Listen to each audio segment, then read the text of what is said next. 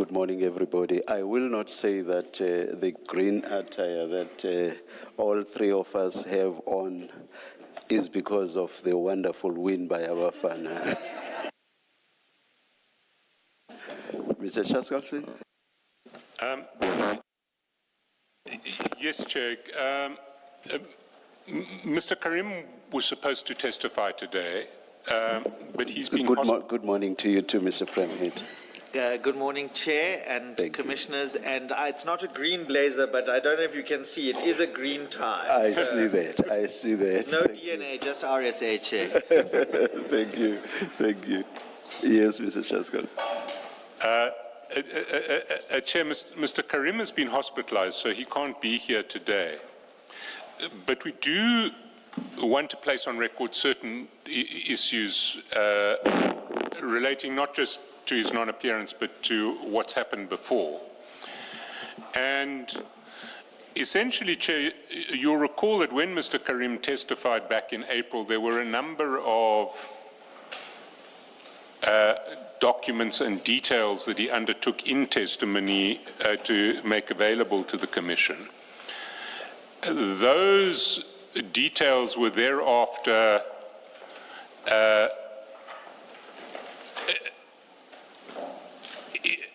incorporated into a Regulation 10.6 notice that was dated 8th May 2026 and that was served on Mr. Karim by the Sheriff on 12th of May.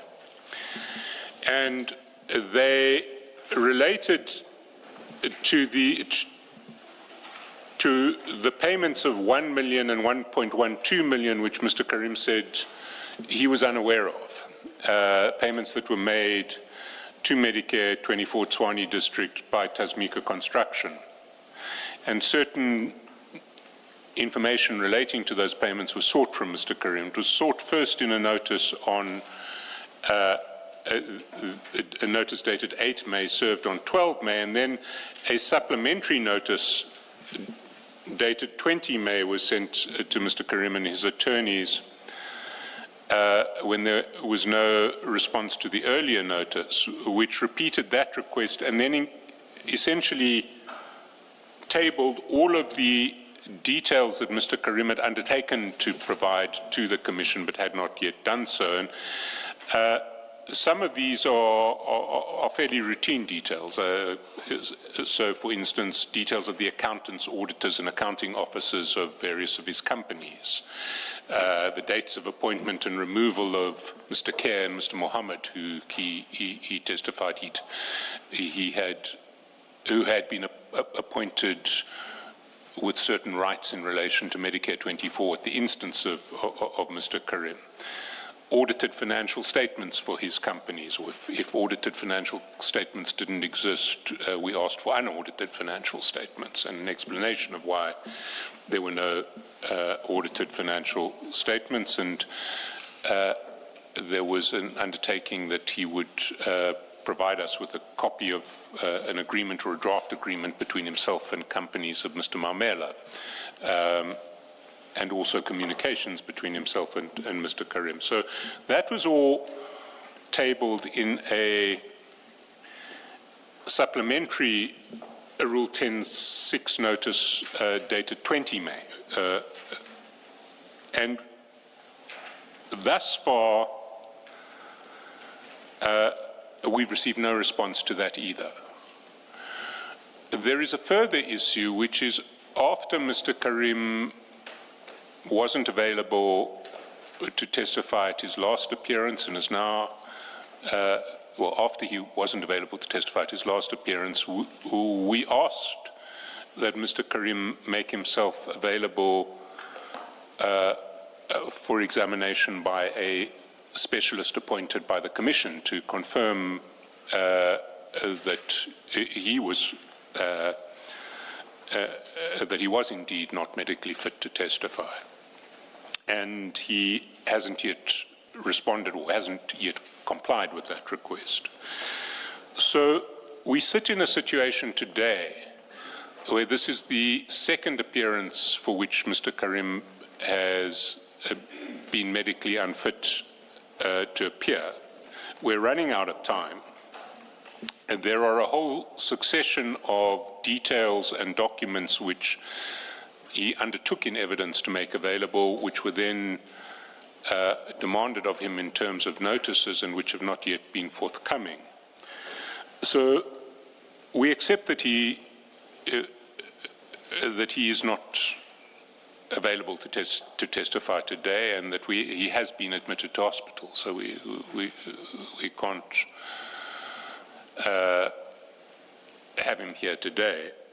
But what we would ask of the Commission is to postpone his appearance to the 15th of July. And our request, or our intention in relation to what will happen on 15 July is, obviously, if Mr. Karim is here, he will be questioned. It will be the end of his testimony. If he is not here and is still, on his version, medically unfit, we will no longer seek his appearance on the 15th of July. But if he has subjected himself to independent examination by a specialist appointed by the Commission, and that independent specialist confirms his incapacity to testify, we won't ask for him to be called again. We won't have time to hear his evidence, but we will ask the Commission to make its findings in relation to all matters relevant to the evidence of Mr. Karim on the basis of the evidence that he has already given, and on the basis of the evidence that he has thus far not answered, and his failure, if the failure still persists, to furnish audited financial statements, details of auditors, and the like. If Mr. Karim does not agree to be examined by an independent specialist, then we will ask the Commission to recommend that he be prosecuted under Section 5 and 6 of the Commissions Act and Regulation 12(2) for hindering the proceedings of the Commission. And we will also ask for the Commission to make its findings on the basis of the evidence that we've heard thus far from Mr. Karim, but no further evidence. Regarding that proposed criminal process, I would imagine that the mental element would consist of intent, and are you basically saying that's something that would then have to be investigated down the line? It would have to be investigated. I don't want to address argument on that, because I'm still hoping that one of two things will happen. Either Mr. Karim will have recovered and will be here in 3 weeks' time, or his medical state will have been confirmed. So that's an issue. So it may never arise, but I want to give notice now that the Commission, or the evidence leaders at any rate, I can't speak for the Commission. The evidence leaders are taking this very seriously, because we regrettably are of the view that thus far we have not received the necessary cooperation. I guess at this stage I'm going no further than just raising this so as to start thinking about it. Indeed, I'm not asking the Commission to make any decisions at this stage, but I do need to place it on record so that Mr. Karim and his legal team know where we will be going.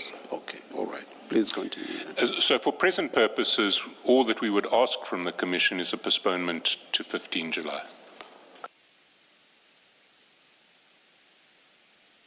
That's all I have to say at this stage. Thank you, Mr. Chaskelson. Yes, Mr. Premier. Thank you, Chair. Good morning. 3 very brief submissions in response to what my learned friend has said. The first one on the documents and the alleged non-compliance. My learned friend made reference to 3 dates, 8th May, 12th May, and 20th May, when the relevant instruments requiring those documents were delivered to Mr. Karim. I would just point out that as far back as the 14th of April, 2026, in response to the Commission's letter on the 14th of April, 2026, at page 3, paragraph 11 of that letter, Mr. Karim's legal representative said the following after Mr. Karim's initial hospitalization. We further advise that we as the legal team are dependent on Mr. Karim's family to receive updates regarding Mr. Karim's condition, which depends on the medical treatment and advice he is presently receiving. We will update you as appropriate when we receive the information from Mr. Karim's family.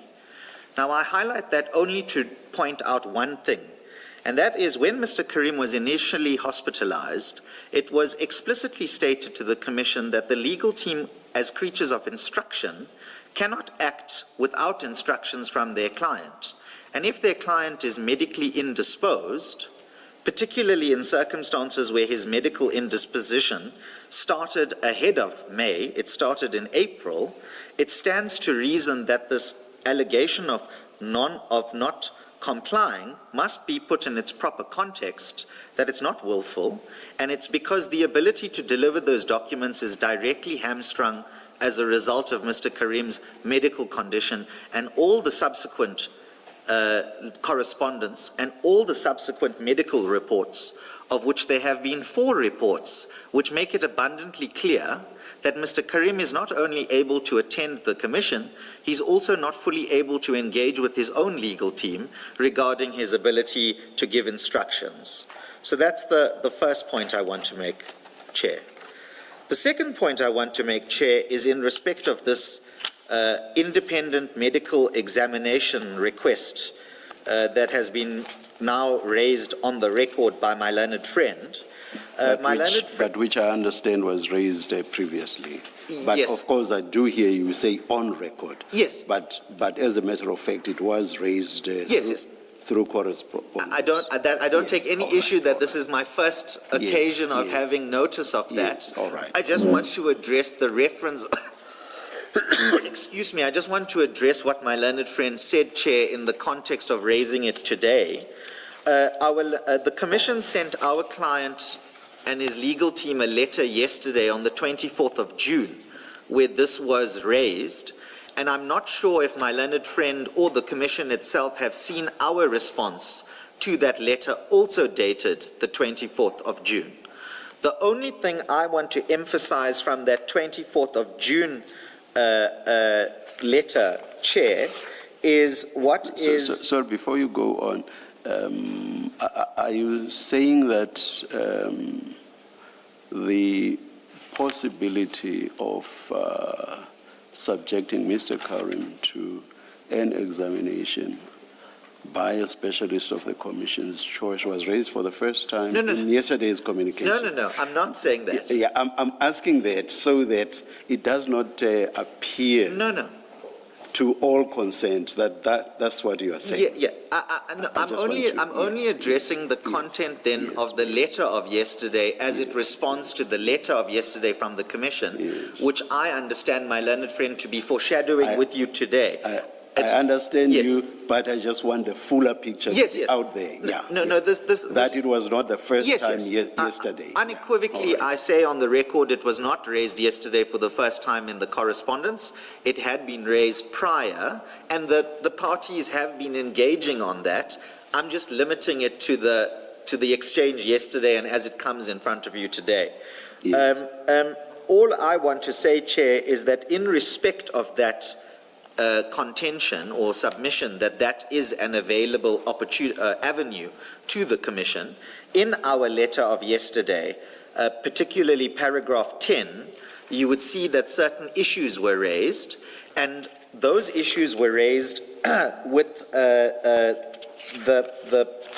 purpose of saying, and I place this on the record as well, is that once that is clarified, our client can then be informed of what the position of the Commission is, and he can exercise his rights to the extent that he can, and give us instructions to the extent that he can. So, may I just raise this in the context of claims arising from, for example, bodily injury, medical malpractice, such examination happen as a matter of course. One of the issues raised in the letter we received, I think, at night, I might be mistaken, is the question whether there is a suspicion that, I'm paraphrasing. Yes, maybe I accept. that Mr. Karim is not in fact suffering from what is stated by the doctor. Yes. Bearing in mind what I've just said about this happening as a matter of course, would you say in those cases it happens because there are suspicions? No, but may I qualify my answer on the following two propositions? Yes. The first one is the regime that the chair is putting to me is firstly in the context of medical negligence claims or damage from medical negligence, which we know arises under a prescribed procedure under Uniform Rule 36. And related proceedings under Uniform Rule 36, where there's the contestation between parties and the need for independent medical examination to determine the extent of damages claimed and verify all of those. Without going into the merits of that, all I'm gently going to say at this point is that firstly, we're not in that terrain, and secondly, there's no equivalent procedure in the regulations, the Act, the rules, or the Commission's own rules that remotely cater for an equivalent procedure. I saw that your letter actually raises that, and it's asking for the legal prescripts that make it possible for the Commission to insist on something like this. The prescripts governing the Commission's process provide, for example, that the chairperson may regulate the Commission's process. Based on your point that nothing comes anywhere near entitling the Commission to order something like this, would you say that that power, for example, the regulation power, would not be sufficient for the exercise of such a power by the, or to make such a direction by the Commission? If so, why not? May I qualify my answer first by saying I'm addressing the Chair's questions to me in general and in a hypothetical discussion.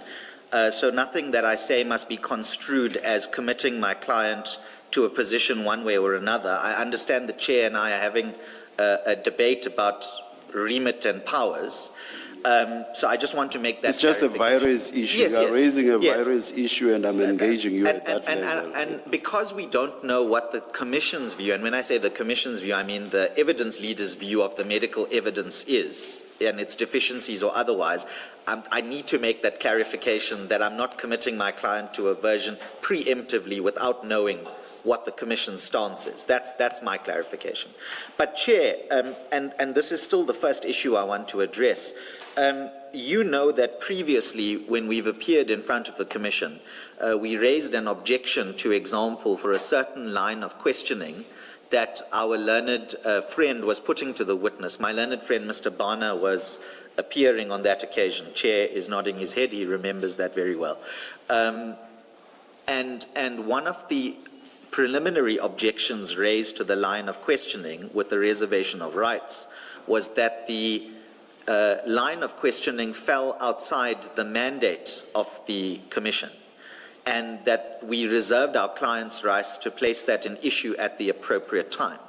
Now, Chair, that answer is background context in response to your question on V-Rays, because in as much as obviously you have on the desktop version, you have an unfettered power to create the appropriate... It can never be unfettered. Well, that's the point. Well, Chair helpfully preempts me to where I was going to go, is the question of the degree of the fettering of your power is tied directly into the issue of the mandate.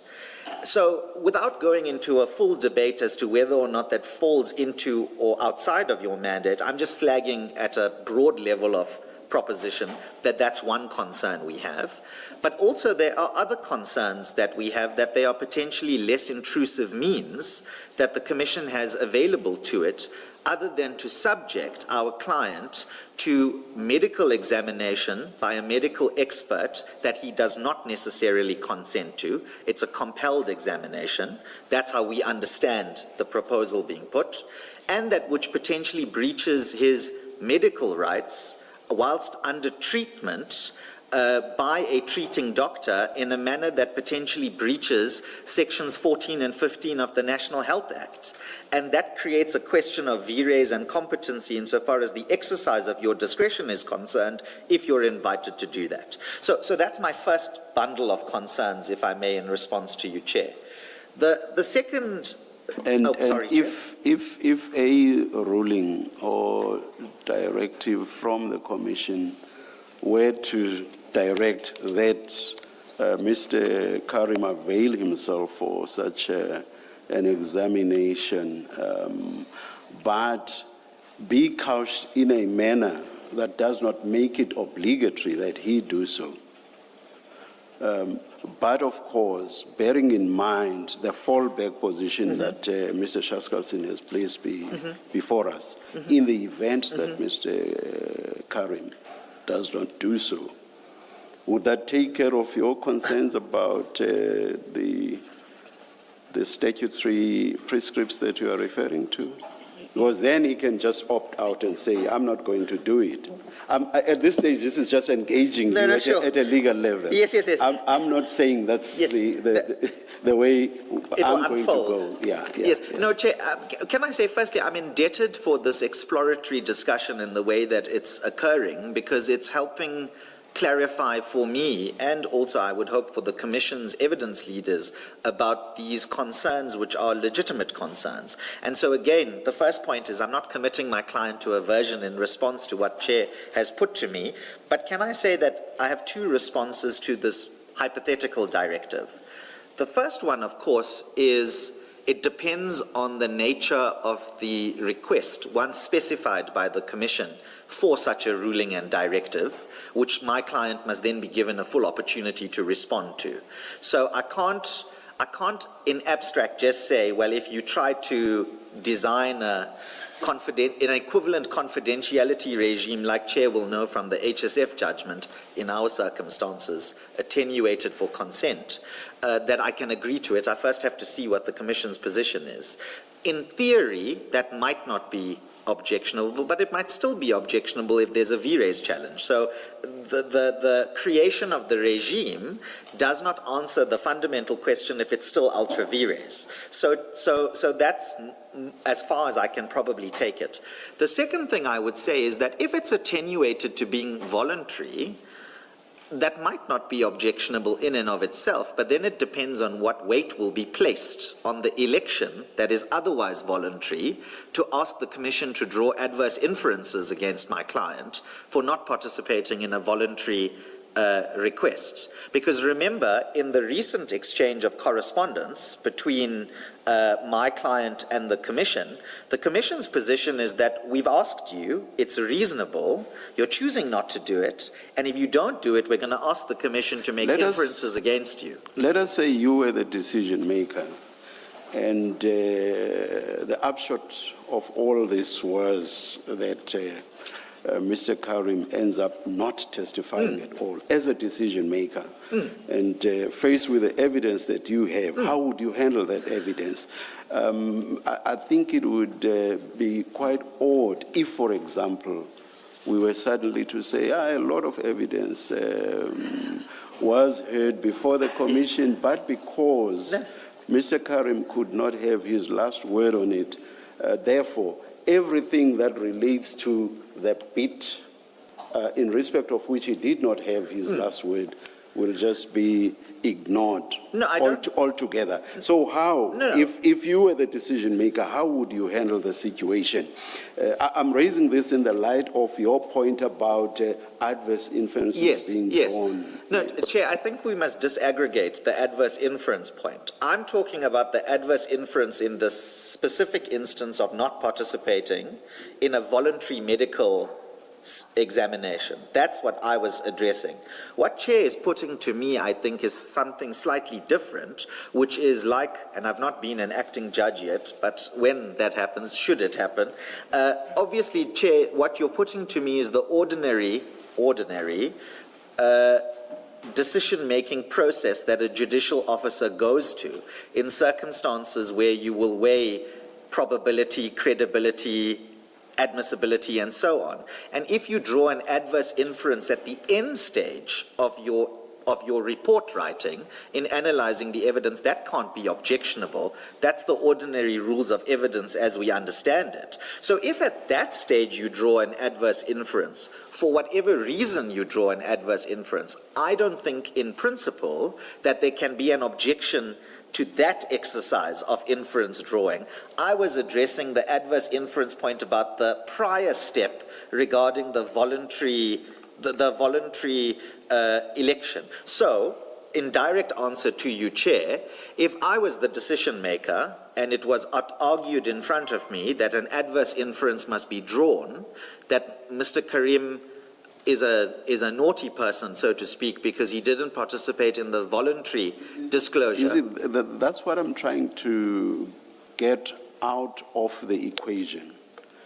There is an inference is being drawn and becomes adverse because of one saying, because of his failure to testify, we are drawing an adverse inference. That's what I'm trying to say. Let's get that out of the equation and just look at the evidence that's before the commission and then decide what to make of it, just as evidence that's before the commission. Of course, it will be a fact that certain allegations have not been answered, and one takes it no higher than that. No, so it's at that level that I'm engaging. Then we're at Eden. Not an adverse inference based on the failure to testify, in the sense that maybe he was being naughty. Why would he not testify? So I'm engaging you at the level of the reality is that here is evidence to which there is no answer, period. But then we're at Eden, because that's what I was trying to draw the distinction on. If Chair puts it to me in that way, and that's the disaggregation that I was, with respect, motivating, you're not elevating the non-participation in the voluntary examination process to say, that's the evidence that you're naughty, I'm drawing the adverse inference. I can accept that. But if it's the second one, which is that it's unanswered allegations and therefore I'm drawing inferences because of the failure to answer, that's the ordinary laws of evidence. To get to that, what you call an adverse inference, to get to that, I think we would have to first make findings as to Mr. Karim's condition. Otherwise, it's just difficult, I think. I don't know what Mr. Chaskalson would say. Agreed. And because you'd have to consider potentially credibility or the, as I was saying, credibility, probability, veracity of the version. You'd have to engage with all of that. All I was simply saying about it depends on where that comes in. If it's the first step medical examination, that's where I may have a problem. But if it's the second step, which is what Chair is putting to me, unanswered allegations and what flows from unanswered allegations, to me that's the ordinary principles of evidence. That can't be objected to. Unless, of course, there's a question of Audi or whatever All right, you may continue. Thank you, Chair. But the second point I was going to make in respect of these the medical examination and less intrusive means is that, and I say this with due respect, because we're not in Uniform Rule 36 territory, there is no comparable direct access to a witness as far as I understand it. My understanding, and you'll know, for example, in the litigation involving President Zuma and the competency of his medical certificate that he used to excuse himself from another commission, if I'm not mistaken, which went originally in front of Judge Pillay, who might have acted with Judge in the Concourt, but is from the KZN division. There, the contention was not when the commission, that commission, I don't want to call it the Zondo Commission, but you know which commission I'm referring to. When that commission had issues with the medical certificate and the medical fitness of the witness or otherwise, they had to impugn the medical certificate as the first step, and potentially the person who authored the medical certificate, because that's the evidence upon which the witness relies to say, I should be excused from giving the evidence.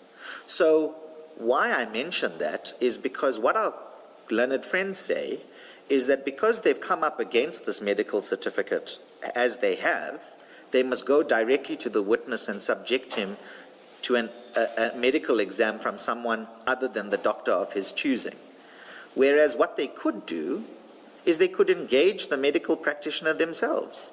If they wanted to, they could have, we could have, I say we in the sense of if chair gives directives to that effect. And again, I'm not committing myself to this version, I'm just theoretically testing the proposal put in front of you, is that we could have an in-camera hearing, because obviously we'd need to test the fullness of that confidential medical evidence, so it can't be for open public consumption. But then that's what we do, and the commission might choose to cross-examine the particular medical professionals. They might wish to lead the evidence of their own medical examiner, who might give an expert view of the expert view that we've tendered. We might want to cross-examine their own expert. So that what I'm saying is that I'm not immune to the Commission's concerns about concluding the evidence of Mr. Karim. But we've played open cards with the Commission to the extent that we can, by providing all the correspondence, by providing 4 medical reports, giving all the details of all the treating doctors, and before we must leapfrog to subjecting a person to a compelled medical examination, or potentially a voluntary one like Chair says, we must think about the balancing exercise of constitutional rights. And if there is less intrusive means that can nonetheless enable the Commission to do its job, then we would argue from the perspective of proportionality and reasonableness and balance, then that's an available mechanism. May I just make my last main submission? But before I do that, Chair, I don't know if you want to... Just to say what Chair posits. Yes. I think to say says sounds stronger to me. I think there's a nuance there. Yes, no, then I withdraw every use of the word says, and I rather use the word posits. If the transcriber can edit the transcription, that's perfectly No, fine. they don't need to. It's part of the engagement. Yes. No, I accept that. And I'm grateful for the clarification, Chair, because also what I'm doing is I'm trying to be helpful to you, Chair, and the Commissioners by engaging the debate and giving as cogent an answer as I can, hamstrung by the fact that I can't commit my client to a version in the absence of knowing the Commission's position and without instructions. So that's the rock in the hard place, the rock on my right and the hard place on my left, perhaps, that I'm stuck between in trying to engage you, Chair. So that's as far as I'm trying to take it. My third and last main submission, if I may, Chair, is that I've heard what my learned friend said about the recommendation for prosecution. Chair already identified mens rea as the requisite element and how that would need to be investigated, and then the prosecution would flow. All we'd point out is we've also addressed this in our letter of yesterday, which I take you got probably very late last night, if not early this morning, and we did say that if that's going to be the case, that the Commission, for whatever reason, chooses to make a motivation to the Commission that a recommendation be made that our client is prosecuted, that we get an opportunity to address the Commission before an adverse decision is potentially made against him, because that's Audi Rights 101. So Chair, that's to respond to what my learned friend said regarding everything else other than the 15th of July date. on the 15th of July date, we are in your hands and we will do as directed. Thank you, Chair. I'm indebted and I know I've taken a long time, but thank you. Thank you, Mr. Premhit. Mr. Shaskalson? Chair, I don't want to respond now because this is a debate, if it is ever going to arise, for another day. But I do want to place on record that we don't accept many of these submissions. And in particular, the one worrying thing that we see is what the medical reports disclose is that Mr. Karim has not been hospitalized continuously since April. He tends to get hospitalized just as his appearances before this commission are scheduled. And that is worrying. And it's particularly worrying in the context of a situation where very basic, quite aside from his appearances, there are very basic requests for some documents to be furnished, like financial statements. It doesn't take much to issue an instruction for financial statements of a company to be made available to this commission if you're not in hospital. And what we see is a simple refusal to comply with these notices, coupled with a pattern of, as an appearance date appears, suddenly Mr. Karim needs hospitalization. Now, it may be perfectly true. It may be that by coincidence, or possibly not by coincidence, his medical condition compounded by the stress of an imminent appearance requires his hospitalization. It is, I'm not saying it's not true, but it is worrying. And what is particularly worrying is that very, very basic requests for information have been outstanding since Mr. Karim last testified, at a time when he was certainly fit enough to testify, fit enough to travel outside of the country, and we still wait for the documents that he promised us when he gave evidence. I don't want to say any more now. I'm hoping this never becomes an issue that we need to take further. Now, thank you, Mr. Shaskalson. For purposes of now, what sort of... All we want is a postponement just until a postponement the 15th of June. Nothing period, more. nothing more. We put stuff on record now so that Thank you. Mr. Karim and his legal team know what our concerns are, but all we want is a postponement until 15th June. Thank you. The hearing of Mr. Karim's testimony is postponed to 15 July 2026. You are both excused. Thank you, Chair. Thank you.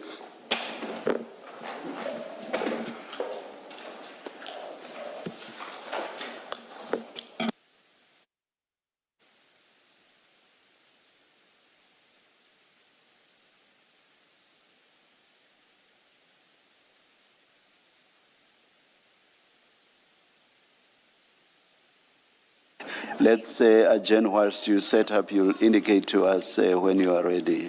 Let's adjourn.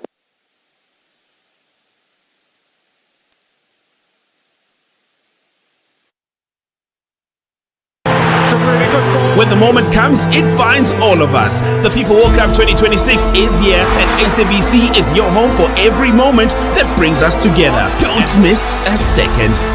Watch the FIFA World Cup 2026 matches live on SABC3, stream on SABC Plus, and stay connected on SABC radio stations nationwide. SABC, the official broadcaster of FIFA World Cup 2026.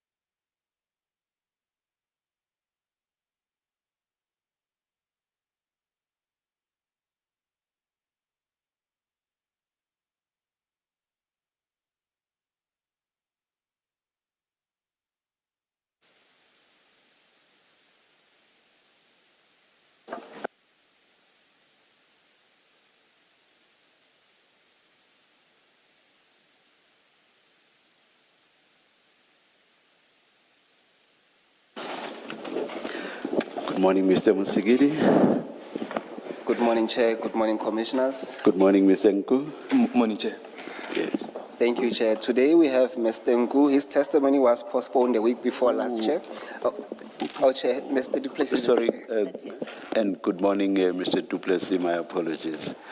Good morning, Chair. May I just say that I represent Mr. Nkuya today. Yes. My colleague, Mr. Eckstein, I'm standing in for him. He's unfortunately with a health issue hospitalized.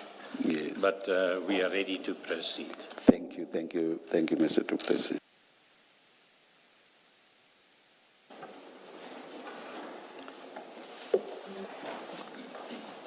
Yes, Mr.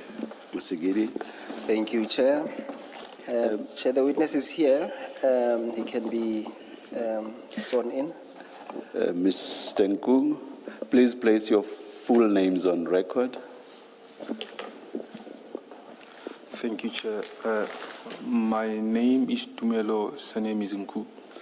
Do you swear that the evidence you are going to give is the truth, the whole truth, nothing but the truth? If so, please say so, help me God. I see your right hand is already up.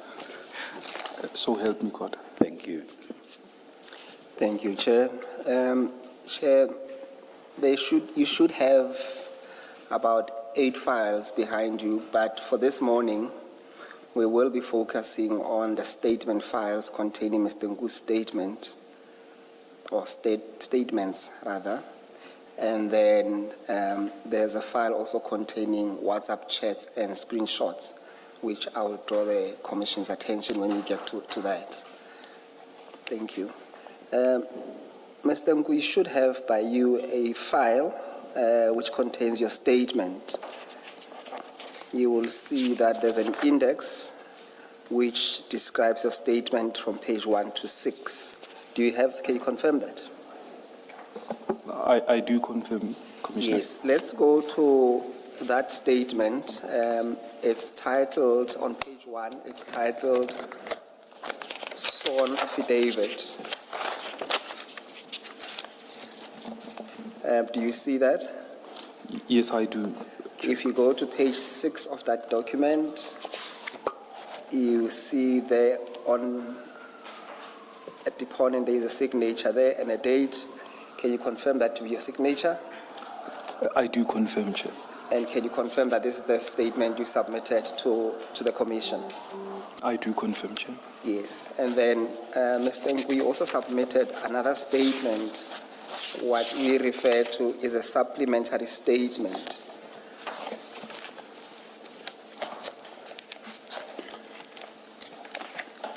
It should follow down immediately after item 2 to the first annexure. Do you see the index? I do see the index, Chair. Yes, and then if you page over, it will say supplementary statement. And similarly on page 4 of that document, there is a signature under the deponent. Do you confirm that to be your signature, Mr. Nku? I do confirm, Commissioner. And you confirm that this is your supplementary statement that you submitted to the Commission? I do confirm that this is my supplementary. And you stand by the contents of both statements? I do to the best of my ability, Chair. Thank you. Then, Mr. Nku, I want us to go back to your statement. I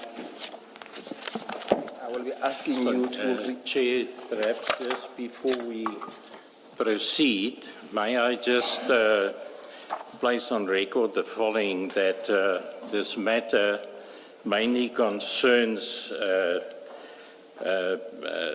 docket, a police docket relating to a Boyson's CAS 98/07/2021,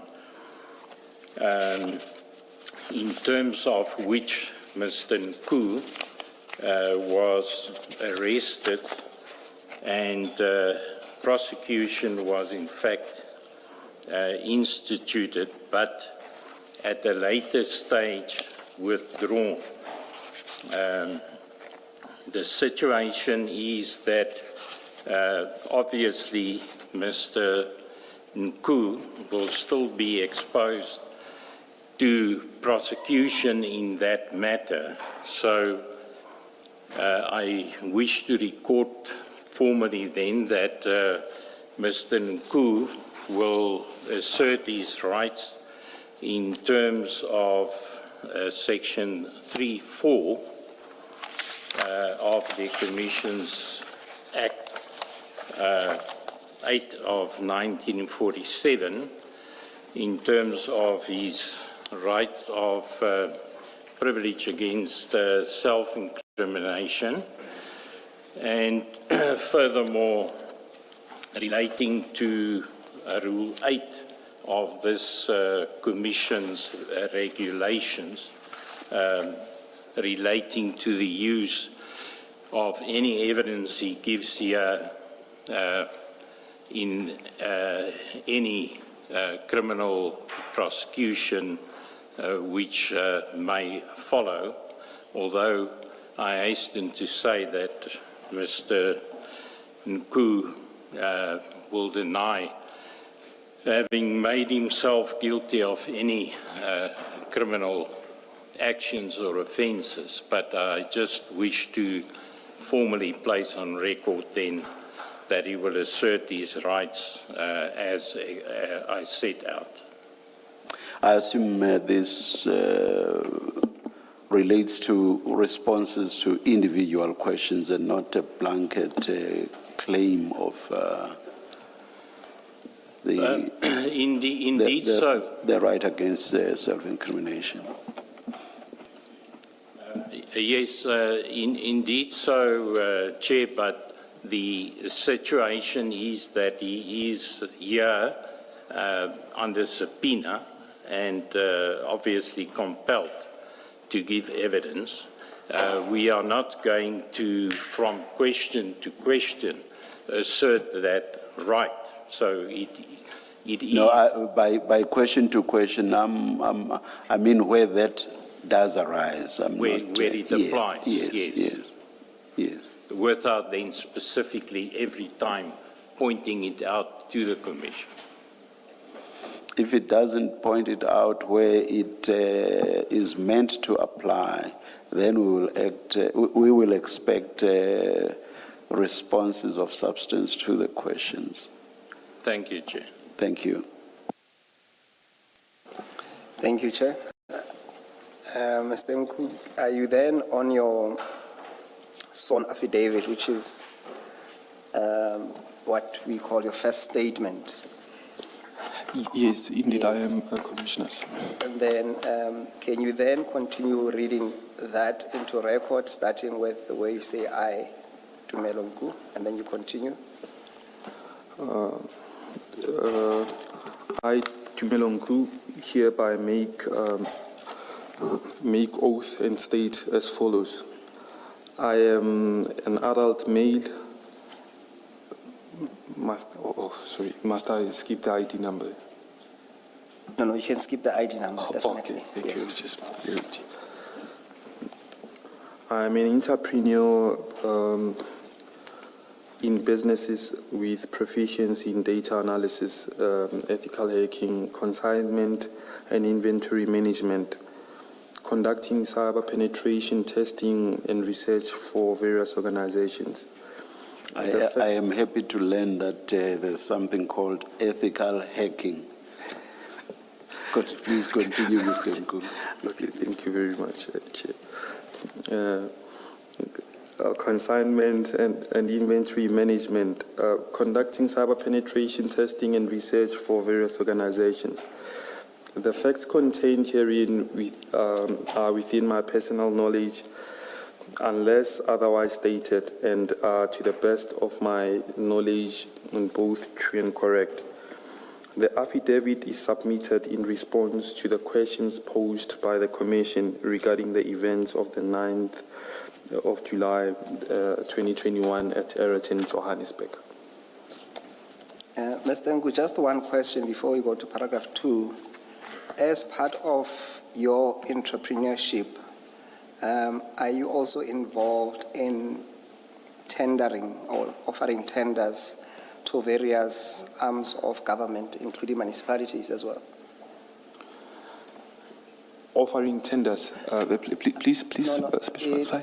Do you tender to offer services to different arms of the government, including municipalities? So, Usually would say, are you also a tenderpreneur? no, I'm not a tenderpreneur. I'm a business consultant who have clients which are tenderpreneurs. But I do not run a business which is tendering for municipalities and government. Thank you. Then you can proceed. Thank you very much. Then you can start at 2.1, sources of information.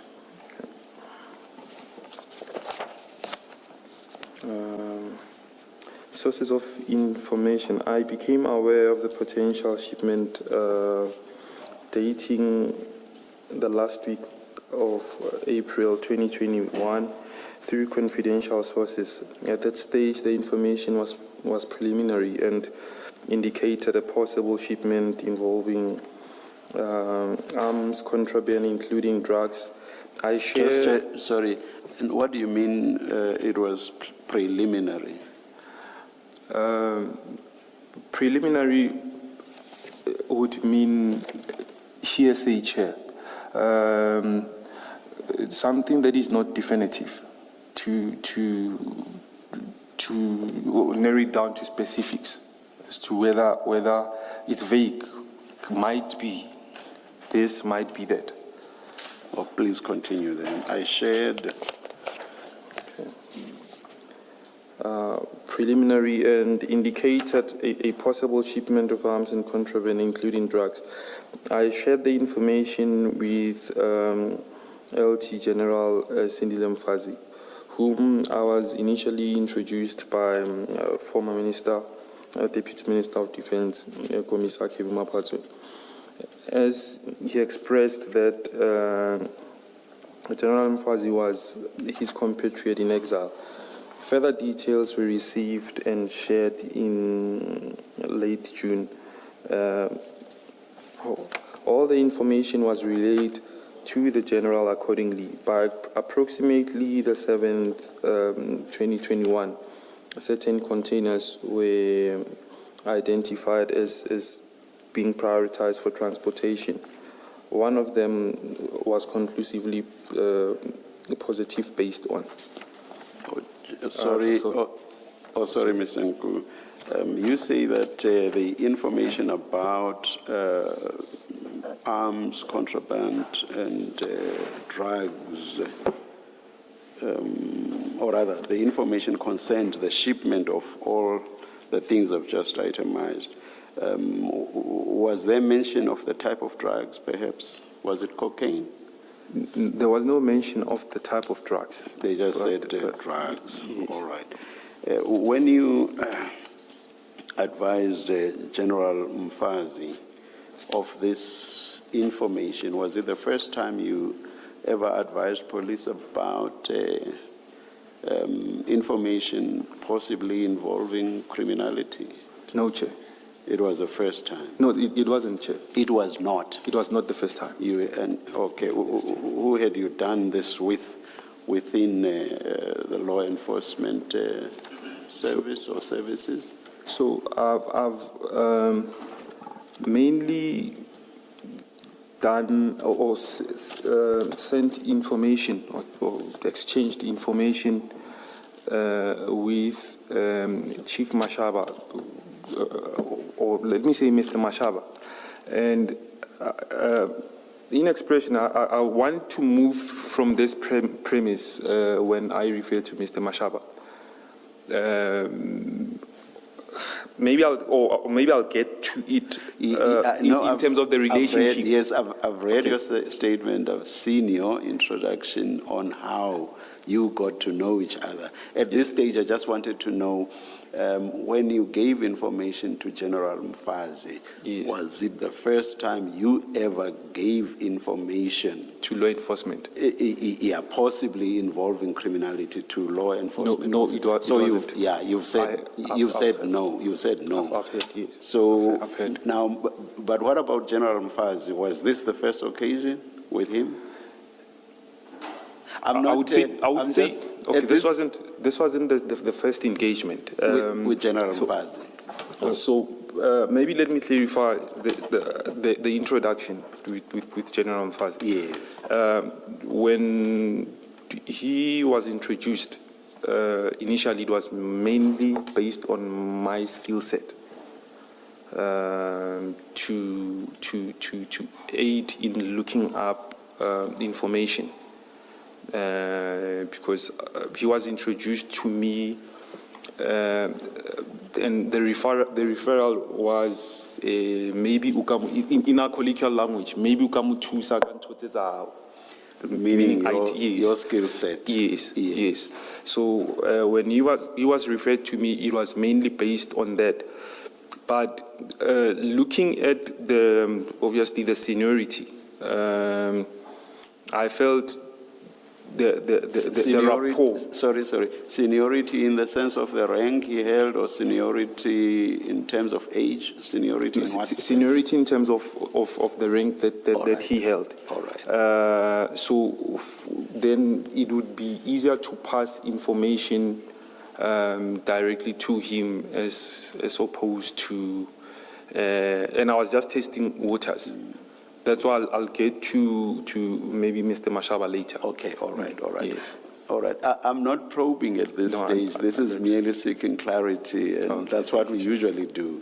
You first run through your statement, but along the way we may ask clarity-seeking questions. So, if I understand you correctly, you are saying this was not the first occasion you gave information to General Mfazi.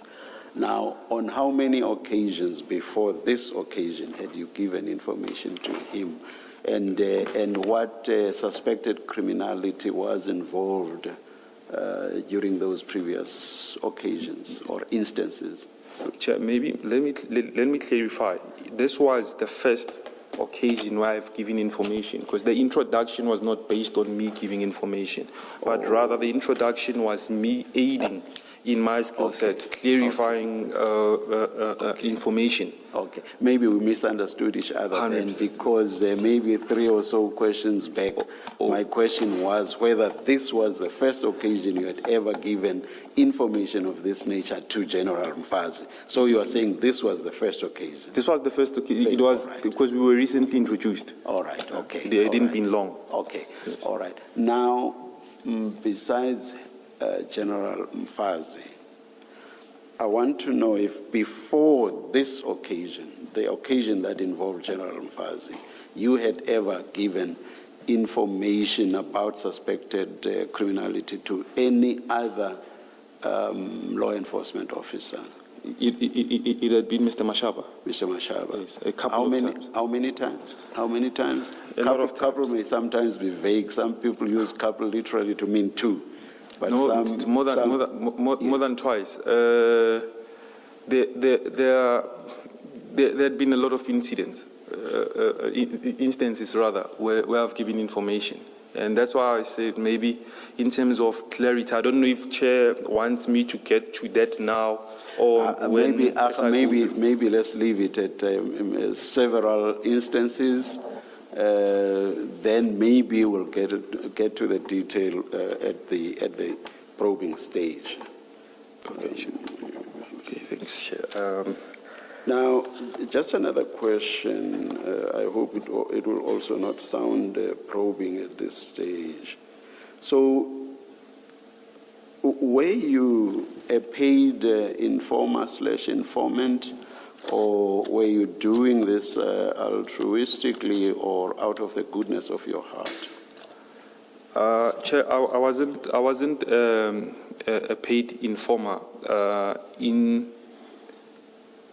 in a sense of giving information to law enforcement. Yet, I don't understand that. You are not an informer as in giving information to law enforcement. Or paid, or you used paid. All right. Yes, I wasn't a paid informant. I was more of a confidential source. However, I have instances where I've consulted with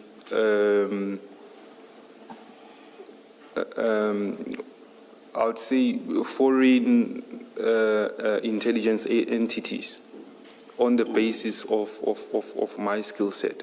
That is not merely being an informant, but as a consultant who would expect remuneration for their services. So in terms of giving information, I was... Sorry, just to make sure I understand. The last thing you are referring to, would it be similar to, for example, being contacted by a corporate entity for you to assist it in terms of your skill, what you referred to as your skill set? Would that be the same thing, basically? You are an expert in this, and you are a player in this environment. Can you please, using that skill, assist me? So is that what you are referring to when you are referring to the criminal justice system, or rather law enforcement officers? Would you be assisting them in that sense, or what? So I think maybe, Chair, if you can phrase it differently, because I'm not... Yes. Or maybe I don't understand the question, Chair. I asked you a question whether you were doing this altruistically or out of the goodness of your heart. Precisely, Chair. Were you paid, or were you doing it altruistically? No, for providing information to law enforcement, I haven't been paid. That was the simple answer. You then confused me by referring to something else. That's what got me lost, which is why, to understand, I then made a comparator with the corporate world and said, would you be doing something similar as, for example, if you were engaged by an entity within the corporate world? But you've answered me, you've said you were not paid. Pardon me, You would give information to law enforcement officers for free. You've answered me. So let's forget about the other issue you were trying to explain. Thank you. Thank you very much. Yeah. Maybe before you proceed, sir, Mr. Msikili, you say that you had that information first in April 2021, and you say it was preliminary information at that stage, but you shared with General Mfazi. What at that point do you share? What exactly do you say to him?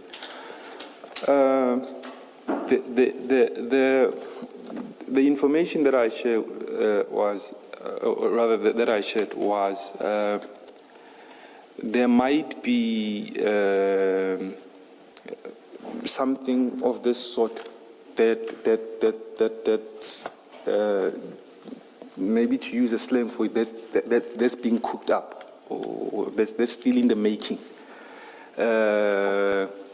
If it is at all possible, as I keep acquiring more details, I'll then feed the information, but be on the lookout. That was more of it. Be on the lookout. There might be something of this sort in the making. Okay. So when you say be on the lookout, as in what? As he should start preparing to do something about that information? Was that the idea? There will come a time where the information is positive. Okay. And then you say then there were further details received and shared in late June. You relate this to General Mfazi. You say, what exactly then at that point is different that you are conveying to him? At that time, I'd acquired information relating to a granted ship that was coming. So basically, when one refers to preliminary information, there had not been plans set in motion for any of either the arms or the contrabands.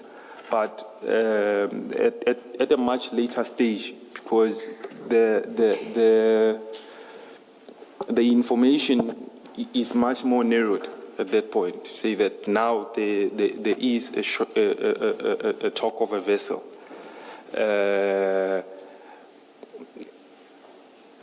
I would then deem it to be much more close to being positive at that point in time.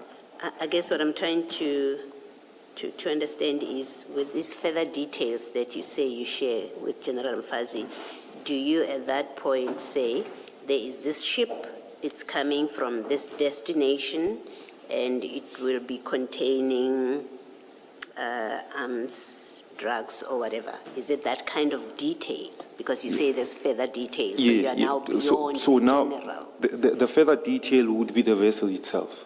You say there is a vessel. Because now, when I say preliminarily, the information was vague. There was nothing to narrow it down to. Yes.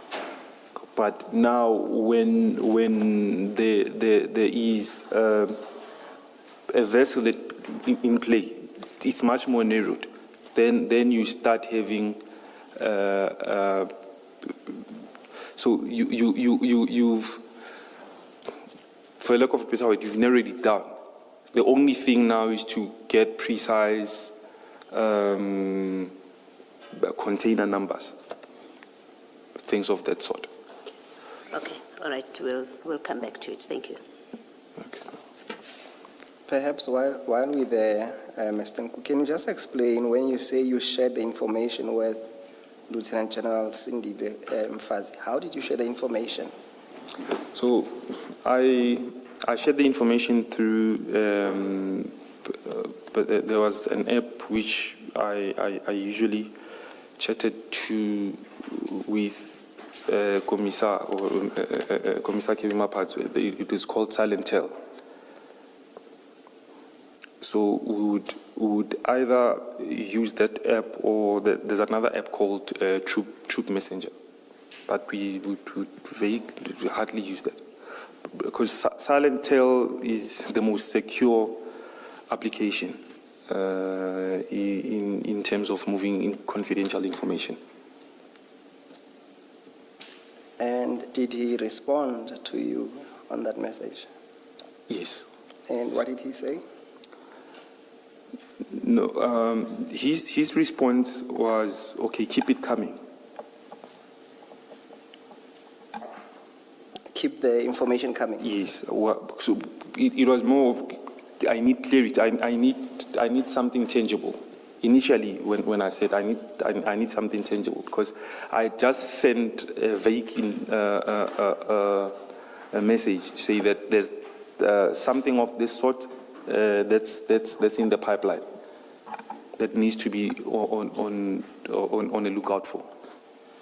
And out of interest, the apps that you've mentioned, and one of them being the most secured, not any ordinary person has those apps. When did you get to know, or how did you get to know that the general might have such an app? I would guess that one being in the space that one is in terms of having access to tech, and one constantly researching on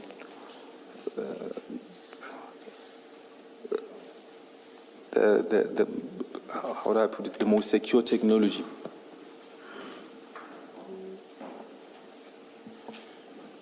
All right, let's continue. We'll come back. Okay. I think, are we at 2.2? I think, are we at 2.2? Because I've lost track now. Yeah, I think, yes. You yes. can start, yeah. At 2.2 years. With the relationship with okay. Samuel Mashaba. Okay. Prior to 9 July 2021, my relation... Sorry, Mr. Nku, before you go to there, can you just explain what you mean in that 2.1, the very last sentence where you say by approximately 7 July, and this is the part that I'm interested to understand, certain containers were identified as being prioritized for transformation. Can you just, for transportation, can you just explain what it is you're meaning there? What does that mean, in fact? Okay.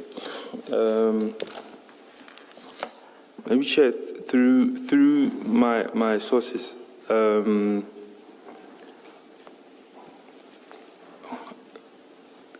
shipment or delivery of goods in consignment management are labeled according to priority.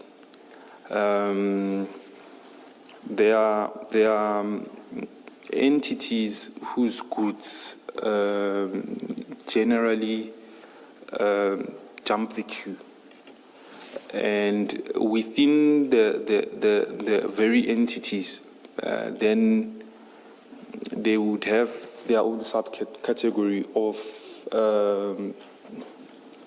I would say, if it's goods or containers that are prioritized for collection ahead of others. You say for collection from where? From the departure port or from where they arrive here, let's say in Durban? So from the port where they are already delivered. So say, for instance, if in this matter we are dealing with the Durban port, so the collection from the Durban port would be set to being prioritized in accordance to, so if a company is, for instance, receiving 20 containers, and then you may find that 3 of those are loaded or 5 of those are loaded for quick delivery. Those are prioritization ahead of others. And is there anything unusual or suspicious in itself that certain containers are being prioritized, or that's something that happens in the normal course? In my limited experience, it is something unusual, because if an entity is receiving, say for instance, 10 containers, the best would be prioritizing all of them. Why then prioritize 1 or 2 of those? If they would be transporting the same thing. Yes, that's exactly what I wanted to understand with my question. That are you saying, where you say certain containers were identified as being prioritized for transportation, are you saying of a total number of containers that are going to the same receiver, for lack of a better word, I don't know the language in that industry, that are destined to the same receiver, a certain number of those are being prioritized? So out of 10, only 3 is prioritized, and therefore that is what creates a suspicion. Is that what you're saying? Precisely, Commissioner Baloyi. Okay. And then the last thing, in that same paragraph, you seem to have an incomplete sentence, the very last sentence. Yes. Do you want to complete Yes. it? Do you want to complete it? Okay.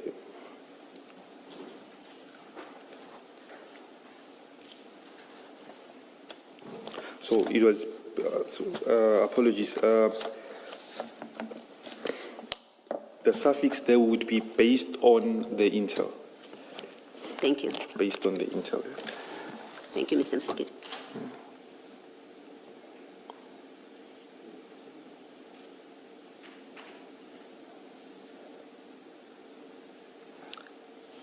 Mr. Nku, before we proceed, so that I'm clear, 2 things. For you to know that...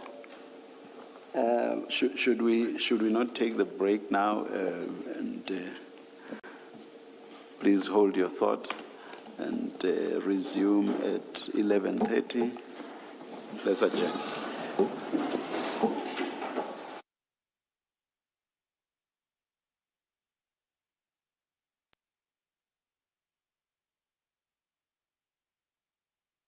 stream on SABC Plus and stay connected on SABC radio stations nationwide.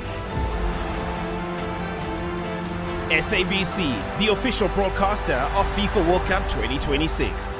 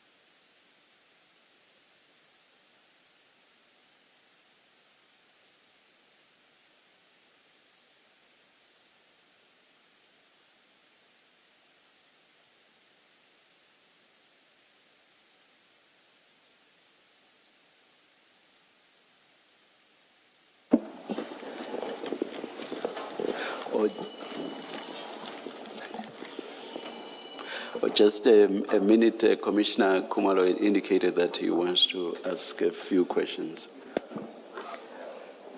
Mr. Nku, good morning. Good morning, Coach. How are you? Good morning, sir. I'm good.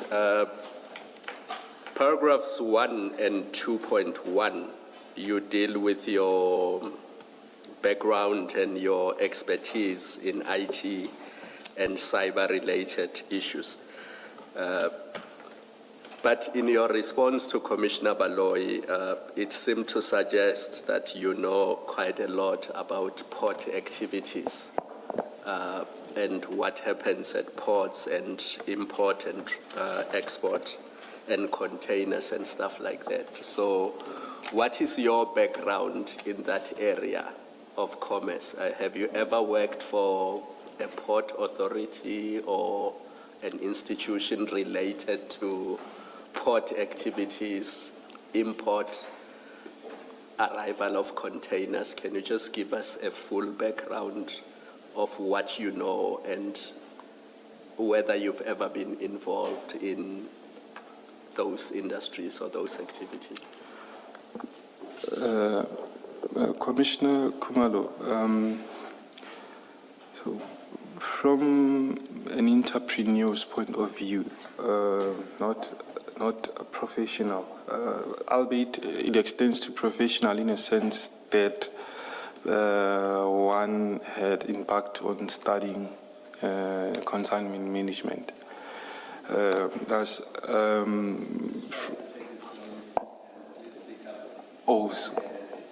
thank you very much.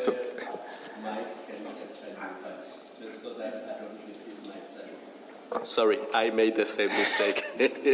So that I don't repeat myself because I did not hear your answer. Try to speak up if you can. Apologies.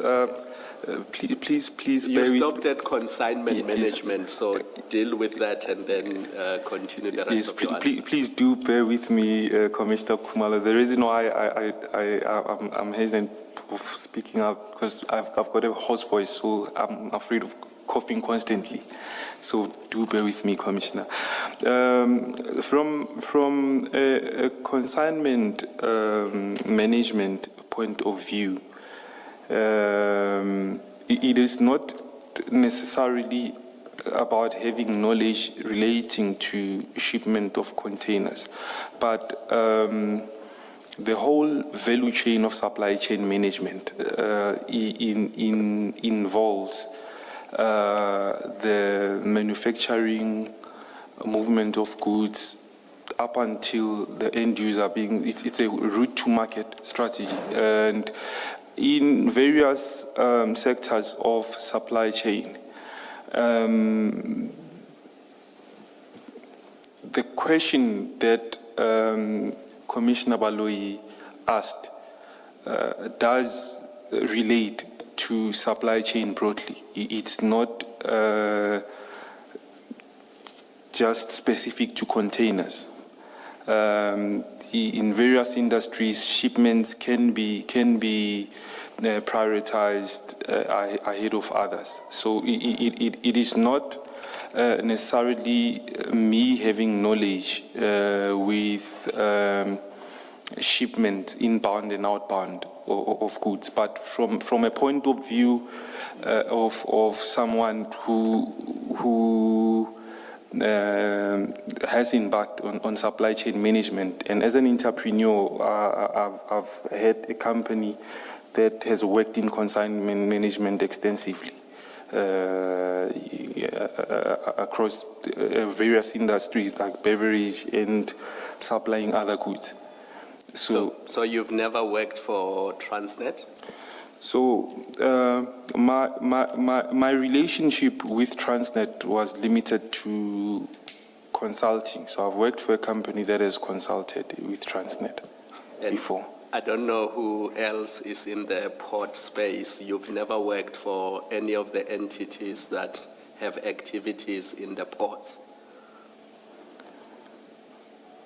It was limited to the company that I worked that was consulting with Transnet because I have been at port side. but it's years ago. The one that comes to mind, I don't want to mention the specific name of the company because it's not implicated in the commission, but it is a logistics company that is responsible for transporting containers from the coast Point A to point B. You've never worked for any of those logistics companies? My relationship with logistics companies is limited to consultation. So it would be strictly consultation? Strictly consultation.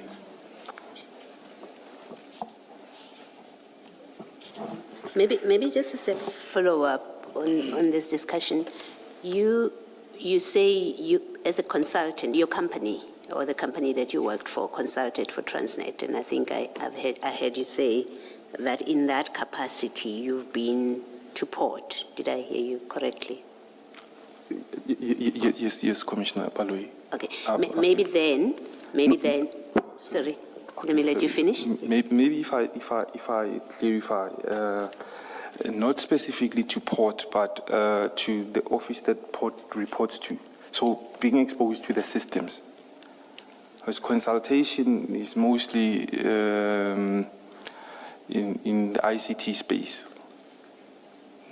When you say being exposed to the system, yes. Maybe say more about that. What do you mean? What kind of exposure? What system are you talking about? So the in ICT systems, which Transnet would be using, because one is consulting in a space that is limited to the ICTs, but one would be exposed to the, not extensive, but the inner workings or the mechanisms of the system. Did that include, or would it have included, exposure to the handling and movement of containers and goods by Transnet at the port? That's what I'm trying to understand. No. It's mostly around your active directory. It's mostly rooted in the ICT space. Remember, when you are talking about the handling of containers, shipments of goods, the type of system used therein, I believe it's SEP. It's more end user orientated, as opposed to a more dedicated ICT orientated platforms, like managing your active directories. I don't know if the commissioners are familiar with the terms like managing of their SQL or networking and so forth, and not necessarily relating to the shipment of goods. Okay. Hopefully I'll understand by the end of your testimony what it is that you're explaining. But lastly, the way you say you then noted and notified that certain containers were prioritized for transportation, how would you have noted that? Is it because you are at the port, you see that? Let me not try and give you an answer. I'm just trying to explain the kind of question that I'm asking you. How do you become aware of that? Maybe that will partly be clarified in my supplementary statement, okay. Commissioner Baloyi. I'm happy to leave it if it will be clarified in the sequence of your testimony. I will go at it at length. Okay, that's precisely what I meant. Okay, sure, that's fine. Thank you very much. What I remember from that statement is how exactly we would get that information. And that's not necessarily the same as what Commissioner Baloyi is asking you, but I may have missed that, but let's leave it nonetheless. Let's leave it. Pardon me, Chair. Let's leave it. Let's leave it. Oh, sorry. Let's leave it. No, I was just Commissioner Baloyi will probably raise it again, or even Mr. Musigidi. No, I was going to say that I will substantiate Okay. further. Okay. Or when we get to that Yes, stage. yes. No, that's in When I order. get the opportunity. Can I take you back to paragraph 1? Paragraph 1. Yeah, where you talk about ethical hacking. You'll correct me if I'm wrong, but I think I do have an idea of what that is. When institutions, whether private or government or governmental, either set up their ICT systems, just check them routinely, or even upgrade them, they will get an ICT expert.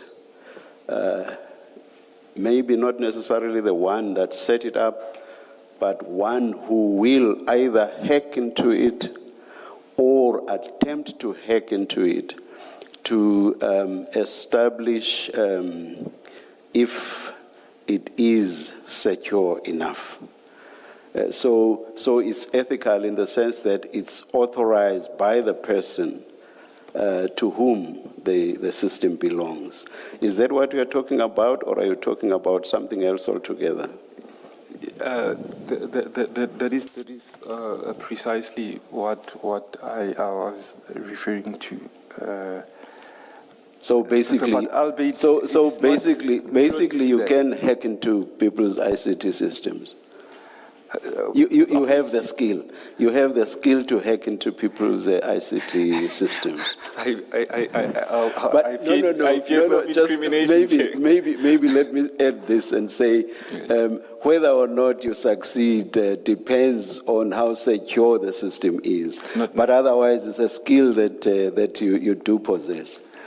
Let me talk about it. Let me not be general and talk about it perhaps in the context of you doing this ethically. So in the ethical context, you could actually hack into somebody's ICT system. Not just limited to an IT system, any system, Chair.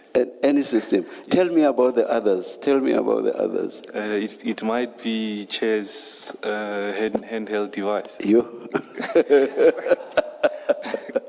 Okay, all right. Anything else? Anything else then other than the ICT? Across different networks, Chair. Because generally, hacking in its nature, it's not a silo operation. So there's always, when we talk recon, there's always an exchange of ideas with maybe like-minded individuals. When one tries to penetrate, it's trial and error, it's testing, consistent testing of a particular system. And sometimes one might not necessarily need others, but just for one aspect, because in the space, technocrat space, there's a type of attack that is called a DDoS attack. It's a denial of service. So you might need other systems encroaching on a network just to have an opening. Once they do a consistent probing of a system, that you have an opening and you are as good as through that system. So to maybe relate to the Chair's previous assertion of an entity bringing in an expert to test their system. That's not how the real world works. Yes, I do know entities do that, but generally, How does the real world work? I'm saying because that's a simulation. Granted, companies do that, but how an actual infiltration works does not happen in that manner, where you have someone just going into the system or just testing it. That's why I'm saying more often than not, it becomes a coordinated attack. It comes from various angles. That's why. No, I just wanted to understand the ethical. That's I was getting Okay, to that, okay, Chair. all Even right. on the ethical part, I would say well-experienced administrators do a simulation or a sandbox of a system and maybe hire a group of ethical hackers or even grey heads. Because in hacking you have your white hat, grey hat, and black hat. Those who hack with impunity. So they would hire a group and have it become a coordinated attack. Okay, all right. That answers me. Thank you very much, Mr. Nku. Thank you. I think now finally you are at 2.2. 2.2. Not quite, Chair. I Yes, might have yes. also further Oh, questions. you had a, I'm very sorry. I'm very sorry, Mr. Musigiri. It's fine, Chair. Mr. Mpu, just to make me understand, when you shared this information with General Mfazi, you indicated that you used a secured network or a secured app. I take it there's no recording or any evidence of that communication between the two of you. There should have been, there was. Do you still have it? Maybe that will be addressed in 2. Sorry about that. In 2.7. Okay. That will be addressed in 2.7 I'll as to come- what happened after. Yeah. Yes. No. I wanted to ask you if, Yes. for example, did you share that information with anyone else apart from General Mfazi? Yeah, so we had because I was introduced to him by Commissar Maphatso. Yes. We in turn had a group within that app, and I believe if his devices are still available, the app should be. So you're saying so you were introduced through an app? No, I'm saying because, so remember I said, because I was introduced to General Mfazi, Yes. maybe through a conduit, being Commissar Maphatso. My communication with him could not be more direct. Yes. Yeah, because I know him through a conduit. So I needed to make the information or avail the information to a platform where both of them are aware when I give information. So in fact, you shared with both? I shared with both. Okay. And are there any family relationships or ties between you and Commissioner Kebi Maphatso? Are you anyhow related? I would say we are not blood related.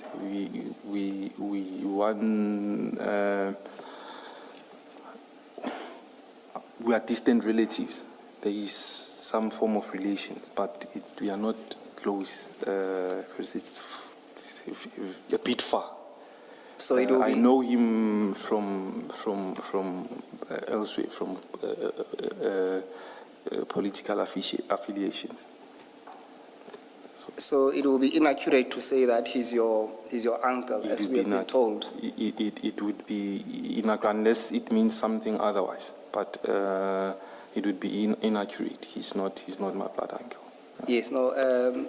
Chief Mashaba testified that in fact he is your uncle in no uncertain terms, and you're saying that he was mistaken to say so. I would say he was mistaken. Yes. Indeed, he was someone that I was close to, but he was not my uncle. He's not your relative. Okay.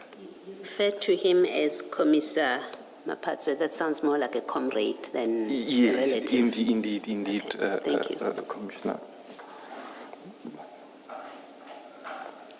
And then you will say that certain containers, that's the second last paragraph, the second last sentence, you say that certain containers were identified as being prioritized for transportation. Who would have informed you of this prioritization of these containers? Chair, I think that would be that question that relates to me invoking my right not to self-incriminate, because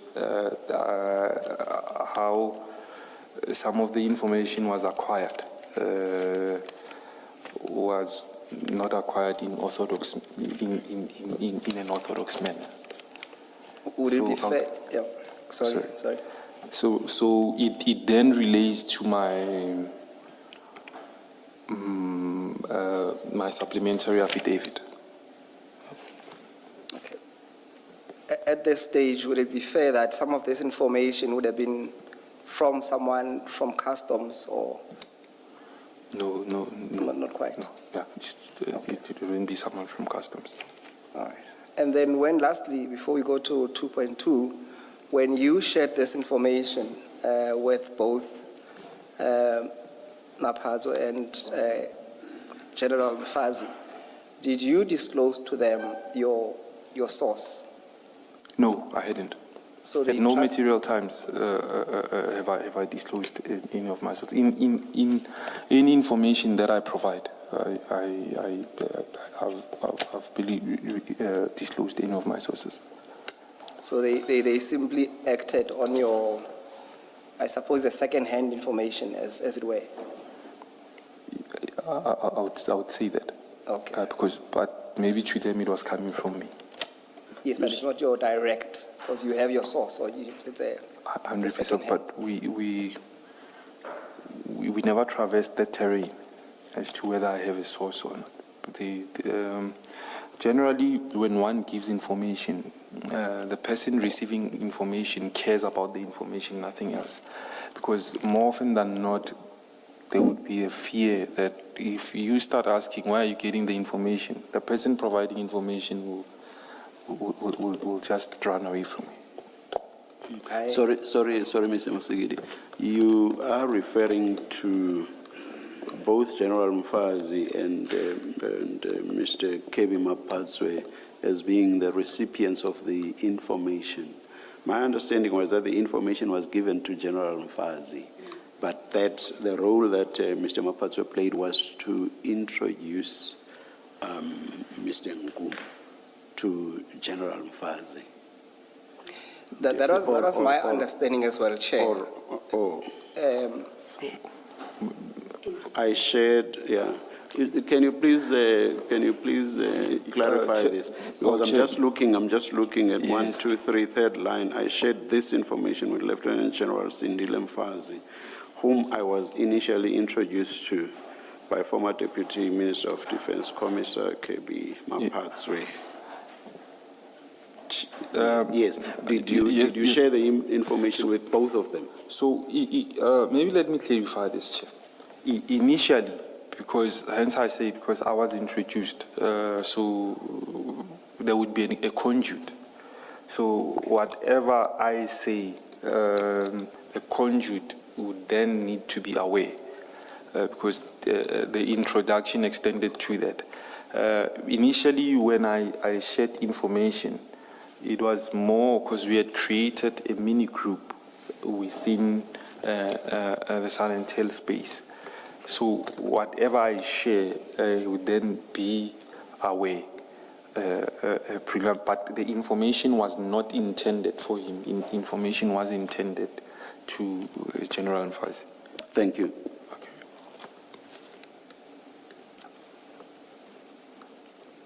On that score, lastly, we know that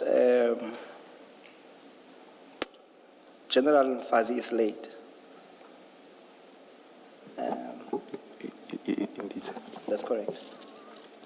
Yes, indeed. Yes. All right. Indeed, Commissioner. Thank you. I can proceed here.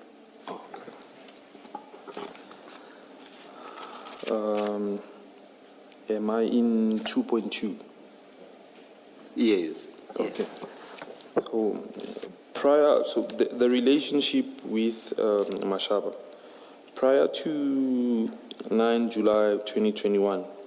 My relationship with Chief Samuel Mashaba was that of a professional acquaintance. I had been introduced to him in 2019 through a mutual contact, with the understanding that he could assist in ensuring the information related to suspected criminal activity was referred to appropriate law enforcement structures. Post 9 July 2021, we have built a more personal friendship, particularly given the fact that we have endured similar persecutions and verification subsequent to our arrest. Chair, maybe or maybe I'll clarify at a later stage. There's something that I did not include in my statement, but I thought it would be substantiated as I tender my evidence. When I was introduced to Chief Mashaba, the person who introduced me to him, he's someone whom I'd known personally. One, because he's a businessman who's in the mining space, and two, because of the relationship from our political affiliations. So our relationship stems from that point. But then when I was introduced, sometimes words get lost in translation. So I was introduced in Zulu. So in a colloquial way, when I was introduced, he had said, "Kumele ngikuhlanganise noDogi, usebenza nama-Hawks." So that's how the relationship started. I don't know whether Chief Mashaba might have been cognizant of that from the word go, but when I was introduced, that's why even in all my devices, I had always saved the initial term for it, because he said Udogi. I actually learned Chief Mashaba's name much later on. It wasn't at the initial stages of me being introduced to him. So I thought maybe let me clarify and substantiate that as to how we got acquainted. Yes. You refer to the person that introduced you as a mutual contact. What do you mean by that? So why do I say mutual contact? Because it would be apparent that the person knows me and him. Because at the time I didn't know Chief Mashaba. That's why I say a mutual contact, in a sense that the person knows Chief Mashaba, and me and him had a prior relationship. I hear you, but it's an unusual way of referring to that sort of situation. But no, I hear you. You've explained it. Okay, that's enough for me. Yeah. Okay. This would have been, given what you say in your statement, you say, I had been introduced with the understanding that he could assist in ensuring that information relating to suspected criminal activity was referred to appropriate law enforcement. So that would mean that that mutual contact, that person that you refer to as your mutual contact who does the introduction, must have known something about your activities of providing information about criminal activity for them to consider that this is a useful connection to make. So Commissioner Baloyi, I go back to the acknowledgement of one skill set, not just law enforcement in terms of being able to track information and ultimately provide information. So that person knew that part of your life, that you do that? Yes, from that point of view, the person knew my skill set in terms of tracking information. Okay. Thank you. Thank you. Just to understand you, when you say prior to the 9th of July 2021, Yes. You and Chief Mashaba, your relationship was that of a professional acquaintance. Acquaintance would really mean that someone that you are not close to, it's merely exactly that, an acquaintance. You don't necessarily share social spaces or any significant relationship. Yes, we wouldn't ordinarily share social spaces, albeit it may be as a consequence of him knowing someone that I know, but generally we wouldn't be in the same social spaces. See, for instance, in this instance, I believe when I was introduced to him, it might have been a funeral or something of that sort. That's why I say, because it seems like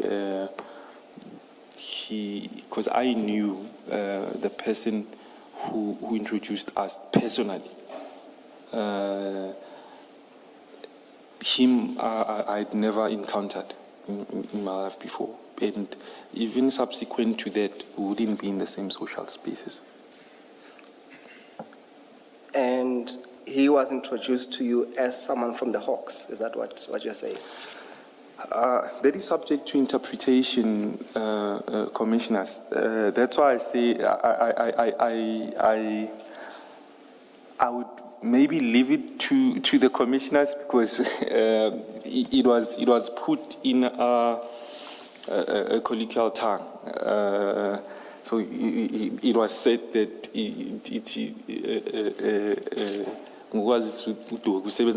so it might mean an array of things, but remember, my mindset is that the closest person to the Hawks, if one has something, would be this person. That's the first person that I would think of. That's how I introduce. So I would leave it to the commissioners for interpretation. And then what appropriate law enforcement structures you expected him to refer you to, or to refer these activities to? Precisely, the fact that subsequent to that, there's a lot in terms of information that one provided. The Hawks would be amongst them, the DPCI. And you, at least you know by now, as we sit today, that Chief Mashaba was never into the Hawks or worked for the Hawks. You accept that? No, I do accept that. Yes. I do accept that. And what is it that you needed to be referred to? And I'm not probing you, I'm just trying to get your understanding as you start this relationship, that you couldn't yourself refer this information that you have, that you needed to be introduced to someone else to refer this information that you have. So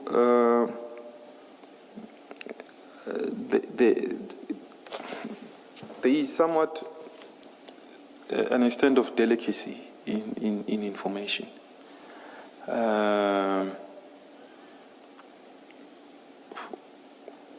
One just passing information overtly without vetting, or rather without having rapport with individuals with whom information is shared, maybe to one's detriment.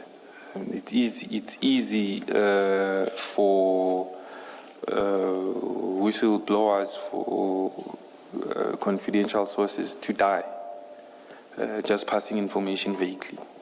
So in this instance, because it's done through a well-known party, someone that one had already built rapport with, it instills confidence. Because to just go and provide or give information, that may lead to your death. I understand that. I'm just trying to understand and without again probing you as to why would you need such introductions where you had already someone as high up, even probably closer to the Hawks as General Mfazi. Why would you need someone else? No. Maybe let me clarify that.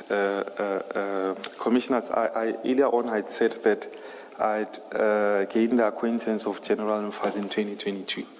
Okay. In 2021, rather, apologies. But with Chief Mashaba, it might be in 2019. I stand to be corrected. It might even be maybe late 2018, but I believe it's early 2019. Okay.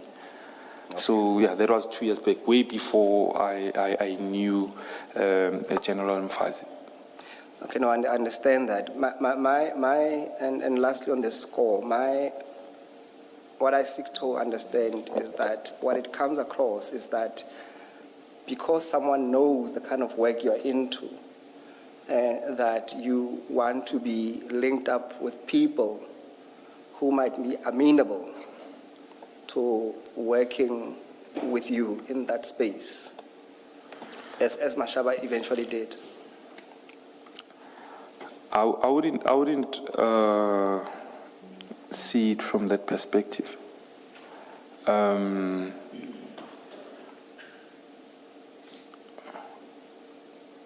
I would view it is as any confidential source, your duty is limited to providing information. Who you provide information to does with it, that's incumbent upon them. But it then becomes much easier when there's an established relationship. That's why people who do it formally, where you have formal informants, you have formal sources, there is somewhat an ongoing relationship between the officer or the handler and the person providing information. So it's not really about other people being amenable to the space that I'm in. Not necessarily. It is not necessarily about that. But one, having someone with whom you can have confidence in to provide any form of information. Because it's difficult to go out and give just about anyone information. Like I said, people end up dying if that is done. Okay. Mr. Musigiri's second last question could be flipped. If you already had Chief Mashaba, why did you need General Mfazi? Because of the unreliability of Chief Mashaba at the time. All right, thank you. Yes, Mr. Musigiri. Thank you, Chair. Mr. Nkuma, what I'm trying to wrap my head around is exactly what you are saying about your line of work. Well, I don't know if to call it work, because when we were asked earlier on to say, is that how you earn your living? You said, I think you're doing this out of the goodness of your heart. And I'm trying to understand why you put yourself and your life in harm's way by taking this information where else you could have even possibly give anonymous tip-offs. Why do you have to go an extent of having to find, or at least having to be introduced to the likes of Mashaba, who would ultimately, which is the part I would have difficulties with to say, ultimately you wanted them to refer the matter to appropriate law enforcement structures. That's my difficulty to say, why are you getting yourself involved in such situations that puts your life in danger? Especially if you're not getting paid for it. Advocate Musikiri, Chair, when one provides information initially, it is in that sense of an anonymous tip-off. Even when one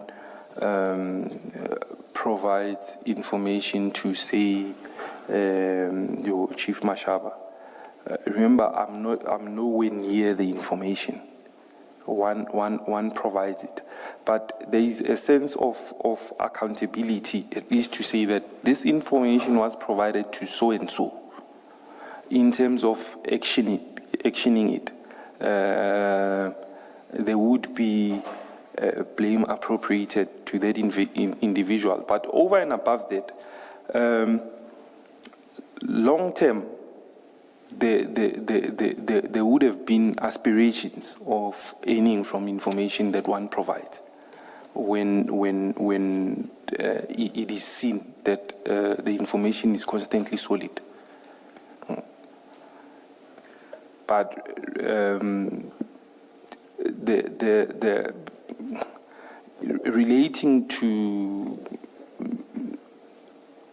that which one knows now, pertaining to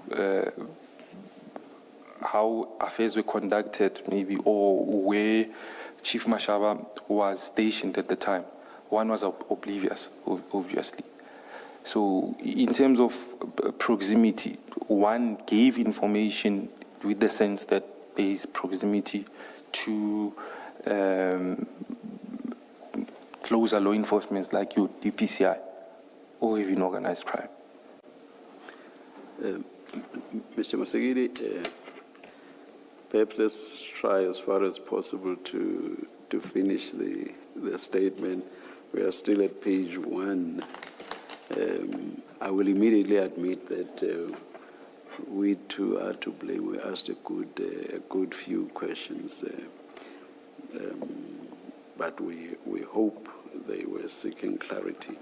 If we could try to just maybe move faster, be done with the statement, and then begin with the probing. It doesn't, of course, mean that we should not ask clarity-seeking questions.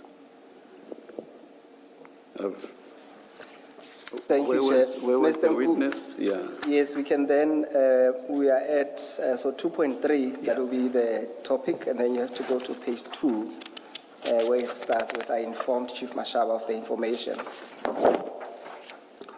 2.3, I informed Chief Mashaba of the information on or about the 8th of July 2021, around about 7:30, after I became satisfied that the information was sufficiently specific to warrant operational follow-ups. As the yellow jersey truck, which was carrying the container in question, had been traveling in record time towards Johannesburg.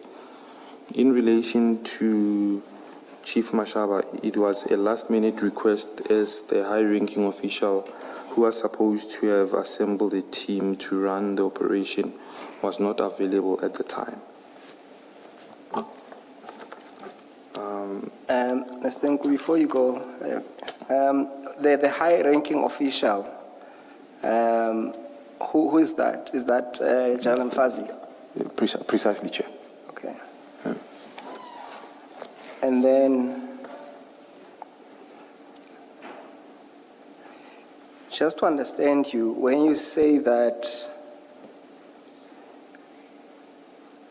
this yellow jersey truck, which was carrying the container in question, had been traveling in record time, what do you mean by that towards Joburg? How did you come to that conclusion? What do you mean by that statement? The information that I had acquired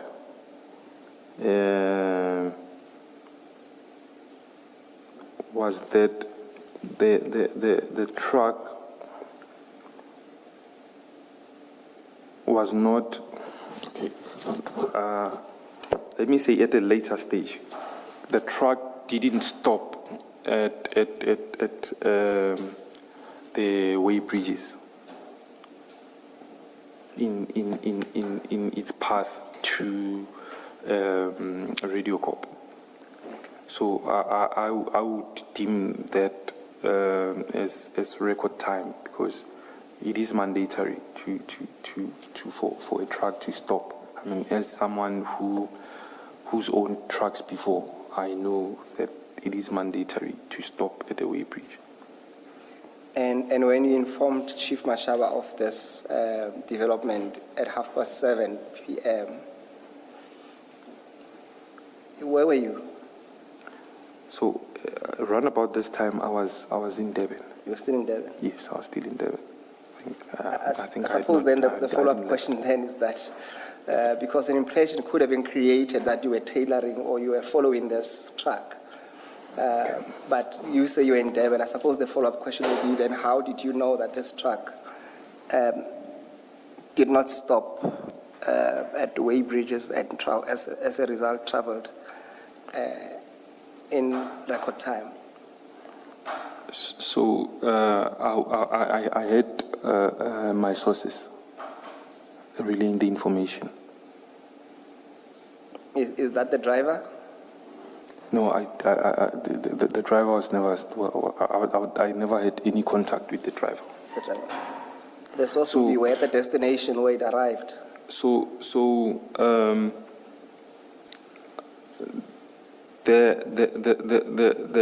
The sources would be at the destination and information relayed while I was still in Durban is that usually when a truck does not stop in any of the way bridges, generally the drivers would know or would have gotten heads up that, okay, don't stop, just push it. I don't know if I'm making sense, Chair. Okay. Let's continue. We might have to come back, but let's continue for now. Okay. Go to 2.4. 2.4. Okay, my presence at the scene was limited to that of a source of information, stroke informant. I remained in my vehicle at all material times, except when instructed by police officials to step out, namely General Firouz Khan. I did not participate in any operational decisions, searches, or handling of any items. And by scene, I assume you're referring to the Ayrton scene. Apologies, Chair. Yes, by the scene, because the question which was asked was No. related to I just want this to be on record, yeah, Okay, because yes, the Chair. question Yes, is Chair. not here now. Yes, Chair. Yeah, right. 2.5, event on the 9th of July 2021. On the 8th, I traveled from Durban to Johannesburg at around 8 p.m. after communicating with Chief Mashaba regarding the information. On the morning of the 9th July 2021, I met with him and provided a briefing. He indicated that he was calling a warrant officer, Pukungwani, from Albertine Police Station, as the area where Yellow Jersey Depot fell under their jurisdiction. He then informed me that warrant officer Pukungwani was not available. He referred him to another warrant officer who was the duty officer and had also sent him his numbers. He called the duty officer and indicated that, sorry. Mr. Ngu, I think, can you just try and raise the volume just a bit. Apologies, sir, Just because a bit, yes. I fear coughing because of a hoarse voice. So if I speak up, my throat will get dry. Yeah, just Okay, please so try. I'll speak up. Apologies, Chair. Okay. He called the warrant officer, indicated that I must lead him to where the yellow jersey depot was. After a while, a black Nissan NP 300 arrived, and Chief Mashaba instructed me to get out of the vehicle. He introduced the gentleman who was driving alone as Warrant Officer Mohana. I also briefed him on the information, and they proceeded to drive towards the depot, which was about 500 meters from where he had parked. In Chief Mashaba's, where they parked, in Chief Mashaba's State Golf 7. Thereafter, they returned and indicated that they will inspect the truck in Aratin and that I must follow them. I followed the convoy to the Aratin premise, where I remained in my vehicle observing events from a distance.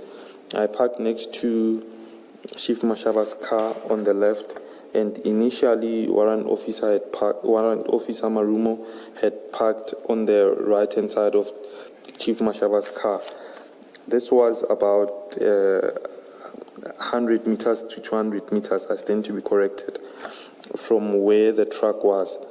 They both got out of their respective cars and walked towards the truck. I observed the container being opened and black bags falling near the wheels of the trailer from which they fell. Then Chief Mashaba came to his car and went down holding cable ties. A moment later, Warrant Officer Mohana fetched his car and parked alongside the truck.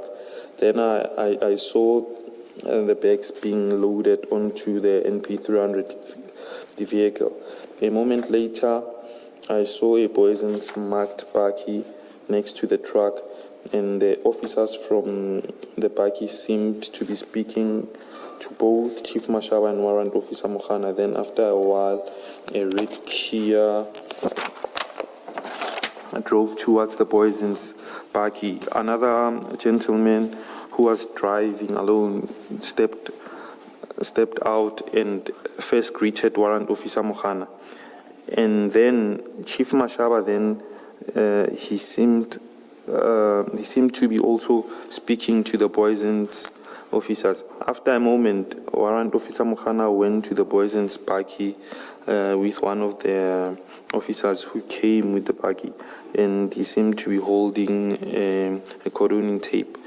Warrant Officer Mohana, along with one of the poison's officers, cordoned from one end of the trailer, which was carrying a container, then to the other where the truck was parked. Then, within 30 minutes of the arrival of the red Kia, a flying squad car came, followed by another gentleman, whom I later learned to be Warrant Officer Rekotso. Yet he seemed to have parked elsewhere as he walked down towards the scene. Then another bakkie marked DIA Tactical Response drove in. They seemed to be engaging with Chief Mashaba then. At some point of the gentleman from the DIA security car had an object handed over to Chief Mashaba. Then immediately Warrant Officer Rekotso intervened and handed back the object to the security guy. A moment later, another flying squad car drove in, followed by a marked dog unit Polo. From then, a plethora of cars started driving in. I also observed that upon the arrival of multiple police units, tension started increasing at the scene. One of the flying squad members, Sergeant Mahoya, came to the vehicle and asked if I was there with Chief Mashaba, and I indicated that I was, and the one who provided the information, he told me that General Khan was on his way and left. A moment later, another entourage of cars drove in. They seemed to be accompanying, this meant one. They seemed to be accompanying one, not on.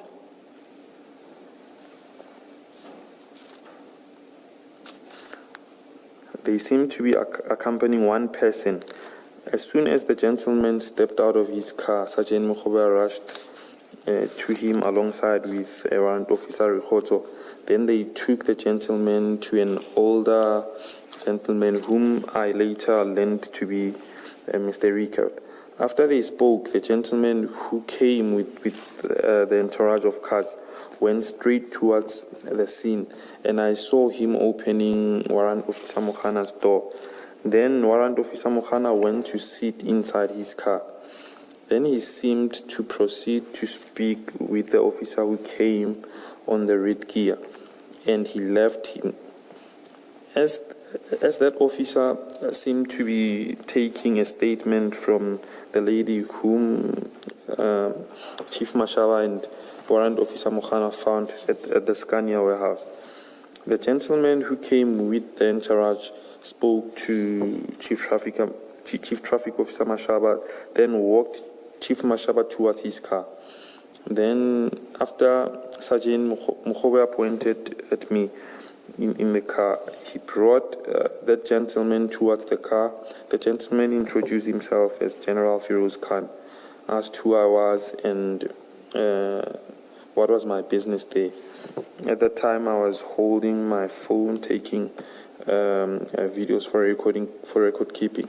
I told him that I was the source and that I was the one who gave Chief Mashaba the information. He immediately instructed for a Captain Cronier to be called and that I must be arrested. He told me I must give my phones and step out of the car. When Captain Cronier came, General Firoz Khan left. I asked Captain Cronier the reason for my arrest, and he told me that he's simply following an instruction. My phones were placed in an exhibit bag. Though Captain Cronier instructed me to go back and sit in the car. Sorry. There may be problems with transcription there. With your paper rattling against your mic. Maybe start from, I asked Captain Cronier the reason for my arrest. And please make sure that your paper does not hit the mic. Okay, so apologies, Chair. The second last sentence, I asked Captain Cronier to, or rather, page 3, the previous page. The previous page. Oh, I asked Captain Cronier the reasons for my arrest, and he told me he's simply following an instruction. My phones were placed in an exhibit bag. Though Captain Cronier instructed me to go back and sit in the car, yet instructed for me to give my keys to one of the flying squad officers who came before Sergeant Makhoboya. Much later, around 1:30, another officer came to me and told me that he's Captain Sibola from DPCI Sanep and that he's going to book me at Boysen's police station. I also asked him the reasons for my arrest. I told him that I was the source and that had provided the information. He told me that we will talk properly at Boysen's. He called LCRC along with a Sergeant Pume to take search and take photos of the vehicle. Sergeant Pume asked me if I had any goods in the car. I told him that I only had about 60,000 in cash, which formed part of my traveling expenses, which was stored in the vehicle's center console. I opened it and handed it over to him. This was when I became aware that three other people, including myself, were arrested. After Captain Sibola walked me towards the Poison's buggy, I was introduced to Warrant Officer Steve Pagula, who was also placed under arrest. Warrant Officer Mokhana indicated that he is the one who called Pakula, and that and that the arrest is apologies, Chair. The arrest is shocking because Warrant Officer Pakula is the one who called other role players such as Block Unit and DPCI SANEP National Office members, and that Warrant Officer Mohana, was the one, apologies there, there's a typo error. I meant was the one, not the ones. One who called LCRC to the scene using the Boysen State phone, and that a Colonel Maluleka from DPCI National confirmed to General Khan that he was in charge as Warrant Officer Pakula was in the process of handing the scene over to him, yet that was disregarded. Mr. Nku, just an explanation. When you say that the money that you had with you was part of your traveling expenses, was it for the Durban-Johannesburg assignment that you were doing? Or what do you... Basically, Chair, whenever I would travel,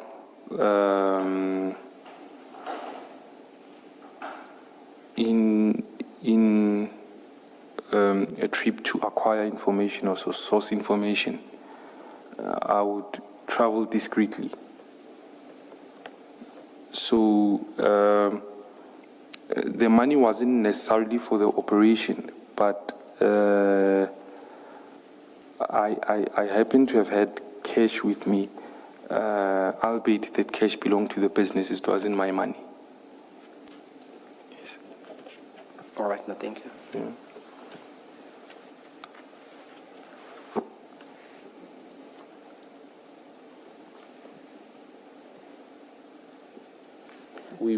You can start where you say we were placed behind the Boysen's Baki. We were placed behind the Boysen's Baki, and much later on, we were taken out. And some of the bags which were loaded on the Nissan Buggy had already been opened. The DPCI officers opened about 10 bags, while counting each duffel bag had about 35 bricks each. The total count of those bags amounted to 350, and all the bags seemed to be packaged in a similar manner. After the counting of those 10 bags, we were then placed back in the Boysen's Buggy. We subsequently left the scene around about 7 p.m. We were then taken to Boysen's police station. 2.7, the arrest. Before you go there, those bags, when you saw them, the duffel bags, have you seen something similar before? Yes, obviously. In my recent investigations and research, I had seen something similar before. All right, thank you. And go to 2.6. 2.6. The instruction for my arrest was conveyed in my presence by General Firoz Khan.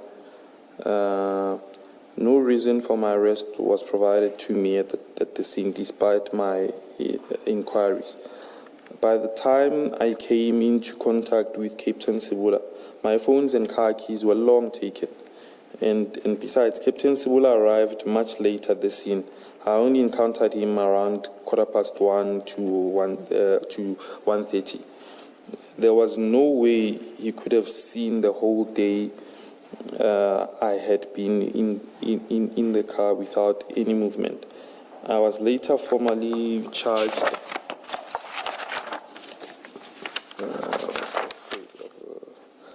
upon arrival at Boysen's police station. On Sunday, just before one of the DPCI arresting team members took my warning statement, Captain Sibola requested to have a chat with me and asked that what really happened at the scene.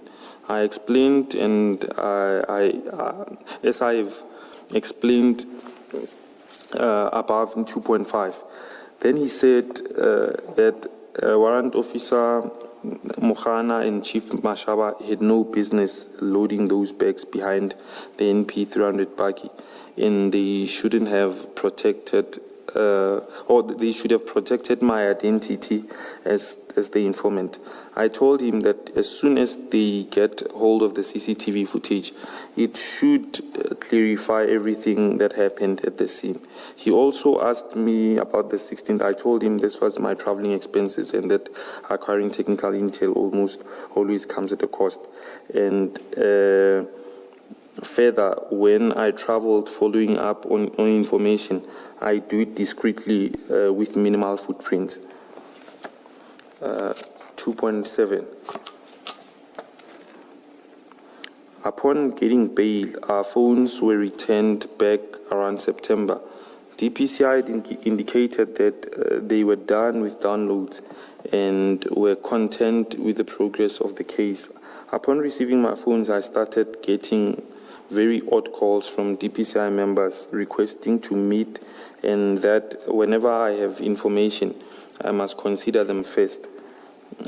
On 22nd July 2022, I had agreed to meet with Captain Dale Norki from DPCI SANEP at Moraka Police Station.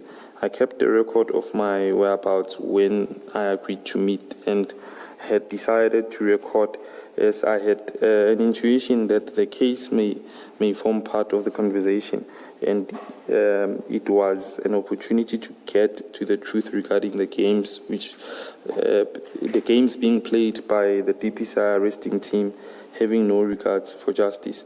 While this was happening, I would have strange cars tailing me.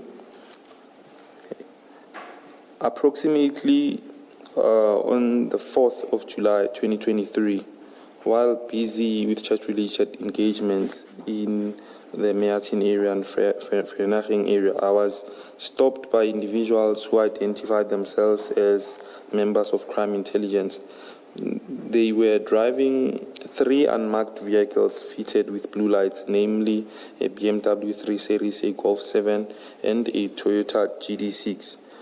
2 of them, the men drove in the Isuzu KB300 buggy, which I was driving in, and instructed me to sit at the back of the floor in between the seats.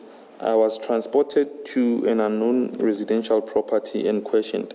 I was instructed to hand over my mobile devices without being provided with any documentation or warrant. The individual who demanded my mobile device took instruction from a person on the call he made, as he demanded me to open my phone gallery, and he made a remark on the saying I found them. He made a remark on the call saying I found them.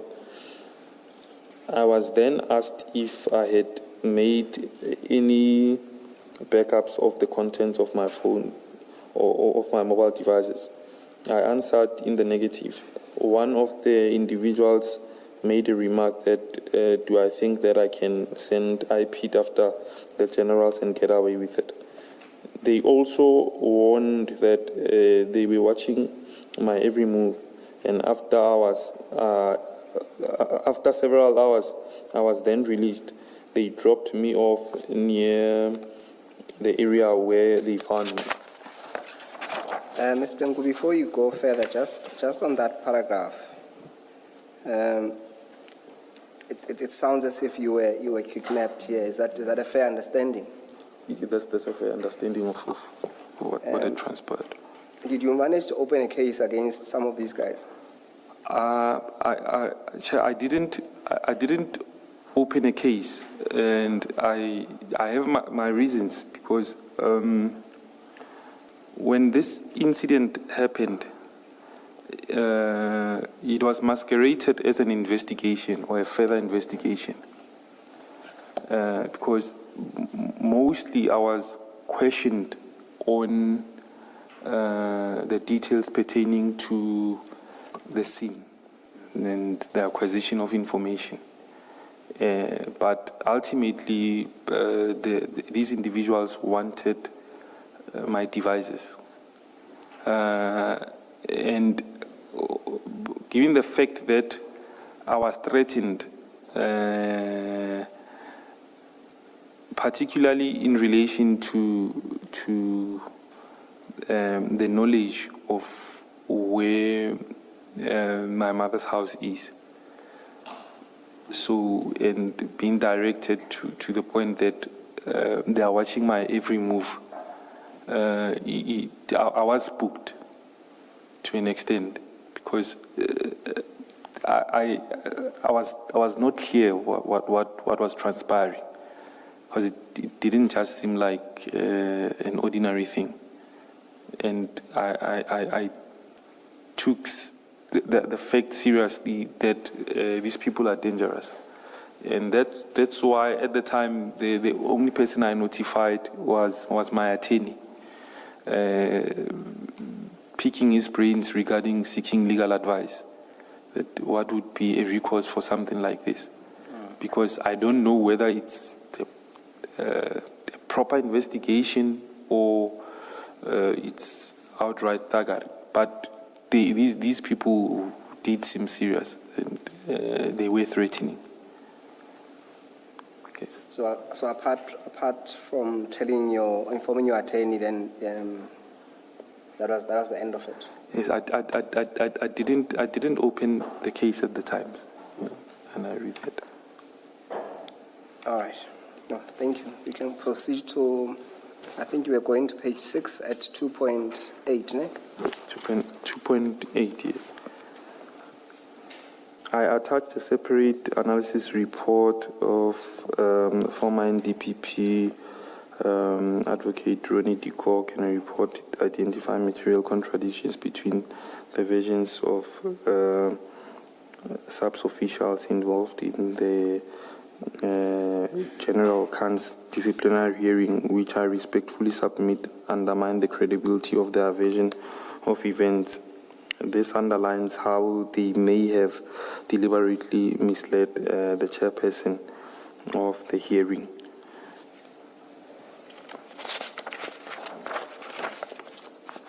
Okay, and then, Mr. Nku, you've made reference to 2 items to your statement. I think they are both self-explanatory, unless there's something else that you wish to point out from those items. I would suggest that we move to your second statement, but obviously feel free to highlight if you wish to highlight anything from those 2 documents.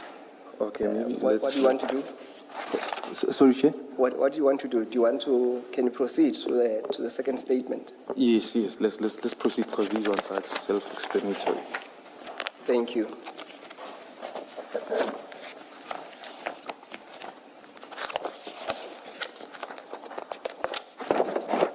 Then let's continue with the same exercise where you start reading. Have you found it, Mr. Nku, your second? Yes, Chair. Thank you. Yes, let's continue with the same exercise where you start reading into the record your supplementary statement. Okay. So you can read into the record, yes, yeah. Okay. This is my supplementary statement. Addressing questions raised during consultation with the evidence leaders.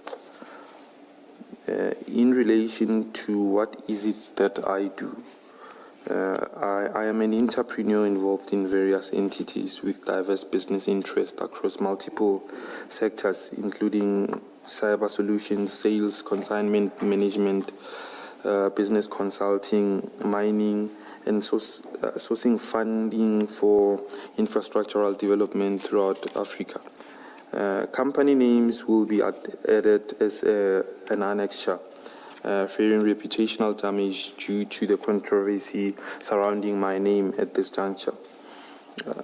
I have done work for other intelligence agencies, I am prepared to testify and divulge all the information relating to the type of work performed only if that bit of testimony is done in camera. My primary areas of proficiency are software development, coding, and cyber offensive. As a software developer and cybersecurity practitioner, I have frequently undertaken cyber intelligence consultations and provided both offensive and defensive cybersecurity solutions to various entities. My work also included the real-time tracking of information in support of law enforcement investigations. Number 2, how do I receive information? I receive information through a variety of sources. At times, information is obtained through an informal network that my cyber team and I have cultivated over several years. As one is a member of an onion-based cyber forum, COHEAD, which consists of a handful of technocrats who often pursue exchange information with intelligence institutions. In other instances, private investigators and business people may approach me seeking assistance in following up on specific intelligence, and the subsequent data analysis may lead to the discovery of additional information. Occasionally, information, albeit often vague in nature, is identified through reconnaissance conducted on the dark web, which then necessitates further investigation. Number 3, how did I obtain the information that led to the drug bust?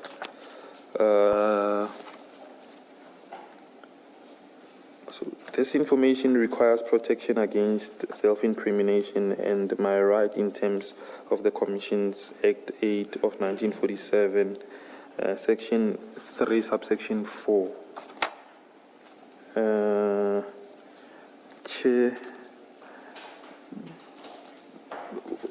before I continue with number 3, I seek the Commission's indulgence. There's a part that I had requested for reduction, fearing scrutiny. I think, or not just scrutiny, fearing for my life, basically. Fearing for your life? For yes, Chair. And so basically you are saying that part was not redacted, it's here? Yes. And you are seeking not to read that part? Chair, I'm not sure, but is it there, the name? Yes. Is it redacted? It is, it must be, it is redacted. So what we see is is us, you and the commissioners, but not the public. Thank you very much. Thank you very much. Let me just confirm again where.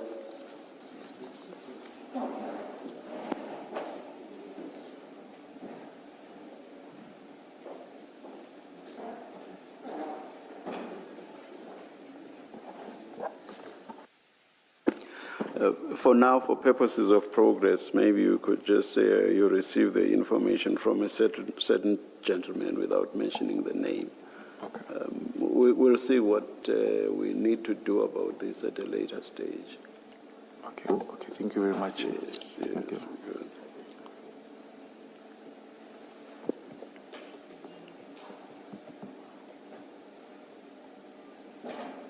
I don't know if you heard what I directed, Mr. Musigiri.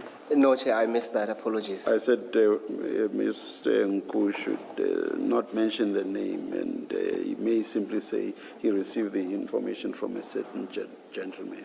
That sounds practical, Chair. Yes. Yeah. As to what we do later, we'll decide then. Yeah, because having read everything and having heard other testimony, there are lots and lots of dots that are being connected that come to this name. Indeed. And the narrative would be incomplete without connecting all of those dots and possibly coming to this name. But as I say, we'll see what we do with that at a later stage. Thank you, Chair. Mr. Mkwe, are you okay for now? You don't pronounce the name as you read over it. Okay. Yes. In or about April 2021, I received information from a gentleman whom I knew. He was someone who was, I made a mistake here, there's a typo error. So I meant he was someone whom I drew information from. He provided me with information relating to a particular individual who was allegedly a key figure in kidnapping activities.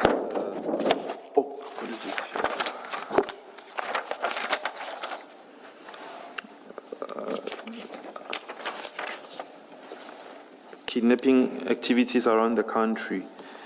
He inquired whether it would be possible to track the communications of this individual, as such information could potentially assist law enforcement in an ongoing kidnapping investigation in Pretoria. However, it did not furnish me with the specific details concerning the investigation in question. Upon receiving the individual's details, I immediately forwarded the information to Chief Mashaba and requested that he assist in investigating the matter. Simultaneously, I commenced my own reconnaissance and intelligence gathering efforts regarding the individual concerned. Through my recon, I eventually gained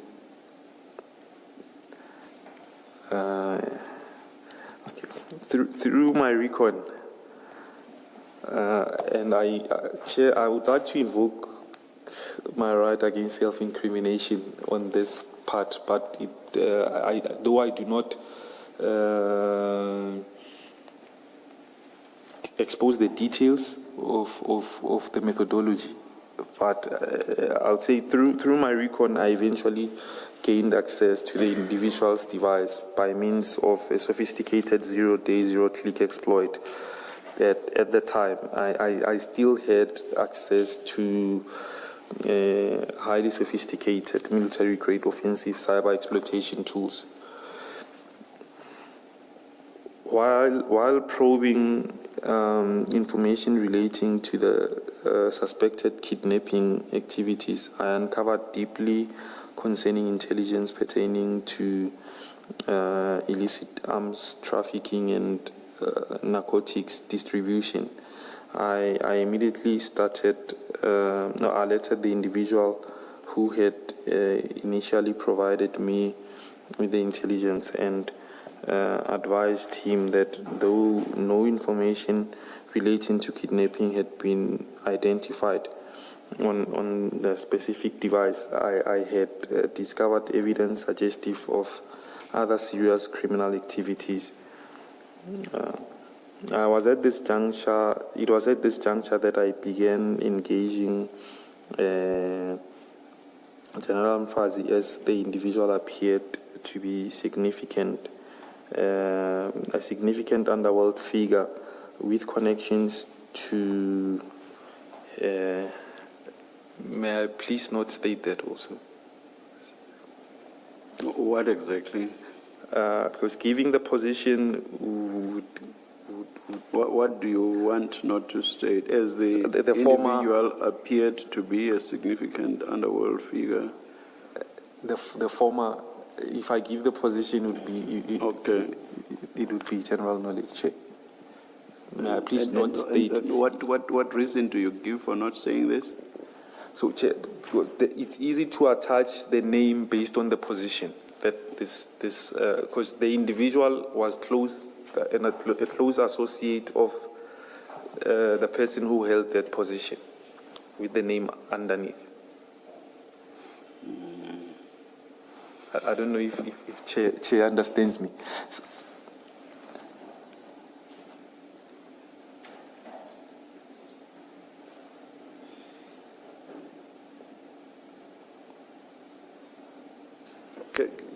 Can you maybe write down, or give you time to write, no, not to give us anything, but to write down and then articulate a sentence that makes sense then, if you are skipping certain things, but just to be able to articulate a sentence that makes sense.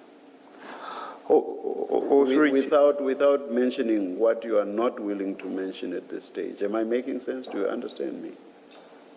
What I'm saying, what I'm suggesting is, with the reductions that you want to make, the sentence that remains here may not be intelligible, may not make sense when you read it. So what I'm saying is, can you just rephrase the entire sentence so that it makes sense with you having redacted whatever it is you want to redact? Do you understand me? Okay, Chair. Okay, I can. Chair, However, may I perhaps Yes. approach the witness?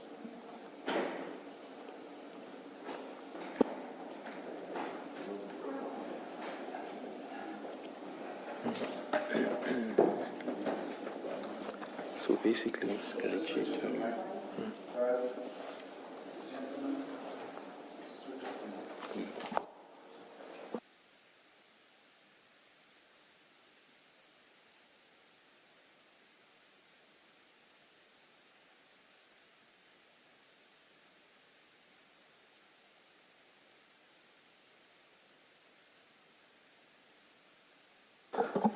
Chair, sorry. I would maybe to read it into the record. This individual appeared to be a significant underworld figure and the close associate of a high-ranking official in the company in question.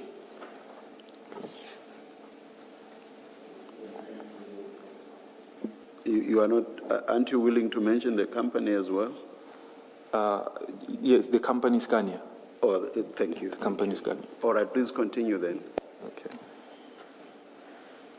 The only linkage to this individual with kidnapping was through a crypto wallet which had been allegedly used in the past when there's been major kidnappings in the country.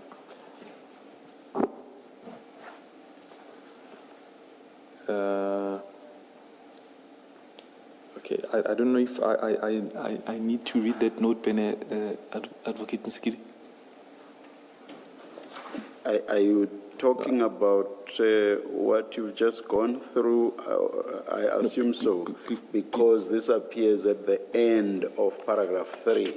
So are you talking about the content of paragraph 3? Yes, it was But relating to the... you are right at the end now, so you are moving on to paragraph 4, are you not? Oh, okay. No, I was saying, must I read that into record, Chair? I don't think so. No, you don't have to, yeah. Oh, okay, You can then. just go straight to paragraph 4. Okay. Have there been other instances where I assisted law enforcement with information? There have been numerous occasions on which I've provided intelligence and information to law enforcement. In my assessment, much of the intelligence supplied yielded positive results. However, law enforcement officials would often provide explanations after the fact as to why actions had not been taken.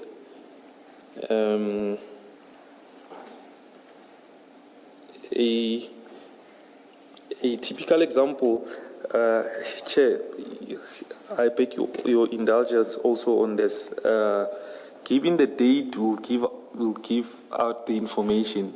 I don't know whether you are referring to to what starts at after the bracket, full stop, and then Yes, the date. a year. Are you talking about that, or are you talking about what's at the beginning, which is not even a sentence, which is totally unintelligible? No, Chair, I was just A referring typical to... example occurred in and then brackets, please redact date for fear of exposure, close brackets, full stop. That's not even a sentence. And then there's what follows. Are you talking about what follows? What follows, Chair? Okay, how do you want to read it? Okay, to skip that and say when I provided, we can say the year in 2020. Okay. When I provided Chief Mashaba with information concerning, I don't know, must I read the details of the vehicle? Please. Okay. When I provided concerning a Toyota Hilux Buggy that was allegedly being used to transport illicit cigarettes through the Bay Bridge border post, I also supplied the probable dates on which the vehicle would cross the border. My information was effectively dismissed on the basis that his team did not operate in that geographical area. However, on or about, may I please not read that date also? So again, we mentioned the what? The year. Yes, the year, Chair. Okay. Yes. On or about, start from however. However, on or about 2020, I observed reports in the media indicating that a successful interception and seizure had been conducted, which appeared to correspond with the intelligence I had provided.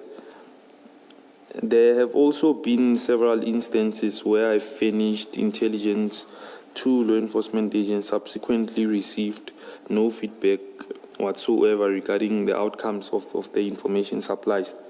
E.g. Sorry.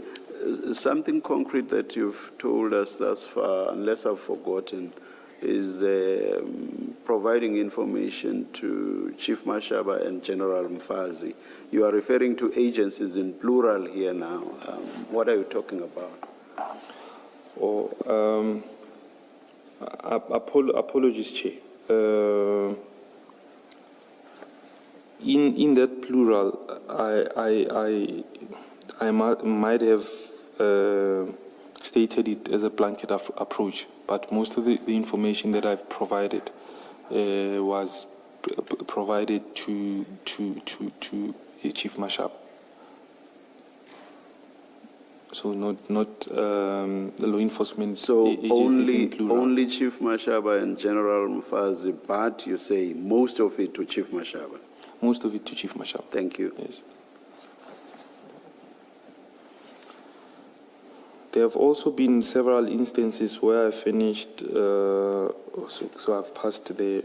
I think you were to go to E.G., a warehouse.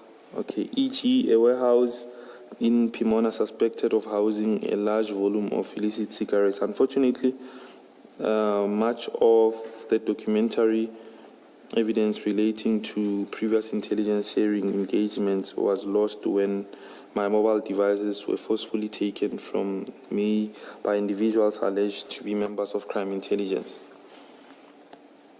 I have, however, provided screenshots demonstrating that even after the events of 2021, I continue to furnish law enforcement authorities with intelligence concerning suspected criminal operations and activities. And you are still referring to the two that we know of, in particular, Chief Mashaba? No, Chair. Subsequent to the arrest, in terms of providing information, I had gained acquaintance, as detailed in my testimony in chief.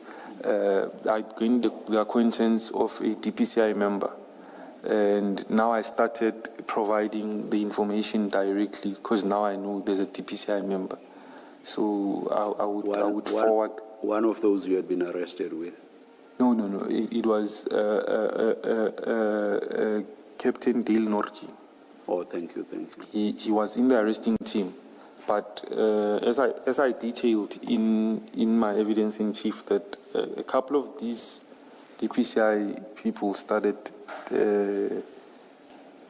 getting hold of me, wanting information. All right. Like if I can provide information, I must give them. All right, all right. Please So continue. I started then forwarding any intel that I've acquired. Okay. You were to, there's the brackets.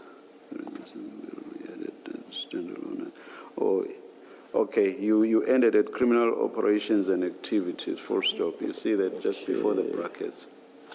Okay, for law enforcement aid concerning suspected criminal activities.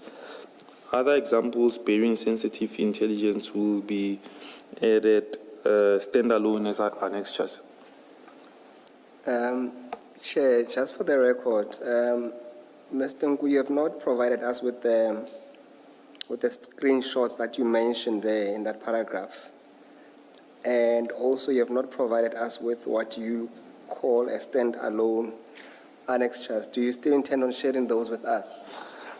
Indeed, Chair, apologies. Maybe I might have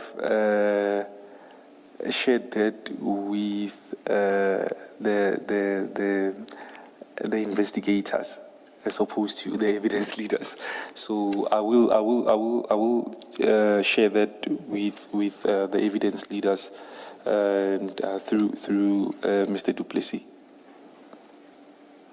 Thank you.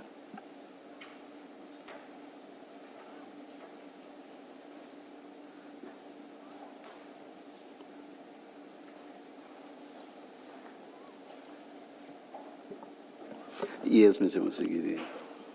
Yes, Chair, I was just addressing the issue regarding the screenshots that he indicated that he will provide together with the standalone annexures. Mr. Nku indicated that he shared that with our investigator, but we'll make arrangements with Mr. Du Plessis to share same, probably sometime before we come back tomorrow. Thank you. Mr. Nku, we can proceed then to paragraph 5. Paragraph 5. Please read the heading as well. Oh, apologies. How did Lieutenant Colonel Joseph Sibula mislead the Commission? During his evidence in chief, Lieutenant Joseph Sibula testified that downloads were conducted on my devices, and that the allegedly suspicious content recovered from those devices was incorporated into the investigation docket. In 2022, the state made disclosure of the docket and indicated that it was trial ready. However, upon examination of the disclosed docket, the evidence to which Lieutenant Colonel Sibula referred was conspicuously absent. More importantly, the digital forensic report was never disclosed. The forensic software and extraction tools The forensic software and extraction tools utilized by law enforcement agencies automatically generate a cryptographic validation report as an integral component of the digital extraction and forensic acquisition process. Such reports are immediately available to the forensic analyst upon completion of the extraction process. Despite the existence of the standard forensic outputs, the state failed to disclose the digital forensic report and accompanying validation documentation in the docket. The absence of these materials is significant as they constitute the primary evidentiary mechanism through which the authenticity, integrity, and provenance of the extracted digital evidence can be independently verified. This means that any forensic system architecture expert can analyze the same cryptographic image and achieve identical scientific reproductivity.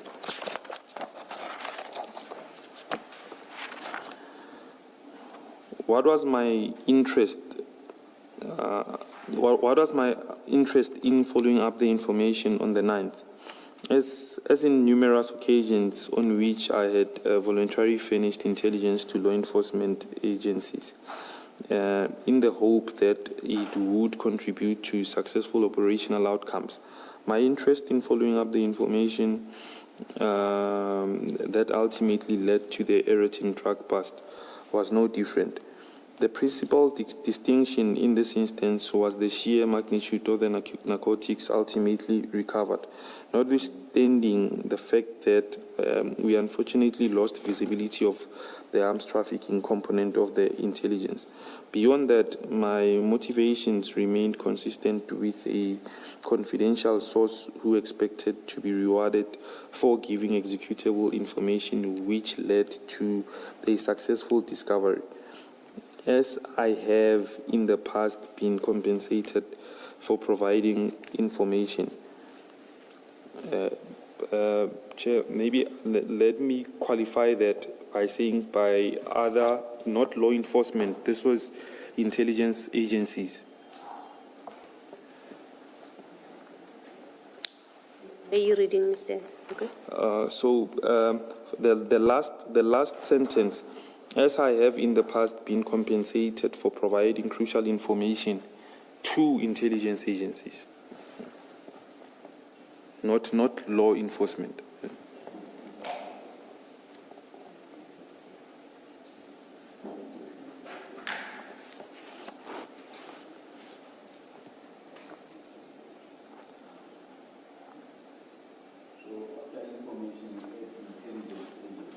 It's two intelligence agencies. Yes. Yes.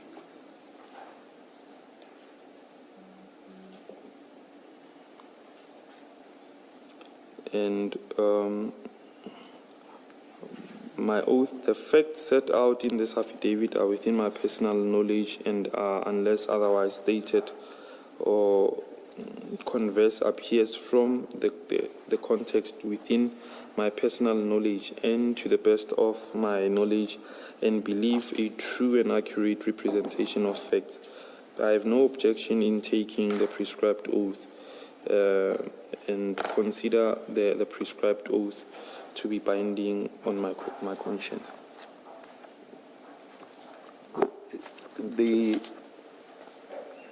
That last, again, is not a sentence.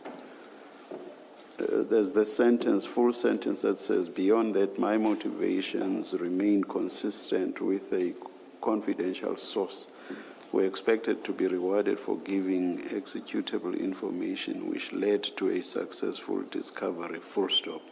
And then you say, as I have in the past been compensated for providing crucial information to intelligence agencies.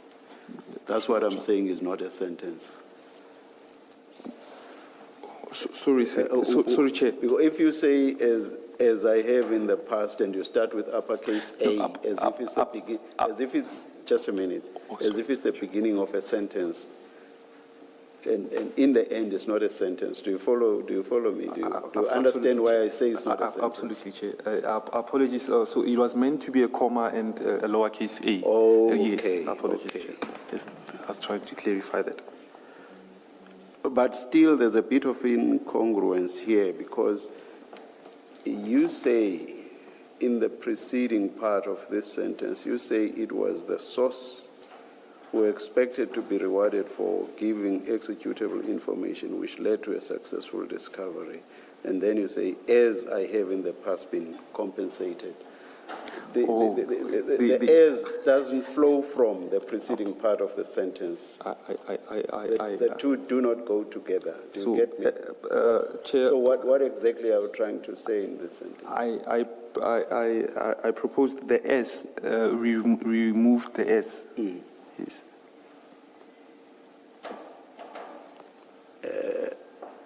And then do we still have we remove the as and then there's a standalone sentence? There's a standalone sentence. So instead of the comma, we have a full stop. We bring back the full stop. We bring back the full stop. Yes, Chair. So kill the comma, we delete the as. Then we have, I have in the past been comma. Now that's a sentence. Okay, thank you very much. Okay, all right. Just to be sure, in the preceding sentence, in the immediately preceding sentence where you say, confidential source. That confidential source you're referring to is you. Yes, Chair. Okay, yes, thank you. Let my motion remain consistent with the confidential source. Chair, with your permission, the witness drew up his own statement. I think just for clarity, the previous page, second last sentence, is for it to be sensible. There's a reference to a forensic systems architecture, and then it says expect. I suspect that it should be expert. An expert, If we yes. could just clear it up from the witness.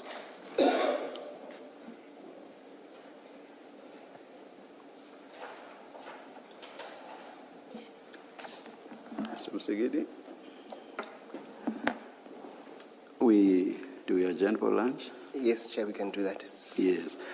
Let us adjourn and resume at 14:15. Thank you, Chair.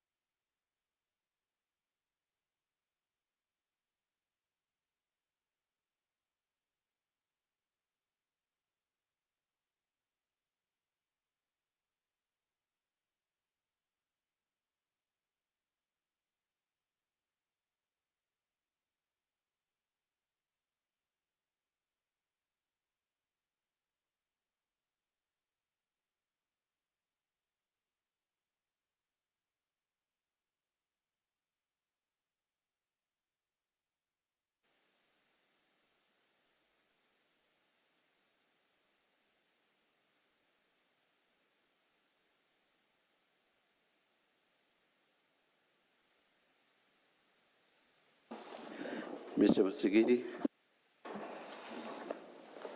Yes, thank you, Chair. Mr. Nku, before we went for lunch, you just reached the end to your second statement, being your supplementary statement. And then, in addition to that bundle, there is what we call additional documents. Those include your CV, your companies, and some of the passport entries. Can we agree that we'll make reference to those documents if and when it becomes necessary, and we don't go through those immediately? Yes, Chair, I do agree. Yes, okay, thank you.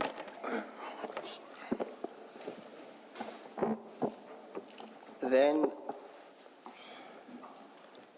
Mr. Nku, you submitted the first statement to this commission, and it's dated the 7th of May 2026. And when you submitted that statement, I accept that you did that knowing that that statement had to contain a complete and truthful account of the events. Is that correct? Please repeat that. I didn't catch you. I'm saying your signed statement, the first statement dated the 7th of May 2026, you submitted it knowing that it had to contain complete and truthful account of events. Do you accept that? Absolutely. Yes. Now, we have noticed that your supplementary statement seems to contain more information compared to your initial statement. I just want to ask you a few questions on that, and maybe then we can move on to the nitty-gritties of your statement. So in your first statement,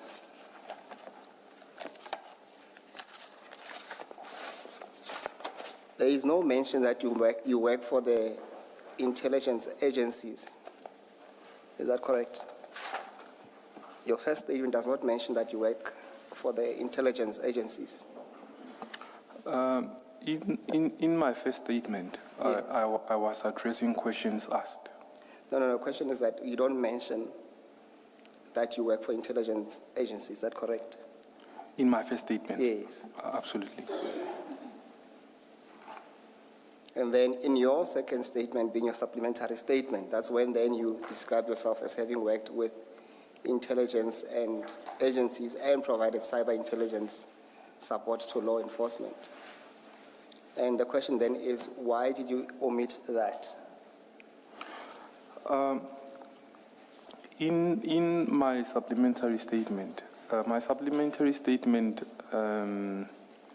is as a result of the engagement that I had with evidence leaders, where clarity was sought into the type of operations that I do. So that emanates from that. Initially, I was addressing the questions posed by the Commission. Yes, but in doing that, you mentioned where you work in the first statement, and you were not confined not to mention your other work in intelligence agencies. Nothing stopped you from mentioning that. Is that correct? So, Chair, that is not work that I do formally. It's on a consultative basis. Is that work in the sense of providing them with information, Mr. Msigidi? Yes, Chair, he puts it All right. in those terms, says he also provides support to law enforcement. Oh, all right. Thank you. And none of that appears in his first statement, Chair.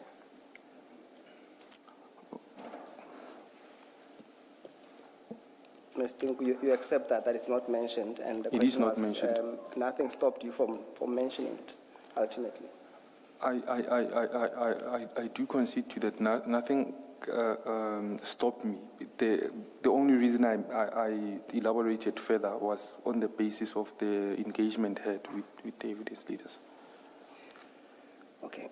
Chair, Before we went for break, while going through the statement of Mr. Nku, there was a mention of a name, and Mr. Nku sought to ask the Commission to redact that name. However, Chair, my submission will be that that name, first of all, is quite relevant and connects to the dot.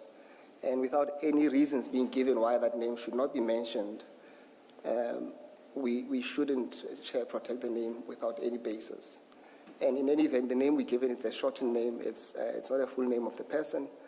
But further to that, Chairperson, that name has been prominent in this commission. Chief Mashaba came here. He mentioned the name.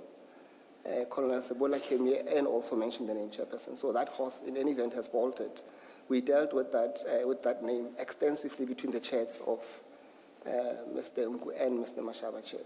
So I will be seeking, Chairperson, a permission to mention the name, and unless we are told the real reasons why the fear that Mr. Nku sought to express, we will submit that fear is unwarranted and there's no basis, Chair. Before I talk to my colleagues about this, may I just find out if the name was redacted from witness J's testimony, transcript of his testimony that went out to the media Monday morning?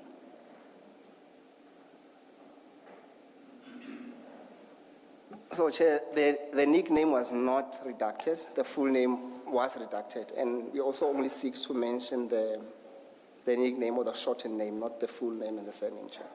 But that's the answer. That it's out there in the public anyway. The nickname that I seek to refer to, as it will give context to what we are dealing with. Thank you. Thank you.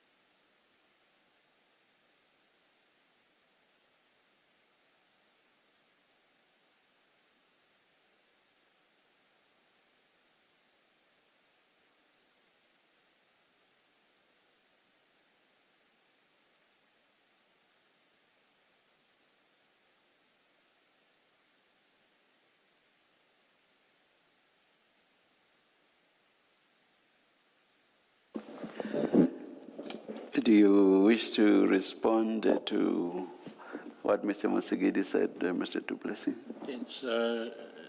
Thank you, Chair. Well, with respect, the motivation by the witness as to why this evidence should not be openly given. The name, just the name. Yes, just the Yes, name. yes. The motivation is clearly personal safety. And unless it is highly relevant why the name should be canvassed, why should it, and why should the witness's safety be compromised? So even if it was in another context, or even the same context mentioned by other witnesses, is not to say that this witness should be required to openly state the name and interaction he had. Thank you, Mr. Du Plessis. Oh, Mr. Du Plessis, even if this name, as contained in the statement, is not mentioned, there will be exchanges in the evidence that the evidence leader is going to be taking the witness through, which are exchanges between the witness and the owner of this name. And for those exchanges to make sense, at the very least, it does need to say who the conversation was with. So you may avoid it here, like we did when he was reading the statement. But if there's going to be qualitative discussion of their exchanges on WhatsApp, on which the witness will be required to comment, it seems it may be unavoidable. Yes, Madam Commissioner, I then suggest that at that stage, if he does come up, we deal with it then. But at this stage, I can't see that it now has to be put on record. Let us see how the questioning develops. Thank you.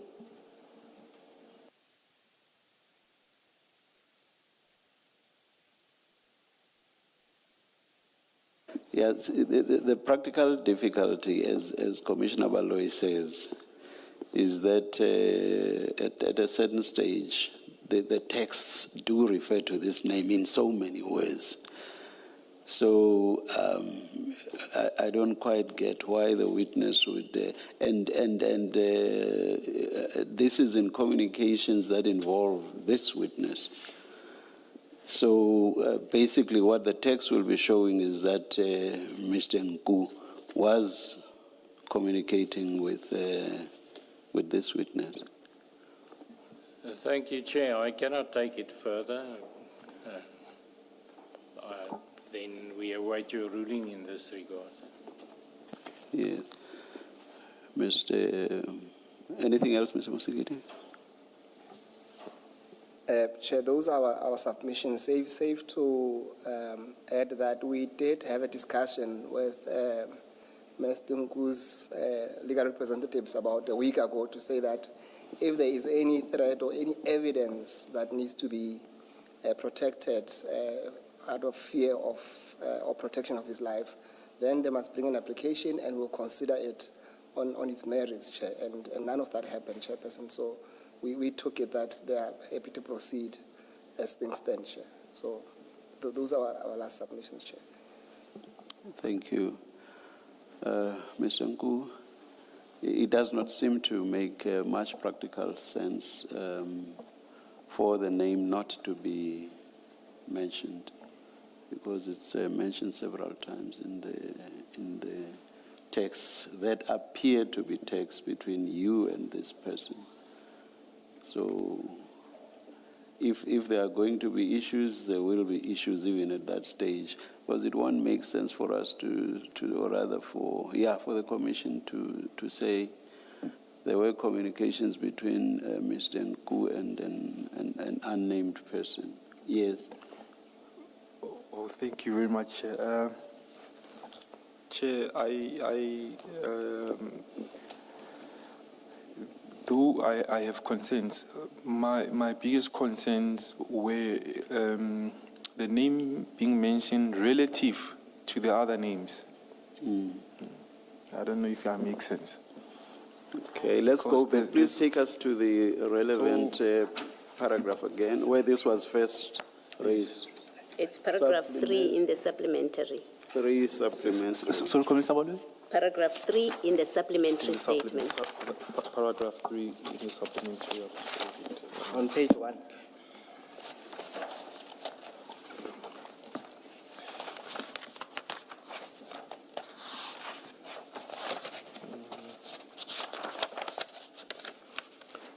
Oh, sorry, Commissioner.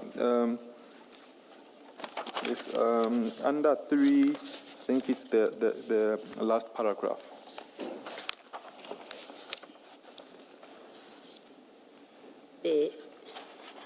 Well, remember when you were reading this paragraph, on the first page, page 1, there's that April 2021, and then you skipped that name. Yes. You don't have a difficulty with mentioning that name. No, I have a difficulty mentioning that name relative to the others. So I was going to finish the evidence. Hence, I said that if it is permissible, there is evidence or information that one might is inclined to provide him on camera, not in a public setting. So there is another name. There's another person mentioned there, but the name is not mentioned in what I write there in paragraph 3. Where you talk about a particular individual, A is that particular the other individual, name? precisely. Chair. Mr. Musigidi, did you raise this issue in relation to these paragraphs, or were you concerned more about what's contained in the texts? Chair, it was not even related to this paragraph. It was completely to the information that he specifically, because remember he had provided these names already. It was really in relation to anything else he felt that would compromise his safety. But I understand Mr. Nku now to say he has no problem with the name being mentioned in the context of the several chats where this name may be appearing. Would that be fine for now? At least for us to proceed, and we can, yeah. Yeah. You can't avoid it, Chair, indefinitely. Okay. I'm happy to take that for now and Yeah, all right. Yes. Let's proceed on that basis then. thank you, Chair.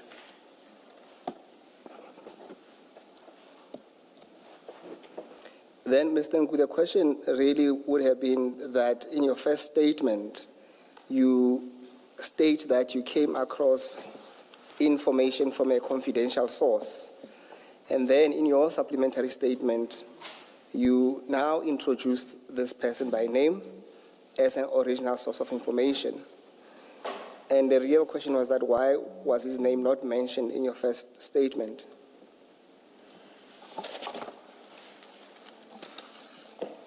Chair, apologies. The reasons are precisely what I just stated. Yes, but the same thread that you say existed when you first drafted your original statement still exists or existed when you submitted your second statement. Nothing had changed. But the difference is in elaborating further. One further states and makes a note, not for the names to be spoken publicly or to be placed on record publicly. Even on that statement, this was more of providing clarity to the Commission. In my initial statement, I was never given guidance as to how to draft the statement, as I had done it alone. However, in the supplementary statement, to a greater extent, there was guidance provided because I'd engaged with the evidence leaders along with the legal team. So I did not know how detailed must the statement be. I thought I was answering questions because there were questions posed on the initial statement. Chair, may I, with all respect to the evidence leader, I think it's important to have context in as much it may be important as to why it wasn't mentioned, that as I understand it, the first statement was made available to the Commission, to the evidence leaders. Then there was a consultation with the witness. I'm not sure who was present, whether the current evidence leader was the person who attended if I understand it correctly, a virtual consultation. And then certain aspects were raised where further information was sought by the evidence leaders. So that's the context. And to now ask why certain of the further evidence or information required wasn't mentioned in the first affidavit, I can really not see where it takes us and what the importance of that would be. But surely now you are dealing with a different issue, because the issue you are raising, the witness can answer that. The witness can say the reason why that is not in the first statement is because of this and this and that. I thought the issue we were debating was whether the names should be mentioned or disclosed. Mr. Musigiri, under what question would this have fallen in the first statement? Yes. So it's on page 1 of his first statement. It's really the question of source of information.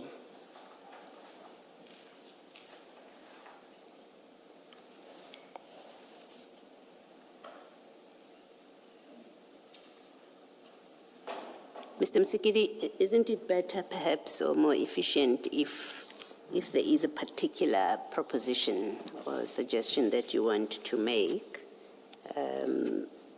with this question, that you do that and then let the witness answer, if there is a suggestion that you're seeking to make?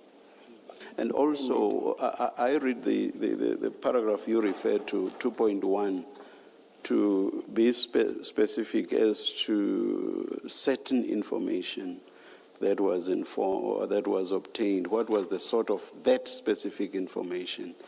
And I understand him under paragraph 1 to be dealing generally with how he would source information. My work has also included the real-time tracking of information in support of law enforcement investigations. So in that sense, I'm not sure that the question is a fair one. No, 2.1, it deals with a specific incident. It says that I first became aware of the potential shipment during the last week of April 2021 through confidential source. So it is specific to this particular shipment. And how is that last sentence that you've been engaging him relevant to that? Chair, then in supplementary affidavit, then that's when this name is now mentioned for the first time, Chair, in his supplementary statement. Yes, Chair. I thought we had resolved the issue of the name. Yes, Chair, not the name, but the context of the source You just of information. referred to the name The now. name, yes, yes. You just referred to the name. Yes, Chair. Yes. Yes, so no, we're dealing with, not mentioned as to why the name was withheld. Remember, we're dealing with the issue of... Perhaps may we come back to this much later. Can you deal with other points you Yes, want Chair, to? we can move on to the next point. Yes. And then maybe I can deal with the issue of the propositions that we need to put to the witness.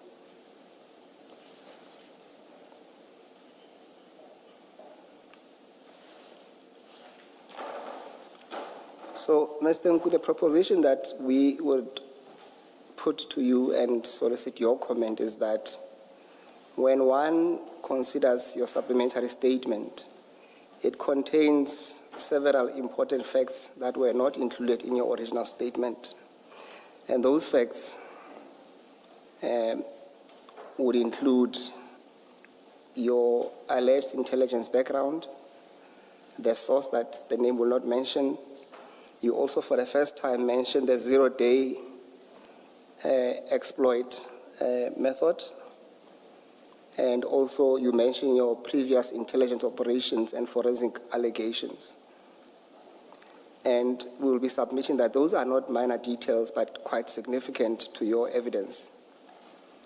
And we're saying, apart from the questions that we have put to you, is there any reason why this material information was not included when you were first contacted by the Commission?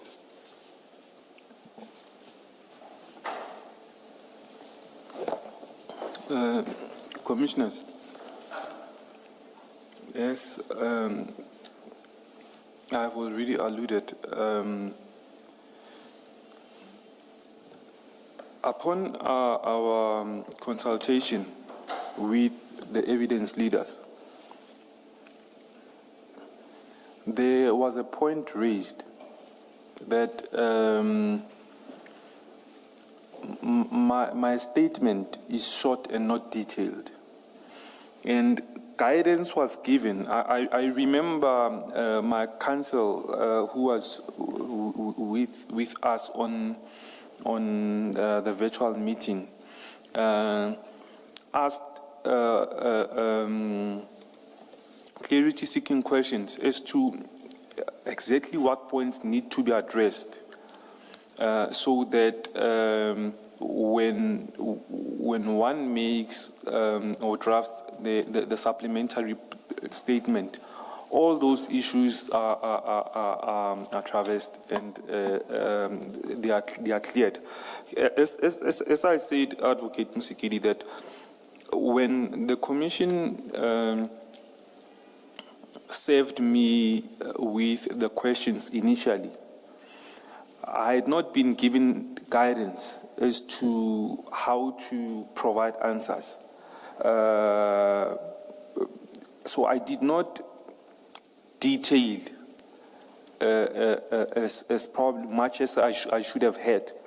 It was only upon when there was a clarity from the evidence leaders as to the fact that I should give as much detail as possible pertaining to my recollection of the event.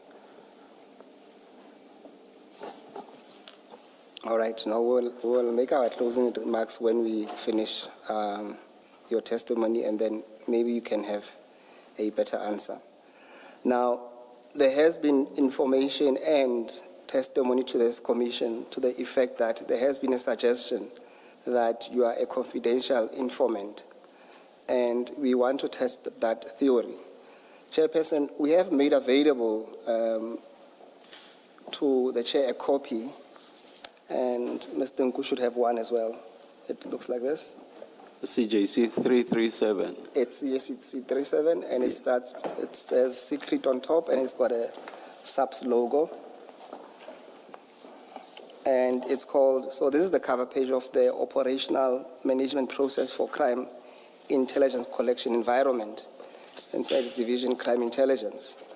Chairperson, we don't intend on going through the entire prescripts, but we want to highlight and then put those to the witness to try and deal with the notion that he is somehow a confidential informant. And Chair will see that we have only extracted the relevant pages, Chairperson, that we want to make reference to. Mr. Nku, do you have the document in front of you? Yes, I do, Chair. Yes, so what we want to point your attention to is on page 51, and this deals with the process of recruiting informants. And the first one is what we say, it's a profiling. So a talent is spotted first, and then a profile is created on that specific individual or a group of people that might be obtained to identify it as being of potential assistance to the service. And then you'll see right at the bottom there, it says recruitment approach strategies. And then if you go to page 52 again, so there they mention the different approaches, how to approach a potential informant. And then you will see that at the bottom we have what you call planning of recruitment. And then on page 53, you will see there on top we have what you call the actual recruitment.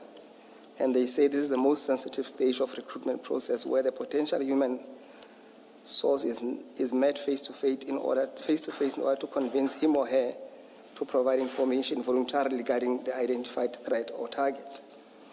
And then you will see right at the bottom, there is what you say is the role of the handler. And on page 54, you will see that it says that the handler is responsible for the achievement of set objectives in establishing, managing, and maintenance of intelligence network. And of acute importance is bullet point 1, where it says, so it deals with the responsibilities of a handler in respect of human source, include the following: ensuring professional conduct at all times. Unacceptable conduct between the handler and the human source includes socializing, romantic involvement, purchasing from or selling to, borrowing money, accepting gifts, paying monies to human source without a witness.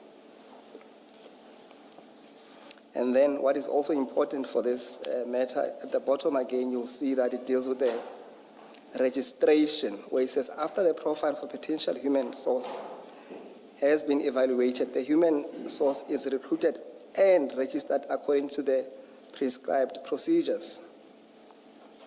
And then it then makes reference to the prescribed registration form. And on page 55, you will see the form of an informant registration, where one is allocated an informant number, and often there will be an official name, and sometimes also there will be an alias name. And then if you go to page 60,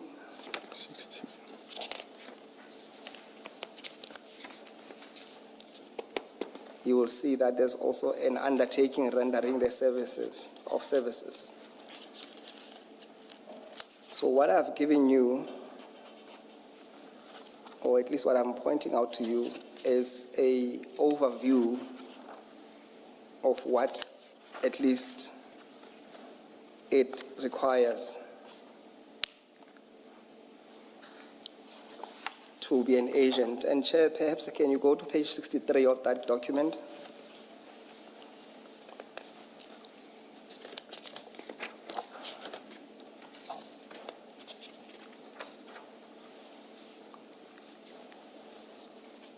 And then it deals there with agent provocator, or called a provocation line.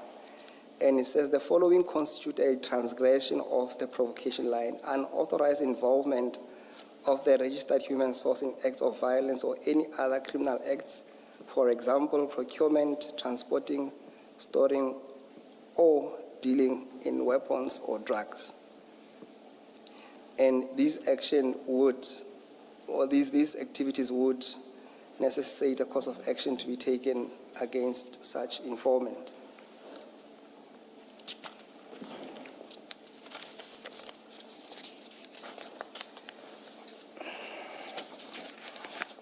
Now, the question I'm putting to you, and Chair, if you go on and read the prescripts, also deals with the circumstances where an informant will be rewarded and under what those circumstances are, Chairperson. Mr. Nku, my question to you is this: have you ever been registered as an official SAPS informant? No, Chair. Then that means you've never been issued with an informant number. I was never issued with an informant number. Yes. Yes. And you were never then, as a result, never assigned a handler to deal with you? Officially, I was never assigned a handler. No, what do you mean officially? So, If you agree with me that you were never registered as an informant, you were never given an informant number, maybe I should ask you a further question. Have you ever signed a source handler agreement with SAPS? no, I've never. Chair.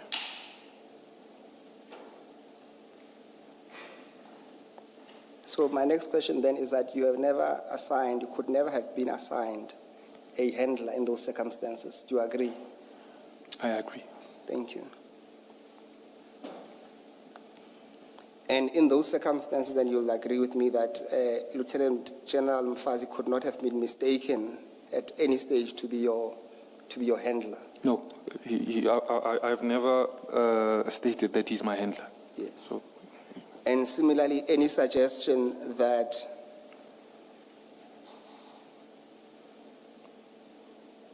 General Mashaba or Chief Mashaba could have at any point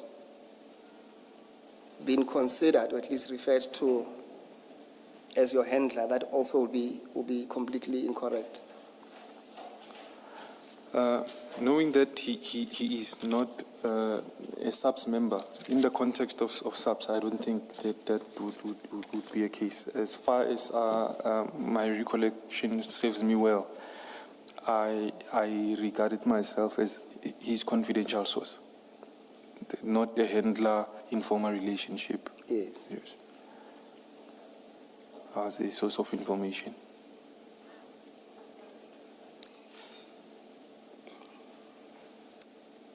Now, you mentioned earlier on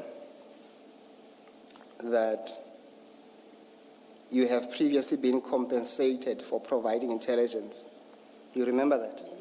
Before you ask that, let me, along the lines of what you were discussing, you, in the supplementary affidavit, you say, my work has also included the real-time tracking of information in support of law enforcement investigations. Now, what the impression that this created to me, and I think that it does create, is you have a formal working relationship with law enforcement investigations. Do you care to explain more what you mean in support of law enforcement investigations?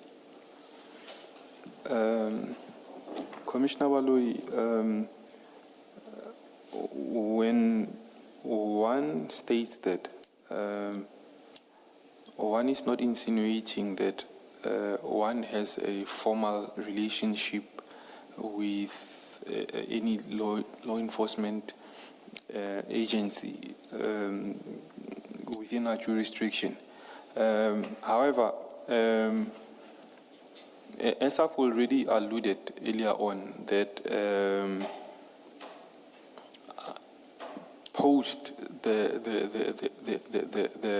July 9 drug bust, one has continued in the efforts of providing information to certain law enforcement members. So maybe when one forwards the documents requested by Advocate Musikidi, that matter will be clarified. Yeah, well, there's hopefully it will be clarified, but when you say my work has also included, my work here suggests a formal arrangement. It's not your casual, you happen to come upon. That's not what you're conveying here, or at least that's not my understanding. It was never my understanding of it. It's not you casually, you get information and you casually pass it on. It's part of the work you do, and you do it in support of law enforcement investigations. Then the question that necessarily comes up is, well, who are the law enforcement people, or even agencies, if you like, that you are supporting? You've testified, you've said it's Mashaba. And if you say it's post the incident, we know it's not General Mfazi because he had passed by the time, around that time of this incident. So we know you're not talking about General Mfazi. You're speaking just about Chief Mashaba, right? If I may, Commissioner. Yes, you may. As I've already alluded to, post July 9, when one was now fully cognizant of the duties of Chief Mashaba, I've provided information elsewhere.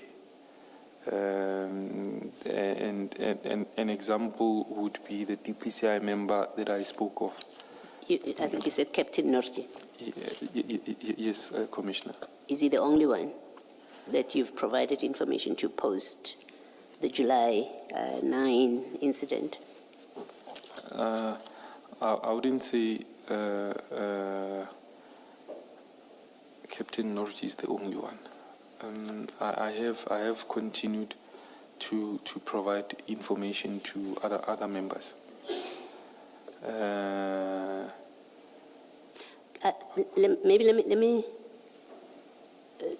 Let me say this to you, or put this out so that you have the chance to deal with it as long as you're still on the witness stand, not necessarily now. We have had evidence that suggests your involvement in other activities with Chief Mashaba, right? And so when you say you support law enforcement investigations, it is important, at least to me, to know what are you speaking about? What law enforcement people are you talking about, or agencies? What other investigations are you talking about? When are these? So that, because maybe they explain the other evidence that we've received about your involvement in other activities. Maybe they don't, but they help us understand your involvement with if not Chief Mashaba, any other law enforcement officer. Yeah, I'm sure you've been following the events in this commission, so you know the evidence of Chief Mashaba, which places you in certain positions. So consider my question in that context, that it is to understand the fullness of your involvement with what you say is support of law enforcement investigations. And it's a particularly important question to me because you are not a registered, well, maybe not even registered, you're not an informer as informally, you're not an informant, a registered informant. So it's important to understand your exact role in what you describe as support of law enforcement investigations. That's the context of my question. Commissioner Baloyi, maybe one must start by qualifying the activities or efforts towards becoming a formal informant. From what I understood, one needed to prove themselves at first. That's what I was told. To provide solid information to prove your credibility. But that got lost along the way because the person that I was supposed to be providing information to then there ended up being favors sought between us. So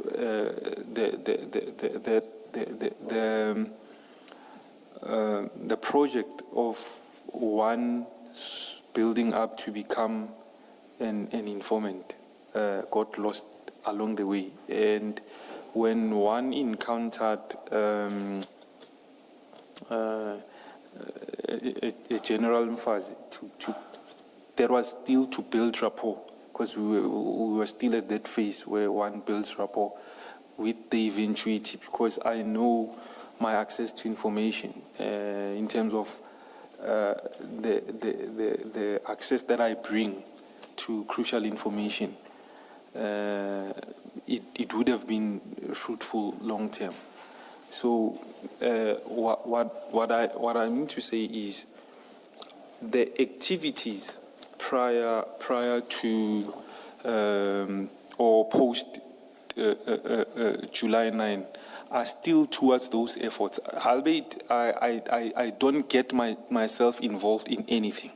If there is information sought about following up leads, then I may provide that.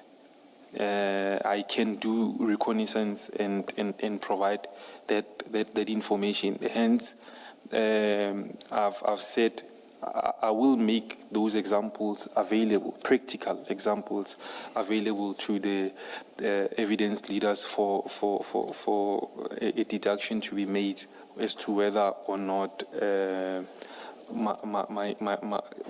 information that I provide is, as I say it is. I don't know if I make sense, Commissioner Baloyi. Well, I think for present purposes we can move, but I just want to commit you in your offer to provide us with information that you are scheduled for today and tomorrow.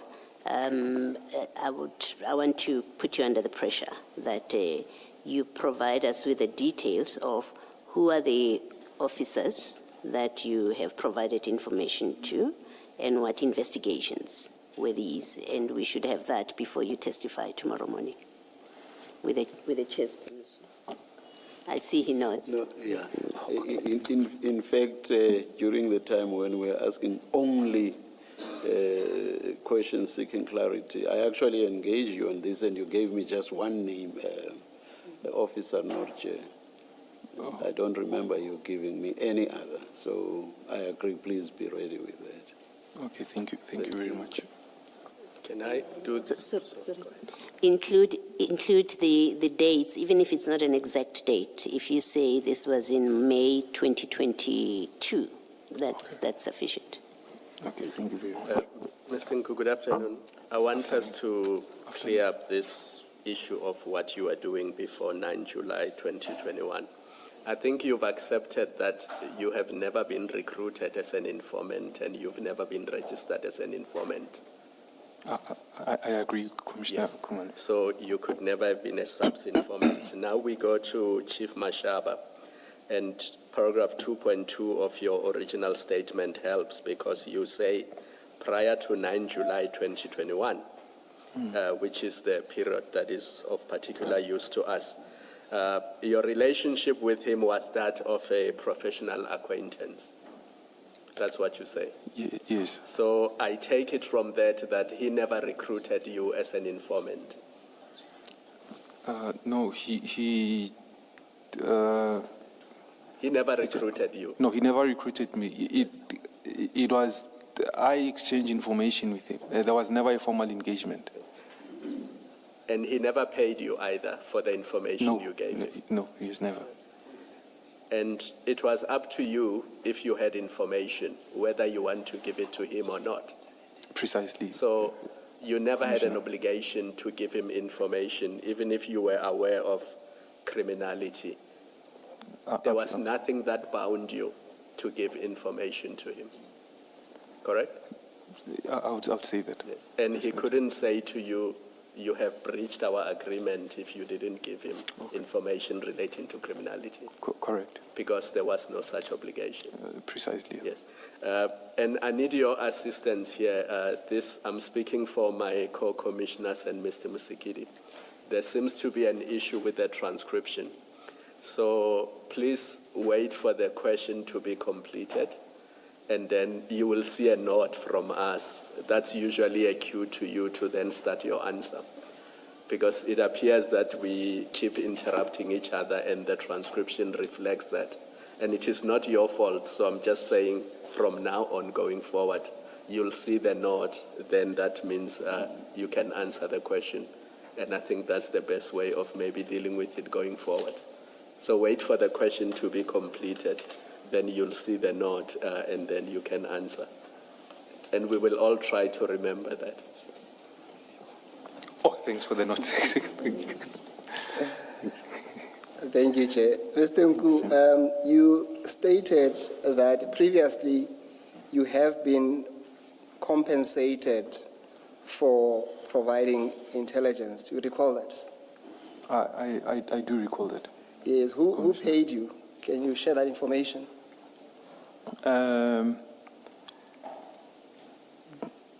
That information may be shared confidentially because it involves consultation with foreign intelligence agencies.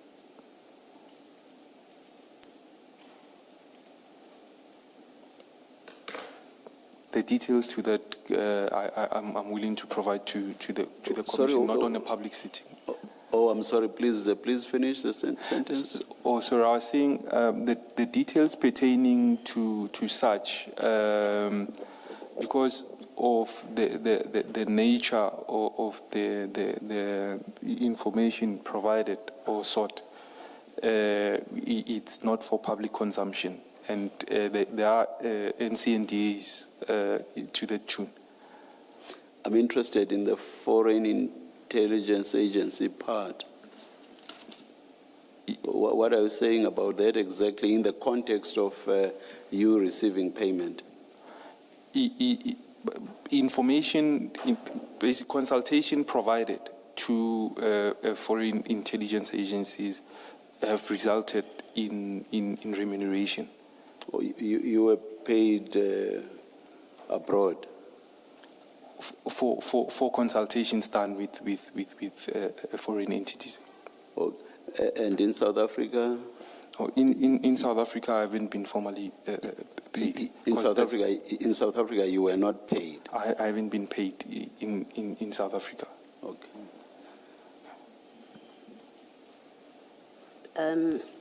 But you see, where in a supplementary statement you make that statement about being paid, you were answering a question, what was your interest in following up on the information on the 9th? That's what you were being asked. That is Yes. on page 4 of your supplementary statement. And then you say in paragraph 2, and I'm reading from the third line, you say, beyond that, my motivations remained consistent with a confidential source who expected to be rewarded for giving executable information, which led to a successful discovery, as I have in the past been compensated for providing crucial information. So, the sentence that reads, my motivation remained consistent with a confidential source who expected to be rewarded for giving executable information, which led to a successful recovery, is you expected. This is where you're explaining why you were disinterested in this bust, following up on it, and you say, I had the expectation to be paid as a confidential source. That's how you're answering that question. You're not distinguishing domestic and foreign intelligence agencies. So maybe I need to clarify that, Commissioner Baloyi. That's why at the end maybe I qualify with engagement with foreign entities. So I do not make any claim that I have been paid previously by our local law enforcement for following up on information. For me, that was something that is, I'm still building rapport. So with that answer then, we must then delete, for that answer to stand, and I want to see how whether you have actually answered the question after the deletion. That answer must mean you delete everything in that paragraph, second paragraph, that's it. Beyond that, my motivation remained consistent with a confidential source who expected to be rewarded. If you were not expecting to be paid, then that part up to the end of that paragraph should not be there, because it has nothing to do with why were you interested to follow up on this information on the 9th. You can, just delete it in your mind and then see, and then try and see what I'm saying. Please direct me to that paragraph, Commissioner Baloyi. Paragraph 6 is your supplementary statement. Also supplementary. Paragraph 6 at page 4. You were asked the question, what was my interest in following up on the information on the 9th?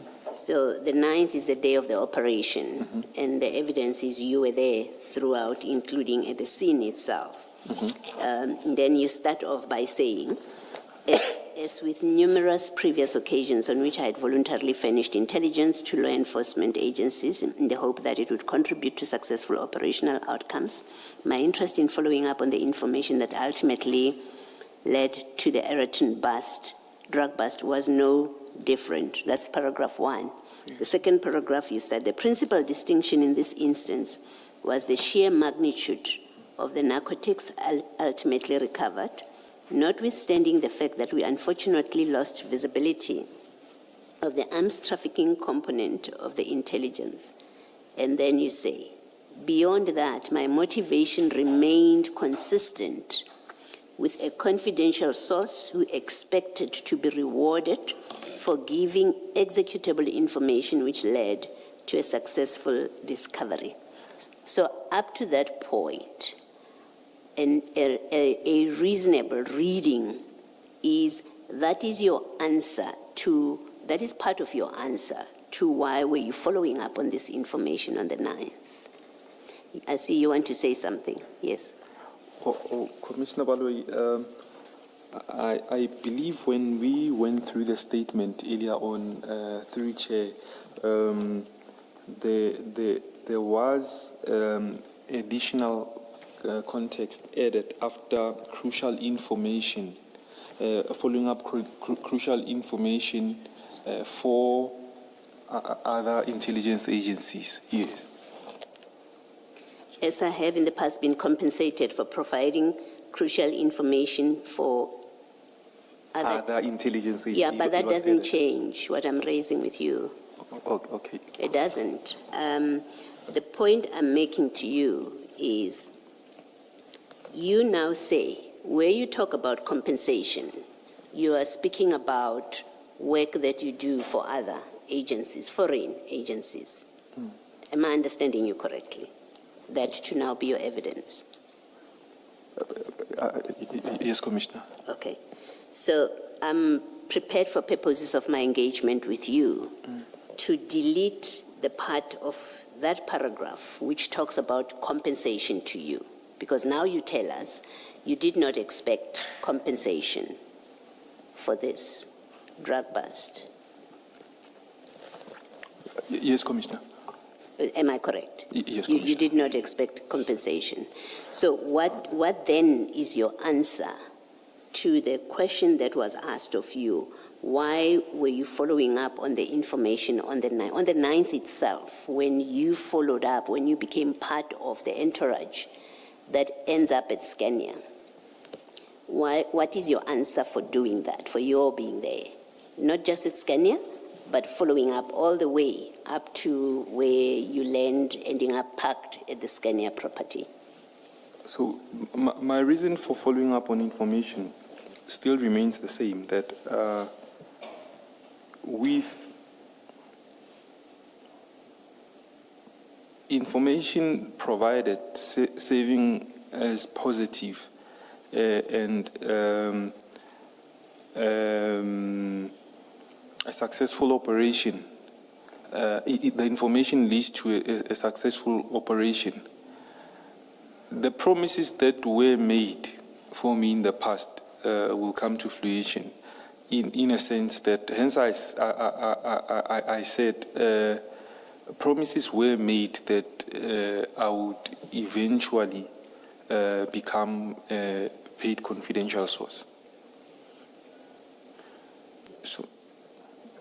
Okay, that's your explanation now, but how does that explain, how is that an answer that on the 9th you followed up, you were present, you have provided the information.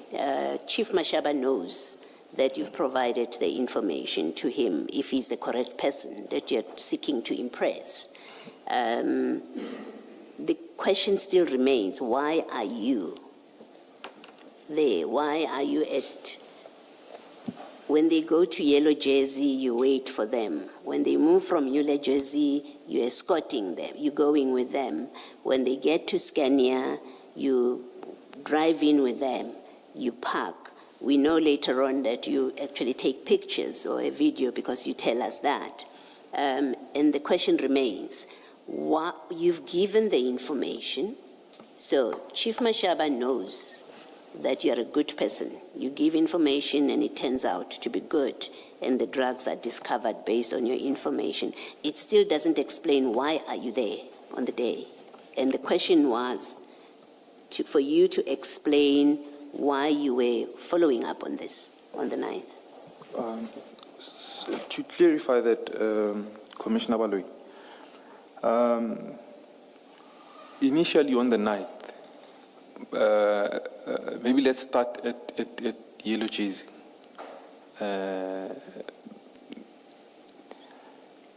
My presence at Yellow Jersey was for me to point out, or give the location, point out. And in my understanding, my presence should have been limited to that and left it at that, basically. Because the scene that I provided was Yellow Jersey. That's the information that I provided. It ought to have limited itself to Yellow Jersey, and I was of the impression that a operation was going to be conducted at Yellow Jersey. However,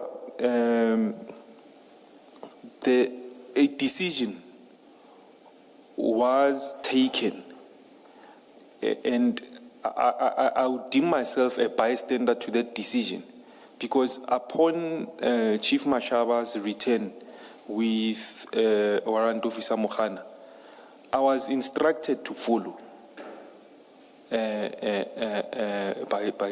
Chief Mashaba. I did inquire that, okay, but why? I've provided you information. Why? And you said members are coming, because basically that he had expressed that they'll go and check, and then more members will come in. But to my surprise, they went out. Upon inquiring, he just told me to follow him. They are going to inspect the truck in Erotin. The question remains: why do you follow? You've identified the truck. You've given them the full details. Now it's in the hands of the police. And for purpose of my engagement with you, I'm going to assume these are legitimate police officers. You've given them information. You don't doubt that they're legitimate police officers. The question remains: why are you following them? And you can't say he's instructed you, because I'm going to counter and say, but he's not your boss. You could have driven off if you wanted to. He wouldn't arrest you. He wouldn't beat you up. So that's not a good enough answer if your answer is he instructed me. So the question remains, and this is the question that was asked for you to address in the statement. It's not a new question. And you had given an answer which on the face of it looked like a good enough answer. I expected to be rewarded. I don't think one could quarrel with that as a source of information, but as you being the source. But now you've told us that's not why you were there. You were not expecting to be paid. You've given the information. Why are you going with them to Scania? Why do you get into the property? Why do you park? Why are you taking pictures? What's your interest? Thank you very much, Commissioner Baloyi. Commissioner Baloyi, maybe one needs to go back and clarify the issue of me not seeking payment. Not at that juncture. I'm still building myself towards that. It's not that one does not want compensation at all if one provides crucial information. But I understand it's a process. The issue of me being present, I do not limit it to an instruction. However, As I've already alluded earlier on, that I've provided information before and was told that that never happened. And alas, I see in the media that information became successful. So my notion was to be there in the vicinity at Yellow. Basically, I was very far from Yellow Chase. I wasn't even within the Yellow Chase vicinity. I had parked 500 meters and more away from Yellow Chase. Had I seen more police officers coming in, I would have definitely have vacated. Then my information is positive. My expectation was, as Chief Mashava had already alluded to the fact that if the information checks out, more members will start coming in. That was my expectation. I never expected myself to end up in Scania. And for me to follow up into Scania itself, I would guess it extends to curiosity, whether my information checks out. Because for me to be left behind also, I would have actually expected to, from the Yellow Jersey, maybe to go to Albertine Police Station. I wouldn't be in the vicinity, but at least I'd know whether or not there was a success with more members coming in. So, are you saying you became part of that entourage that ends up at Scania out of curiosity to make sure or to see that these drugs are properly handled? Sorry, I'm confused about your answer. Okay, Commissioner Baloyi, I become part of the entourage, not being curious to see any contents being handled, but curious to see that the information checks out. Because I wouldn't have, in the past, it had happened that, as I said with Chief Marshal, I give information, I know that information pans out, and then he says nothing happened. So even if Chief Mashaba hadn't, you say he instructed you to come, even if he hadn't instructed you to go with, you would still have gone because you are curious and you want to see that this ends up in the right hands. The right hands being the police. You say, had you seen that there are more police officers arriving, you would have left. Is that what you're saying now? If Chief Mashaba hadn't instructed me to take along, I don't think I would have taken along because I do not know the protocols of law enforcement, what is required. So him giving that instruction, in my mind, extending to the curiosity, in my mind, it was okay, it's okay. You can take along. Because he expressed that come with and then stay in your car. You see, Chief Mashaba was asked this question because it is an important question. Why if Mr. Nku is an informer, why is he part of this? And his answer was, you asked to join. It was that simple an answer that he gave. He said he was there because he asked to join us. What do you say to that? Commissioner Baloyi, Chief Mashaba might have mistaken. Because if I asked, I would have went with them into Yellow Jersey. Because if the vested interest was seeing, that means from the initial point, I would have driven with them into Yellow Jersey. Hence, I say my queue was seeing, was seeing other police cars coming in. That was my cue to say that the operation is a success.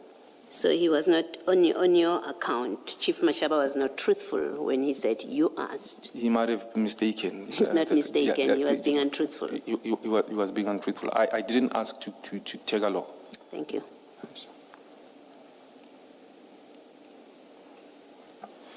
Thank you, Chair. Just to complete that last exchange, just for your benefit, to read what Chief Mashaba said. He says, well, so this is from the transcript. He says, well, Mr. Nku asked me that it would be a problem for me to accompany you guys because other informations I have give other people. I get to be told that they were unsuccessful, or I get to be told stories or excuses. Can I come with you guys? I said, I do not see a problem because I know I have worked with you a lot before, and I know I worked with a lot of police that comes with their informers. The only thing I said to him, please make sure you sit in your car and you do not participate. Is your mic on? It is on, Chair. Apologies. I was reading far from the laptop. Apologies. Yeah. But I was putting on record that and the nub of it really is that... Is it not practical to flight this?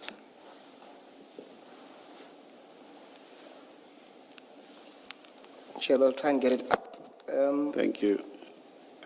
The essence of it really is that Mr. Mashaba is quite clear that you requested to come. And we'll try and find evidence of Warrant Officer Mahan as well, who, if I remember very well, said the same thing. And I will be saying to you that it's improbable that they could both say the same thing about you, and you could be the only one who's correct when they say you insisted on coming, and you gave reasons as to why you wanted to come. So you did not just want to come out of curiosity, you gave reasons why you needed to come. What is your comment? Chair, as I've said before, if I wanted to be part of an operation, I would have driven in with them into the Yellow Jersey Company. However, my role was limited to pointing and providing to the information. Hence, I stayed behind and awaited an instruction. So, as far as it relates to me, being the one to be upfront and say that I want to tag along, I put it to you, Advocate Msikiri, that it isn't probable. No, you can't put to me. I'm asking the questions, so please resist on that and focus on the question. Apologies. And I'll say that coupled with your curiosity that you yourself confessed, this answer by Chief Mashaba is more probable than your answer to say that he instructed you. The only instructions he gave you is that you must sit in the car and not join them as they go inside to search the truck. But that's my proposition to you, that you had a reason, you provided a reason. You also said now, when you testify, that you had a curiosity, hence you were there. So coupled with that, the only instructions was for you to stay in the car. But anything else, you insisted on coming. And we'll get to the question as to why you insisted on coming, to seeing through this operation. Do you want to comment?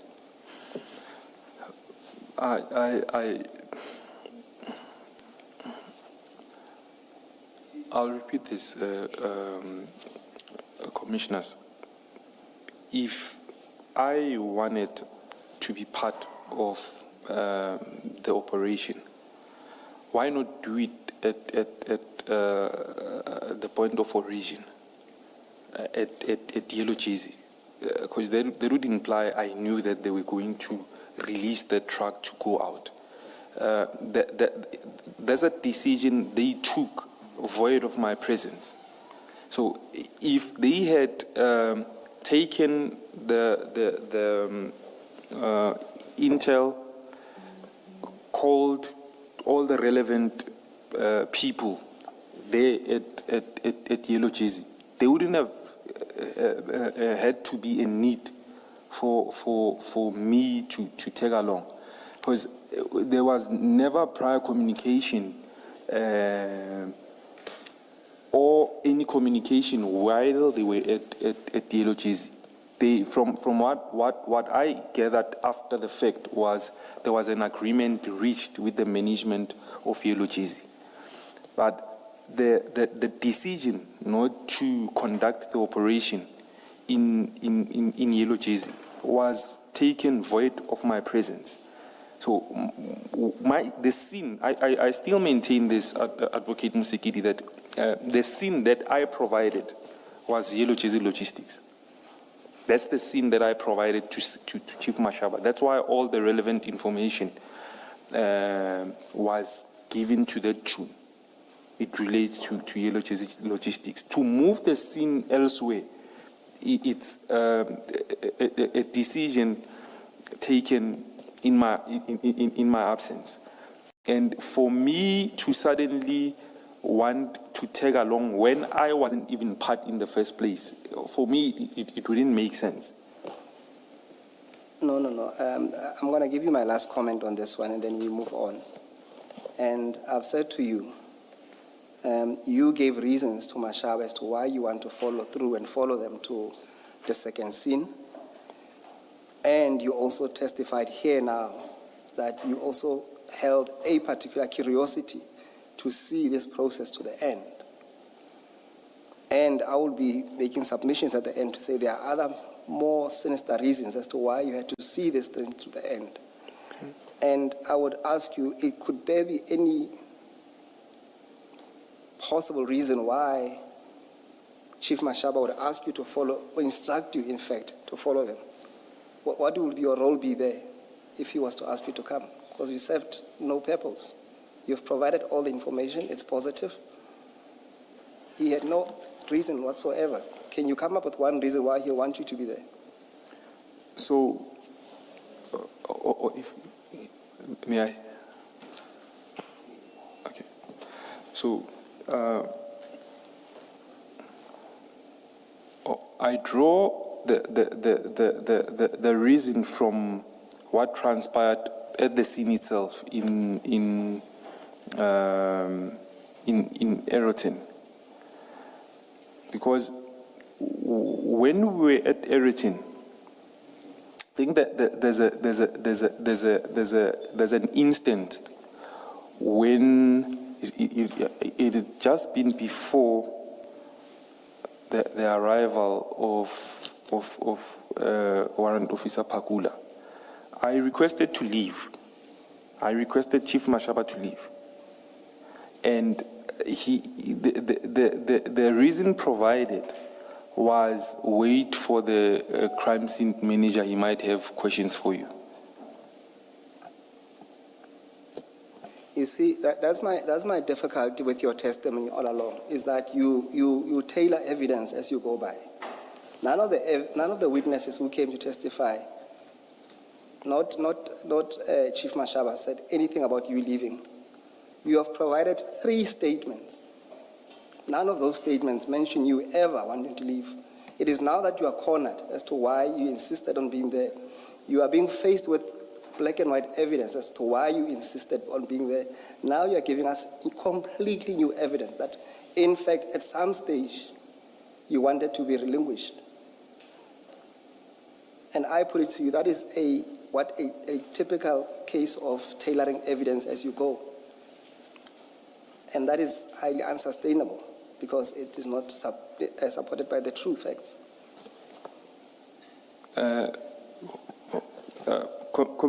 Commissioners, as far as my recollection serves me well, and I don't know why Chief Mashaba hasn't stated this. I made a call to him while we were at the scene.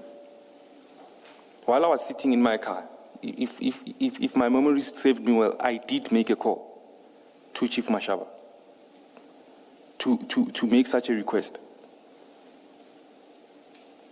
You may have made that kind of call, but I think the point is, it does not make sense that Chief Mashaba would invite you to go to the scene, or to use your language, instruct you, because you serve no purpose. On your own account, you say, and his account, forget that who asked or who invited, but both of you have one thing consistent, which is you will sit in your car. Yes. Now, that's common cause between the two of you. You will sit in your car. Then why would he instruct you to come with? You've given them the details of the vehicle. You can see it. There's the truck with the container. You can see, there's the truck. You have all the details. So you have nothing more to add to this story. So it doesn't make sense that he would instruct you to come with. But even on his version, it doesn't make sense. If everything is innocent, even on his version, it doesn't make sense that you would ask to go with. On both your versions, it doesn't make sense. The truth lies somewhere else. Why? How you end up there, not on these two versions. Because you've done your job. You've given them the information. You are an informer. You get told, sit in the car. There's no explanation at this point from you and Chief Mashaba. What purpose would you serve? You give us at least an idea. You say, I wanted to see that the drugs that I have identified, and I was curious. You attempt to give us an explanation as you are sitting there. And I suspect that is closer to the truth than anything. The question will be, what is the reason for that? But I think it's closer to the truth, you saying, I wanted to see that the drugs that I have identified are in fact taken, and they're taken by the correct people. That's closer to the truth than your curiosity story and him saying you asked and he said, well, I see nothing wrong with it. You want to say something? Thank you, Commissioner Baloyi. Commissioners,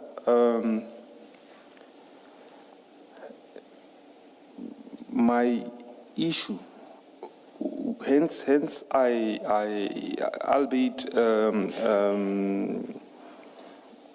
Advocate Musikiri has an apprehension that I'm tailor-making evidence. But my issue to raise this point was from the initial point of leaving Yellow Jersey Logistics. I assume after the fact that maybe the reason why Chief Mashaba might have wanted me was for this crime scene manager, because that's what stopped me from leaving. No, the assumption is wrong, because one, that's not his evidence, but also his evidence is that he and Warrant Officer Mahano were sufficient. They were going to take those drugs, and their plan, I think he said, they were either, one of them said we'll take them to Zonkizizo, another one said we'd have taken them to Alberton. That was his original plan. But also, he said he didn't want anyone else to know about these drugs. And we had a lengthy debate with him about this bust. He didn't tell his superiors, he didn't tell anybody, because he doesn't trust people. You warned him that these drugs belong or involve some senior people in the SAPS, so he was quite careful who to involve. Your assumption, therefore, doesn't hold that he wanted to spread the word and involve other people. It was his, Mahano's operation, and yours. You were the only three people until the party was broken up by police officers and others arriving.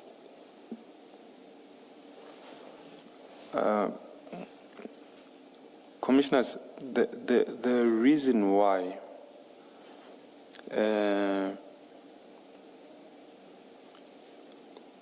I would have, or rather, the reason why I called Chief Mashaba, amongst other things, at the last moment. Hence, I said because someone else was supposed to assemble a team to run the operation. Chief Mashaba had in the past alluded to the fact that he also works closely with the then provincial commissioner, and there are joint operations done and whatnot. Why would I say then don't tell anyone,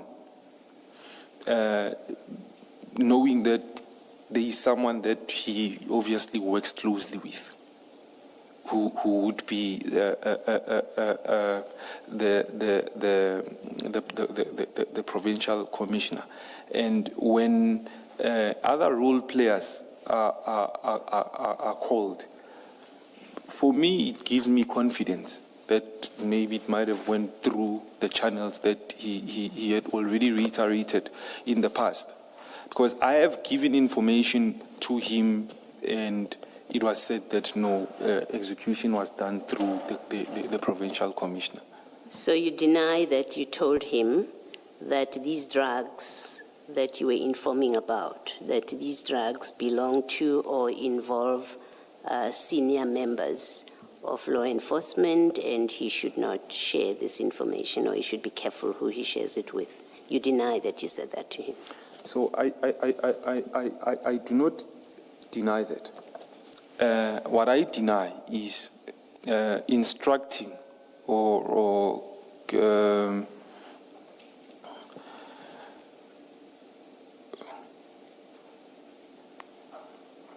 I would say giving him an instruction of not involving high-ranking officials. While at the back of my mind, I knew that there had been an operation that was conducted through a high-ranking official, which he seems to be conducting joint operations with. So the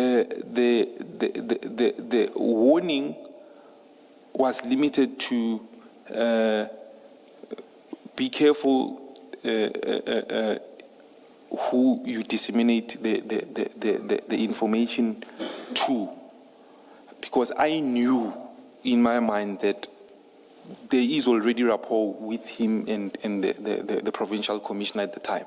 So ideally, the first point of contact, the provincial commissioner would have been there also. So if he said to us that you warned or cautioned him not to share the information with senior officials because they have an interest in these drugs, that would be incorrect. You didn't say that to him. You would have misunderstood me. Or he would have been dishonest with us. Either he misunderstood you in what you conveyed, or he in fact understood you and lied to us to say that's what you said. One of it, either or. Could be any one of the two. I'll limit it to saying he might have misunderstood me. Because in my mind, I knew that he was already working with the provincial commissioner. Okay, thank you. Mr. Nku, to be fair to you, when this line of questioning started, you were referred to the transcript. I appreciate that you don't have it in front of you. So there's a screen to your left where you will see that Ms. Ngube, the evidence leader, specifically asked Mr. Mashaba, why was Mr. Nku going with you from Yellow Jersey to Aeroton? And then Mr. Chief Mashaba's answer follows from line 9. You'll see the 10 just on the left of the screen. So the line before that is line 9 of that page of the transcript. And the answer he gives is, well, Mr. Nku asked me that, will it be a problem for me to accompany you guys? Because other information that I gave to other people, I get to be told they were unsuccessful, or I get to be told stories or excuses. Do you see that? Yes, indeed. So the question that was asked was, that is not what happened. So he's either mistaken or being untruthful when he says that. I would say he would be mistaken. So, I think, because I do not want. Please speak up. You sort of. No. Let's not speak at the same time. You sort of whispered when you were looking at the screen. What were you saying? Apologies, Chair. I wanted to say, I would say he would be mistaken because Mistaken or untruthful? Commissioner Khumalo, I would say he's mistaken either way, but I would say he's mistaken. But you never asked. That's the bottom. No, I didn't. I still maintain this, commissioners. If I really wanted to be part, then why not do it at the first instance? Why not be part where, because where I provided information, I'm certain that everything is there inside in Yellow Jersey. I should have been part from the onset. I should have went in with them. That's where I feel that if I needed or wanted to be part, I should have rather been part at Yellow Jersey, not after the fact at Scania, because I never had any prior discussions regarding Scania. I was just told after the fact when moving out that we are going to everything. That answer does not help you because there was no operation at Yellow Jersey. They went and they asked management to open the container. Management refused. So we don't know what would have happened if management had agreed that they should open the container. For all we know, they could have called you to come in. So it doesn't help you to say, well, the operation, had it happened there, this is what would have happened. We know it did not happen there. And the reasons given were that management at Yellow Jersey refused to allow them to open the container. But the point is, you were at Yellow Jersey, you briefed them, you are the one who told them to come there. They found you there. So there was no reason for them to drive with you to Yellow Jersey. You were already there waiting for them. Yes. Apologies, commissioners. No, they did not find me there. They drove with me there. So I met with Chief Mashaba elsewhere. I believe it was at the filling station. So him and I drove towards Yellow Jersey. I had sent him the location, but I guess he maybe didn't pay attention to the location because he wanted me to point him to Yellow Jersey. So we actually, him and I drove, and I parked at a distant company. And then from there, that's when Warrant Officer Mohana came after some time. But they did not find me at Yellow Jersey, Commissioner. You may be correct. To be fair to you, I'm reading Warrant Officer Mohane's statement, and he says he found you there. So it may well be that you and Mashaba drove from somewhere else to there. So for now, maybe I'll limit myself to what Warrant Officer Mohane says, because he does say he found you there. Okay. Thank you. Thank you, Commissioner. We haven't asked you the question, and we should ask so that you tell us, why did you not go with them into Yellow Jersey?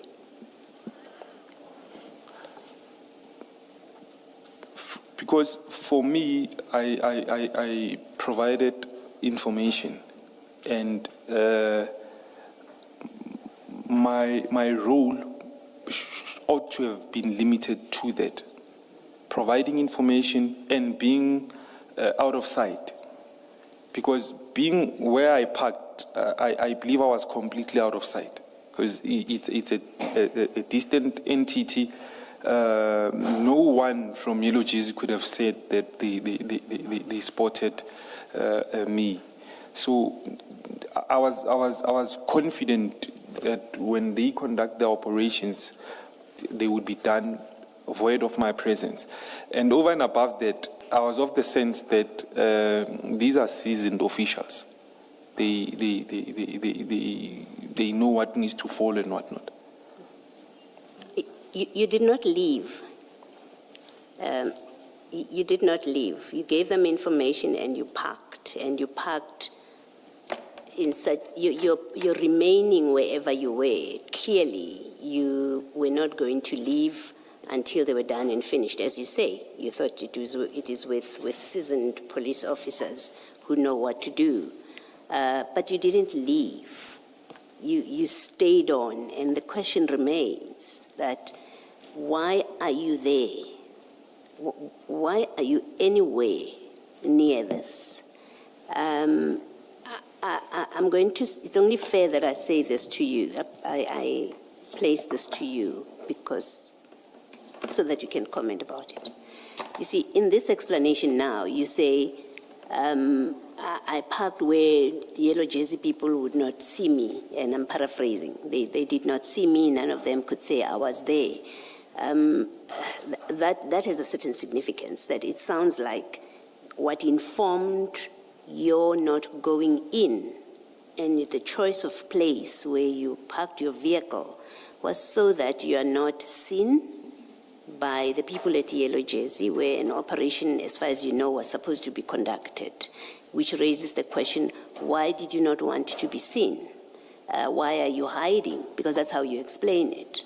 But together with that question, why are you hiding, it is, why in fact are you there in the first place, wherever you parked?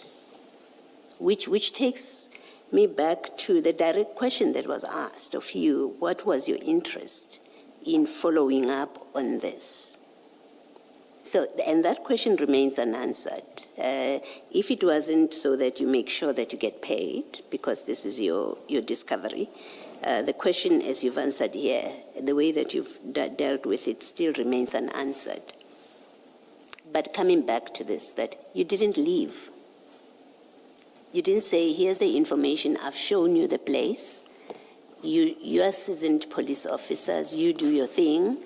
I'm satisfied that I've given you the information. You park where you are not seen. Why? Why are you there?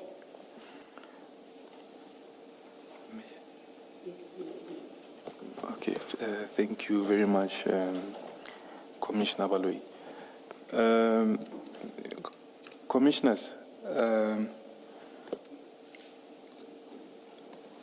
I stayed out of the line of sight solely to maintain my anonymity. So, as to say, no one would know who was the source of information. It was not due to the fact that I did not want to be spotted by Yellow Jersey employees. But in any case, my presence at a scene of crime would be unwarranted. I myself still maintain I shouldn't have been in Eroton. My presence at Yellow Jersey, I was confident that I do not disturb any of the affairs of the operation that they are conducting inside.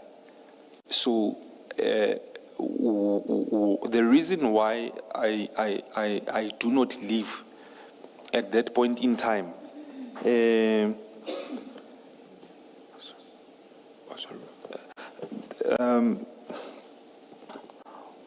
amongst other things, when Chief Mashaba left to Yellow Jersey along with Warrant Officer Mokhana, I would say that the assertion was to verify the information. Why do I say this? Because Warrant Officer Mokhana left his car. They jumped into Chief Mashaba's car and then went inside. So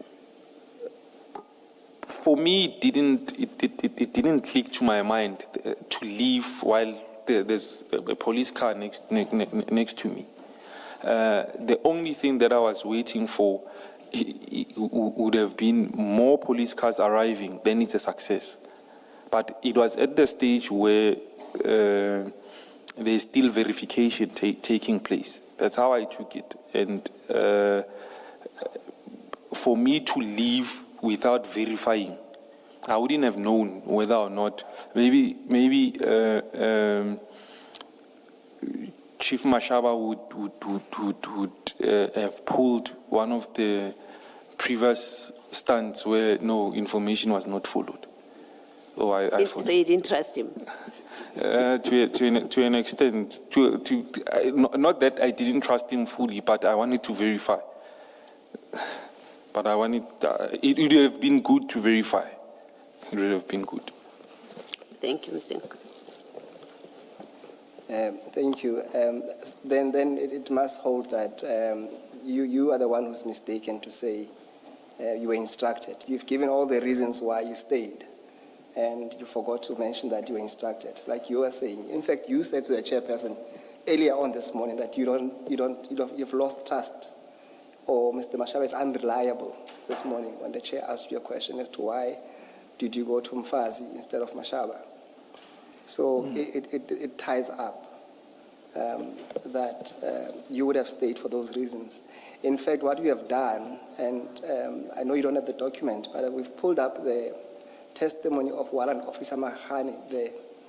And the upshot of it is that he also confirms what Chief Mashaba is saying. And I'll try to read from you from this distance. When you look at under Warrant Officer Mahane, paragraph 10, I'll go to the middle of that paragraph where he says, I questioned this. I asked Mr. Mashaba because Mr. Nku was now parked in the premises. He alluded to me that Mr. Nku had a previous experience whereby he gave information to the police, and I can't see the information was positive, but they said it was negative. So that accords with what Mr. Mashaba says and what Warrant Officer Mahane says, and together with your own reasons of your own misapprehension in the past, and what you told the chair in the morning that Mr. Mashaba is unreliable. You had all the reasons to stay compared to what you are telling us that, in fact, you were forced to stay. Do you want to comment? Oh, thank you very much, Advocate Musikiri. Chair, I don't want to mistake my answer, because earlier on, apologies, Advocate Musikiri, Commissioner Baloyi asked me about my reasons for leaving, and then after the fact, why did I stay behind? So my reasons for staying was not as a result of an instruction. If I can clarify that, but my reasons for leaving was as a result of that instruction. Advocate Musikiri, what Chief Mashaba tells Warrant Officer Mukhana at the scene, I will concede to the aspect of previous disgruntlement, because between him and I would be common cause. But it is not as a result of me expressing that while we were at Yellow Cheese, to say that, no, I need to go because you did this and that. Remember, when Chair asked me earlier on to say how many law enforcement officers had you been given information to. See, that that assertion would have been correct if I'd been giving information to many law enforcement officers. But my information dispersal had been limited to mostly Chief Mashaba. So if there is a talk of law enforcement who have not been reliable in terms of upholding the information given, it would be limited to him. So to say that I've been given information elsewhere and people have been unreliable, that means the person is talking about himself. And for me, it wouldn't make sense. I think the more you answer, the more you confuse yourself and confuse us. Just going back to that paragraph that you were dealing with, I just need clarity on two issues. During your exchange with Commissioner Baloyi, you then considered that you were not expecting to get paid, at least on this operation, or be rewarded. Do you remember that? I do remember, Chair. And that is still your version?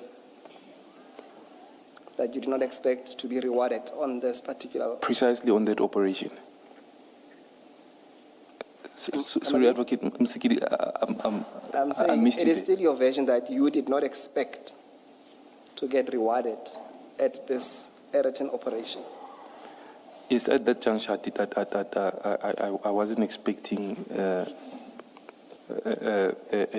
immediate reward here. Yes, and in fact, you said when you were engaging with Advocate Baloyi that you were still trying to establish yourself to get to some point, maybe in future, that you might get rewarded. Do you remember that? Precisely. Yes. Now, what I don't understand is that while you are there trying to make your way to maybe to build some profile to be paid, as you would expect to get paid at some point, it doesn't make sense that what the facts point to us is that you have 60,000 rand with you.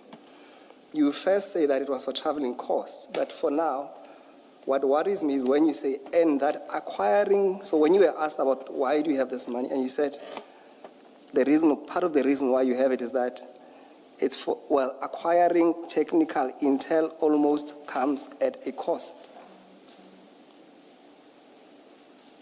Now, it doesn't make sense to me. It is hopelessly contradictory for you to say you expected to build a profile to get paid, whereas at the same time you seem to be mentioning that that part of the money you had, or that money you had, part of it, you were willing to spend it as part of collecting intel. Do you wish to comment? Indeed, Advocate Msikidi, the money wasn't solely, or wasn't for the operation. Was money at my disposal, and relative to that.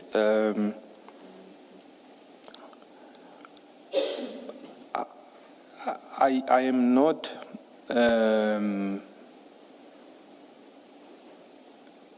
an ordinary would-be informant, or someone who's trying hard to fight his way into subs.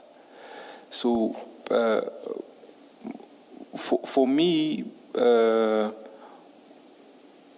one is always willing to leverage resources to meet a certain objective, albeit it may be long term. But at that point in time, these are resources at one's disposal at that point in time. So I because I've spent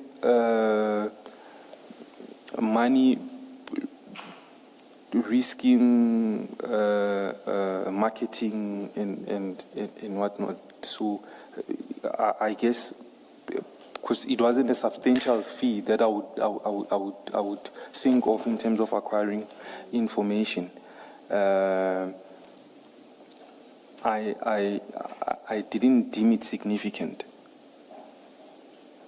Just a moment, Mr. Msikidi.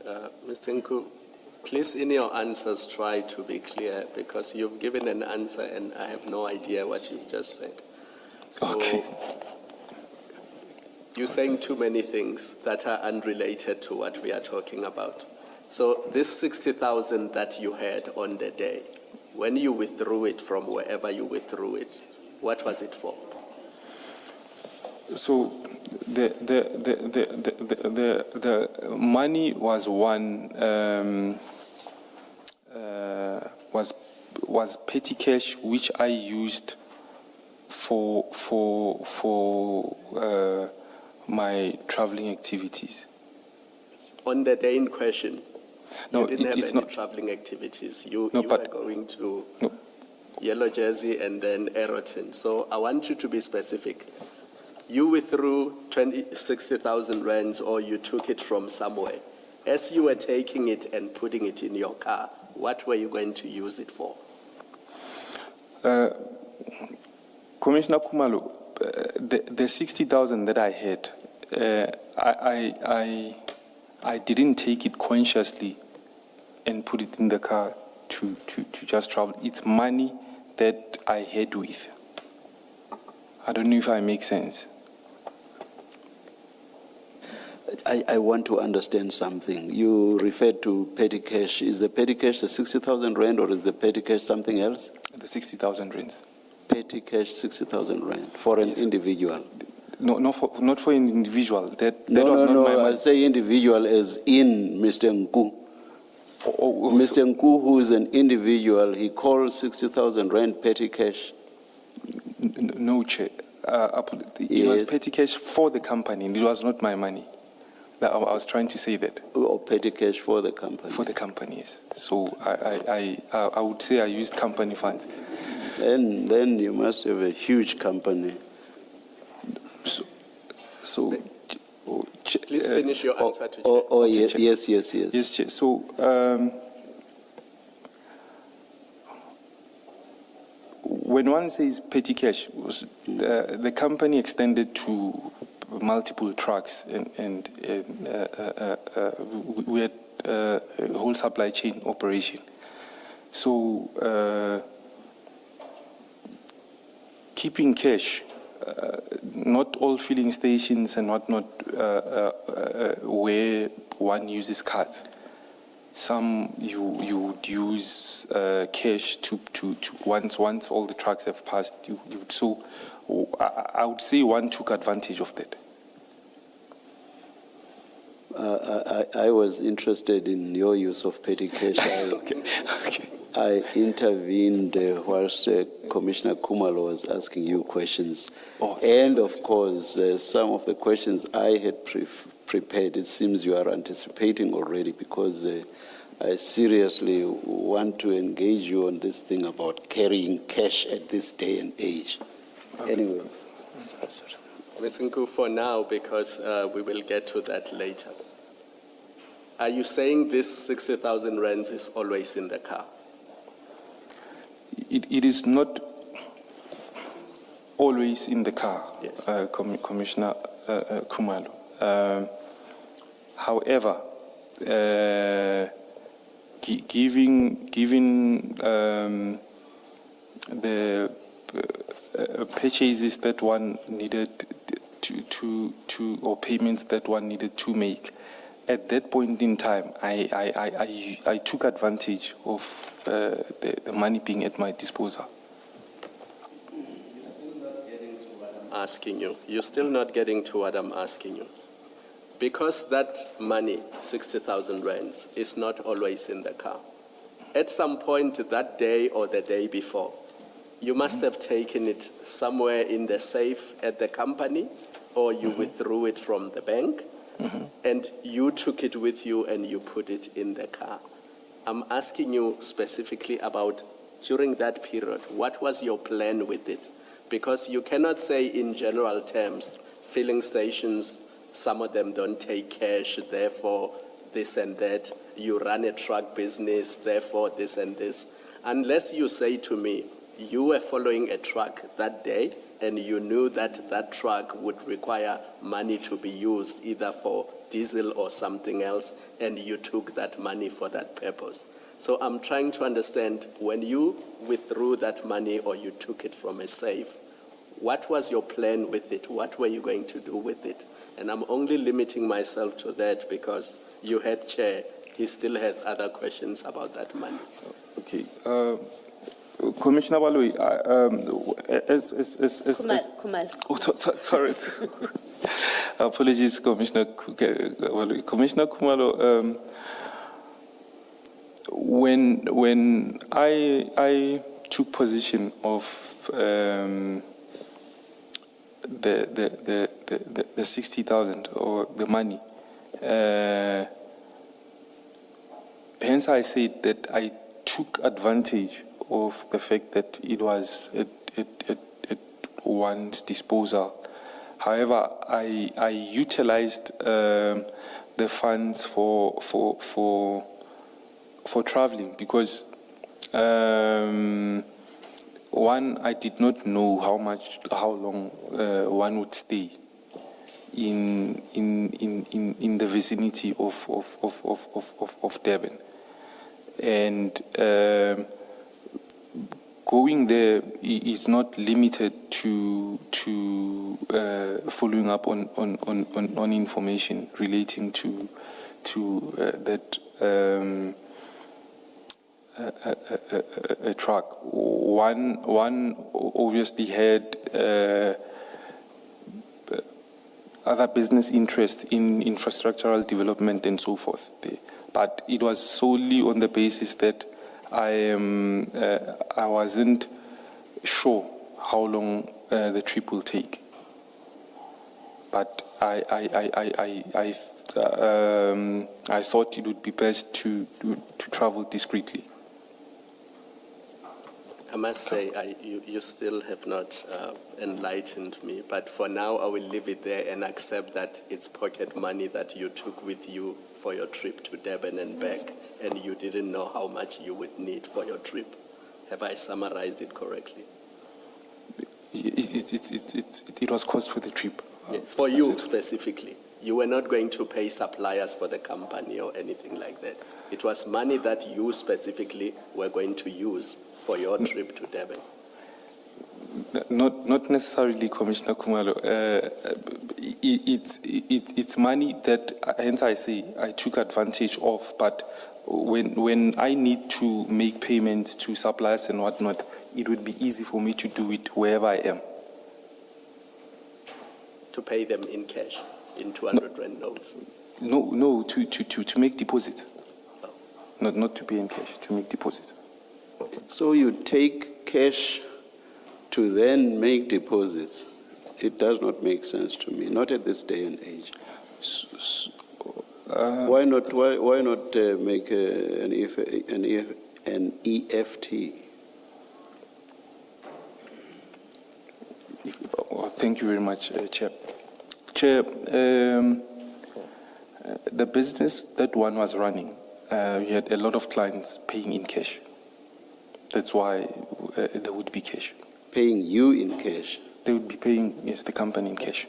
But that still doesn't answer the question. What you do once you get lots and lots of cash is to deposit the money and then to make electronic fund transfers. That's what makes practical sense, Mr. Nku. I may not have a business, but at least that I understand. I fully concur, Chair. Hence I've been expressing that one took advantage of the cash at one's disposal. That still does not make sense. It still does not make sense. I mean, why not deposit the money? You left for Durban on the 7th, is that correct? Is that correct? I'm trying to. We recall, have Yes, texts here, and I think the chats support what I'm saying. You left for Durban on the 7th, is that correct? I think that would be a fair assertion. And you were in Durban on the 8th, correct? Yes, Chair. And you came back from Durban, I think after roughly having been there for the day, then you came back on the 8th, correct? I came back on the 8th. And Yes, you Chair. were here by early morning, which is the time you met Chief Mashaba and Warrant Officer Mojano, correct? Correct, Chair. So are you saying you carried cash from Johannesburg to Durban and then back to Johannesburg with it? Is that what you are saying? True, that, Chair. Sorry? That's true, Chair. That's true. Yes. And was it 60,000 rand when you took it, or was it more, with you having used part of it perhaps along the way to Durban, in Durban, and back from Durban? Yes, it was slightly. Sorry. Had you taken 60,000 rand when you initially took it from wherever in Johannesburg? Did you take 60,000 rand? No, it wasn't 60,000, You Chair. took more. Yes, it was more, Chair. How much was it? I think it would have been about 65,000. And the Plus, 4 or 5, what did you use it for? So I had booked I slept overnight on the 7th. Chair. And No. yes, Okay, let me just check. yes. Yeah, but I had booked and slept overnight. You used it to pay at hotel or whatever. Yes, Chair. Sorry, let's not speak at, or whatever accommodation facility. So you use the money for that. Yes. Chair. Anything else? No. On the way, I paid for the tolls and Now, petrol. When you left Johannesburg, taking the 65,000 rand, what transactions did you expect to make along the way or in Durban, other than accommodation and tolls? What transactions were you expecting to make? I wouldn't have expected to make transactions, but other than have a safety buffer of having money. So without expecting to make any transactions whatsoever, you take a whole 64 or 65,000 rand cash with you in your car. Is that what you are telling us? Chair, You are not expecting any transaction whatsoever, leaving aside now the hotel and tolls. You're expecting no other transaction whatsoever. You take a whole 64 or 65,000 rand cash, underlying cash. Yes. Okay. Chair, I did not know how long I'll stay. Yes. Yes. So it's not an issue of transactions, but I did not know how long I would have stayed in Durban. So what did you expect might happen, which necessitated that you should carry 64,000 or 65,000 rand in cash? Maybe my stay would have been longer. I'm talking about what transactions would have been necessary or made necessary by a longer stay. Chair, to consider that Maybe an additional day at a hotel, perhaps, that? maybe 3-4 days. Apologies, Chair. So an additional 2 or 3 days at a hotel, perhaps? Yeah, but that would have been possible, Chair. And why could you not have paid for that using your bank cards?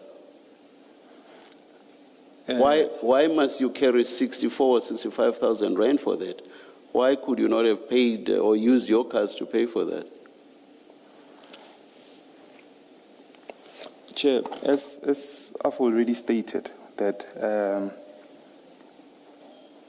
one, I took money that ought to have been deposited. Yes. When I took the money, it's not some of the money. It's the sum total of what was to be deposited. Sorry. That's not answering my question. My question is, you say what could possibly have happened is that your stay could have been more than just 1 day. It could have been 2 or 3 days. My question is, why could you not have used your cards for that? So how you source the money and it being the sum total and so on is not answering my question. Why could you not have used your card for that? Your cards, actually, because I've seen several cards in the testimony or the documentation that we have here. You have several cards, bank cards. Please answer. My question, not anything else. Chair, I was coming to that question. Yes, That's why I was trying to build a premise. Yes. That with the sum total that I had, it's money that I still needed to deposit. Hence, I'm saying I took advantage of that. Because Tell me, when I leave, sorry, so we don't speak at the same time. I'm sorry for interrupting you. What advantage exactly? What advantage were you taking? You say you took advantage of something. What advantage were you taking? the advantage is that I took money that from customers which I ought to have deposited. Yes. So I cannot leave some and take some. That money needs to be deposited. So I traveled with the whole sum total of it and took advantage of it. Hence, I'm saying I should have left the money behind or deposited it. I'm sorry, please repeat. We spoke at the same time. So I'm saying I should have left the money behind or deposited it. It needed to be deposited. So I just took advantage of it so that whenever, if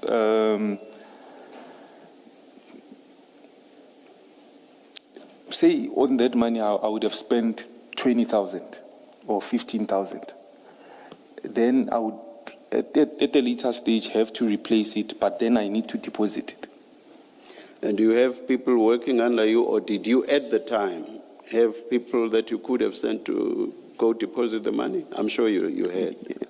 I did, Chair.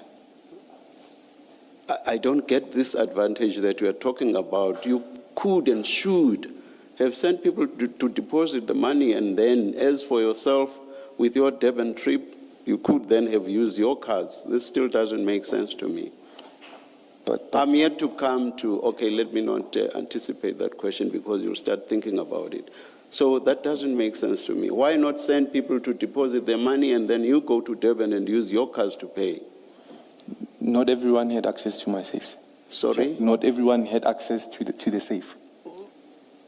I asked you whether you did not have someone you could have sent to go deposit the money, and I thought you said you could, or not? But I would have had to take the money and give them before I leave. What stopped you from doing that? Hence I said, Chair, I took advantage. No. That's not my question. What stopped you from taking the money out of the safe, giving it to somebody to go and deposit it? What stopped you from doing that? Nothing stopped me, Chair. Do you accept that it's very risky to travel with lots and lots of cash? I accept. Anybody would accept that. Accept. You accept it? Accept it, Chair. So make me understand this advantage in the face of the risks attendant to carrying that much cash with you.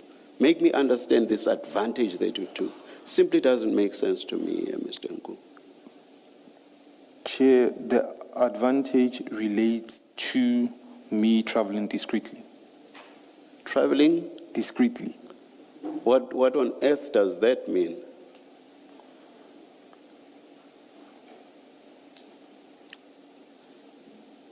Chair, if I, because part of my trip was to acquire information. Traveling discreetly means that along the route, I wouldn't be using my bank cards. But who had any idea about you going to source the information? Who would have cared about your use of your bank cards anywhere in the country? Who would have cared about that? Chair, I wouldn't know because... No. Your fears, beliefs, etc. must be based on fact. Who would have known about you going to Durban, you going to source whatever information in Durban, and therefore have been concerned about your use of your cars, or been interested in the use of your cars in Durban? Tell me something that's based on fact. Chair,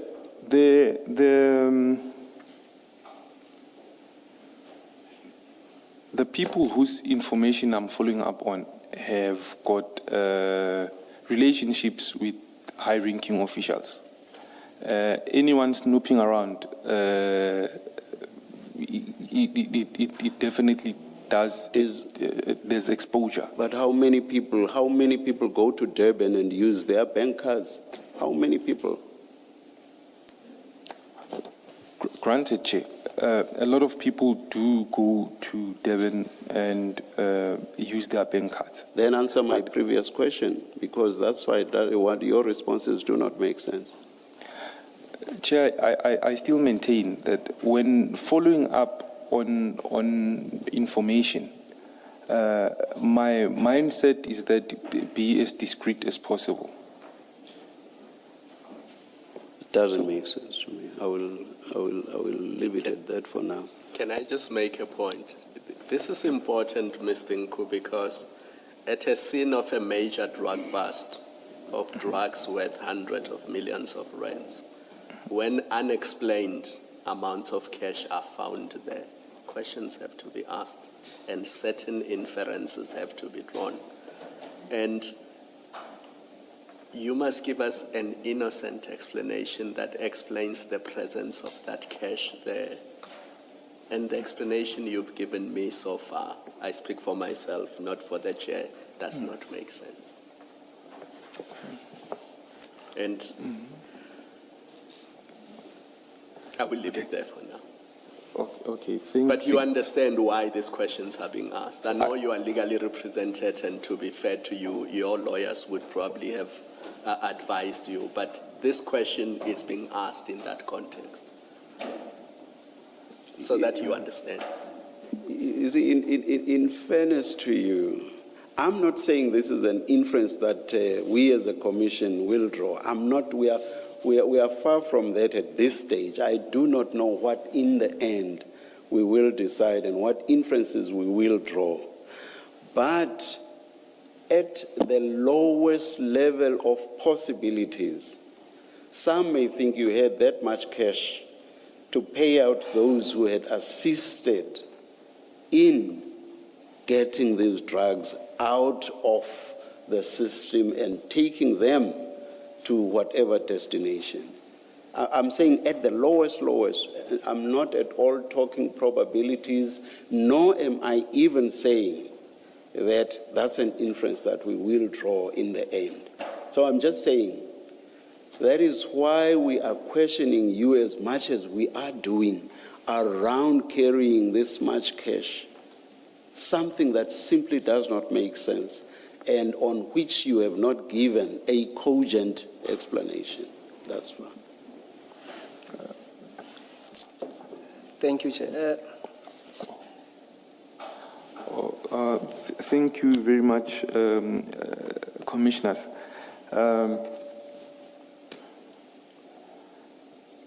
I do gather that it is extremely difficult to understand as to why would one travel with such an exuberant amount of cash. Hence, I've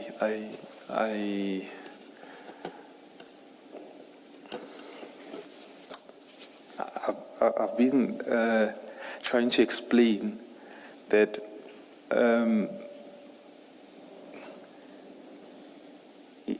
it was as a result of me taking advantage of the cash at the disposal of the company.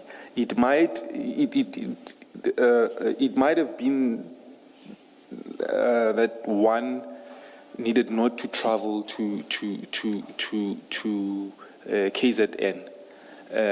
It might have been utilizing cash for any other obligation or need that one had, but one took money that they were not supposed to take. That's what I'm trying to express. That granted, I had people, or I should have had people, to go make the deposits, but because I did not know the need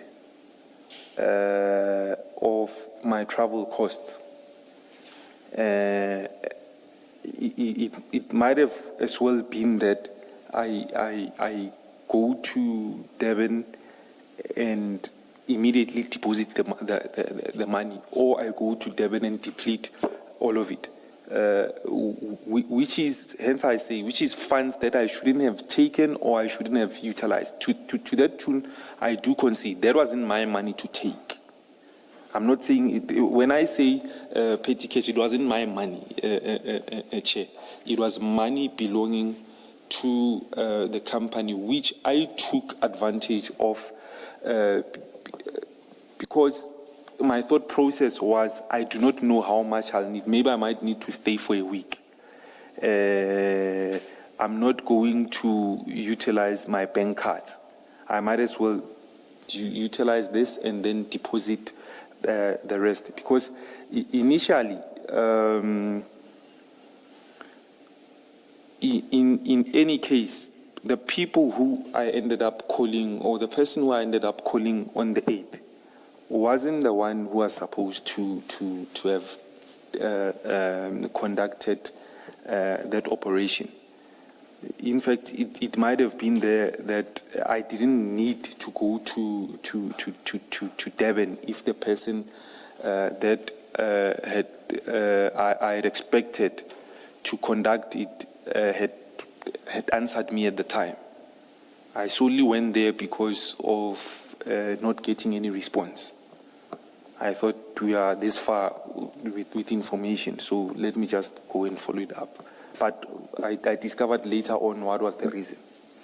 Perhaps lastly on this, I think I asked you more than once as to what you were going to use the money for, and you said accommodation and tolls. And it could have been more if you stayed longer, maybe 2 or 3 nights, it would have been more. But the items themselves were just accommodation and tolls. And I would be surprised if you were to want to add to that. And in fact, I will probably not believe it, because I asked you more than once and you said just accommodation, initially just the 1 day, and you said possibly I might have stayed longer, therefore 2 or 3 additional nights, and then tolls. So that's the sum total of what you would have used the money for. Now, how much could you possibly ever have had to pay for those items?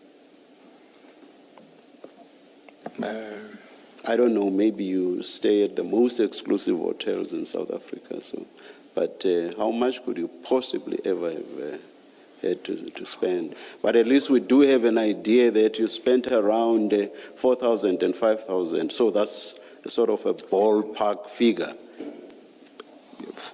For 1 night, Chair, it was around about less than 5,000 rand, unless I would have stayed at the hotel that as I say, we already all know that money in 1 night. As I say, we already know that it was around that amount, because you said you took about 64 to 65,000.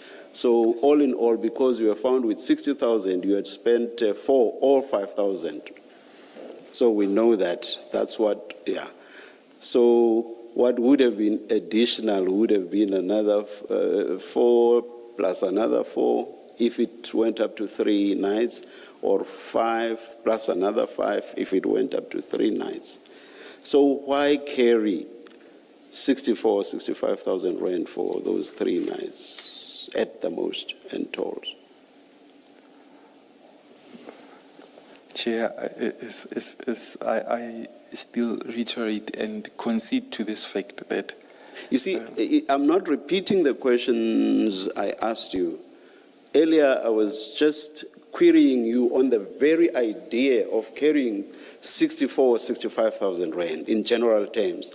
Now I'm being specific as to the expected expenses.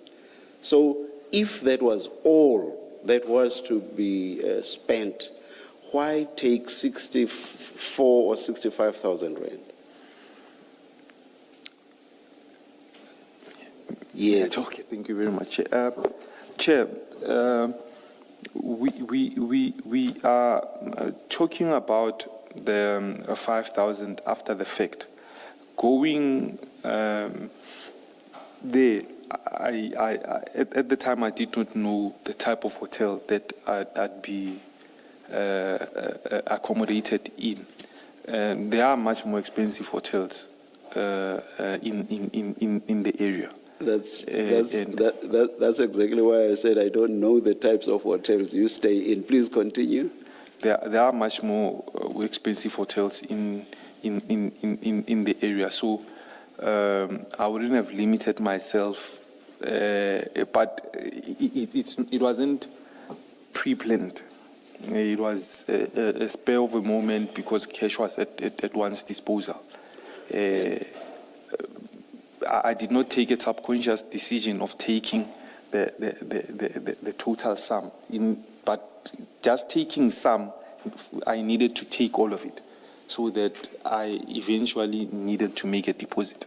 So you leave Johannesburg not having made a booking or a reservation. You drive all the way to Durban, and even along the way you do not make a reservation. So you'll basically see how much you spend when you when you arrive in Durban.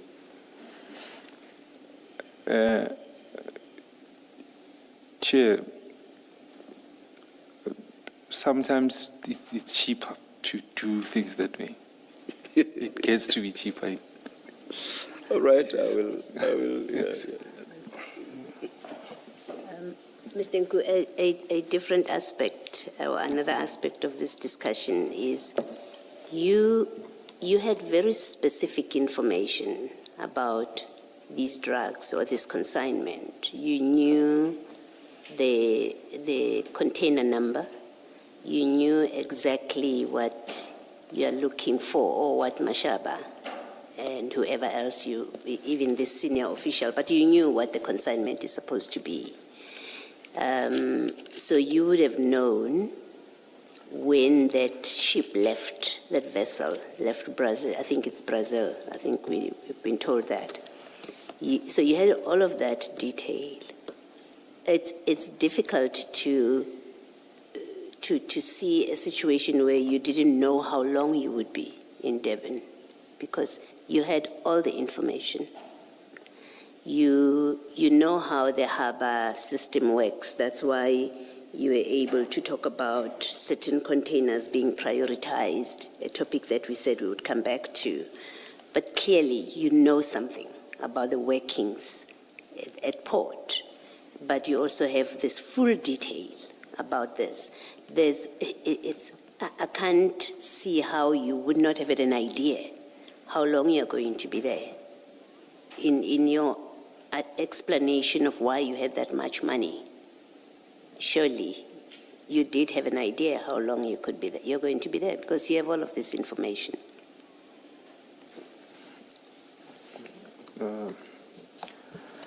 Commissioner Baloyi,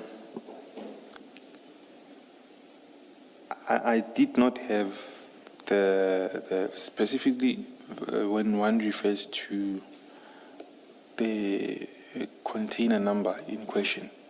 I did not have that up until the very end, if I'm not mistaken. If it's not the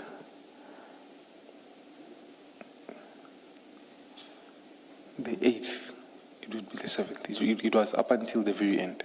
I did not, I knew that there would be, okay, my intel was that there would be 11 containers. But obviously, because there are some that would need following up on, hence I say one checks which ones are prioritized. Yes. For that, that's at that point. Yes. Forget the container number. You knew the vessel has left Brazil. You knew it's docking. Otherwise, you're going there on the 7th and not on the 2nd or on the 20th of July. Doesn't make sense. So you had enough information to know that it has, and it must be so, that you knew it has left Brazil. You knew it is expected to dock on a certain date. So you had that kind of information. But your information, in fact, was as specific.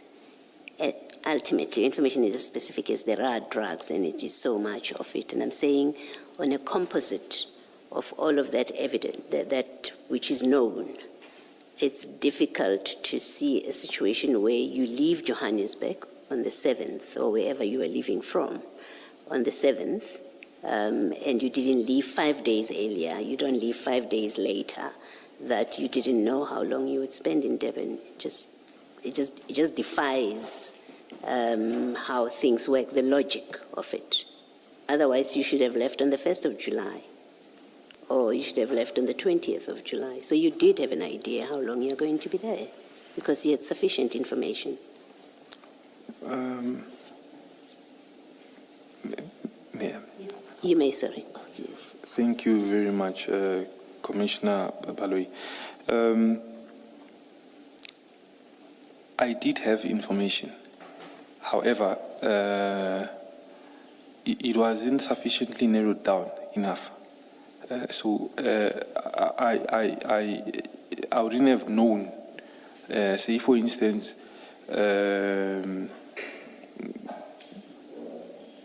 there are 5,000, apologies, there are 5,000 or 2,000 containers that the vessel will be docking with. How long or which ones are prioritized, particularly in the company in question. So my stay there would either be shortened or extended on the basis of the information that I keep receiving. But I did not have conclusive information to warrant me to stay for a day or two, or 3 or 4.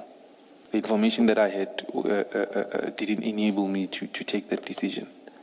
Right. Let me raise a second issue about this money issue and payments. I understood you earlier in your evidence to say that part of what you have to do when you gather information is you pay for it. Sometimes you have to pay for it. Did I hear you correctly? And I'm not saying from the 60,000 necessarily. The concept itself, that you have to pay sometimes to get information.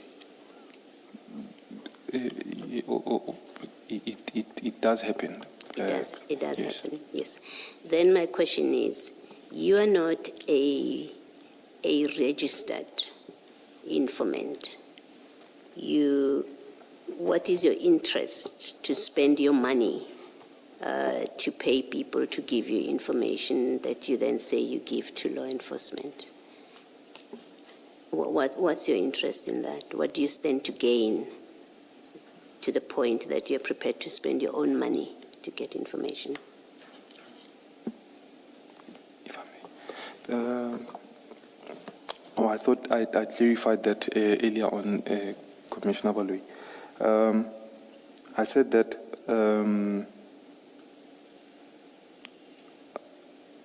me being a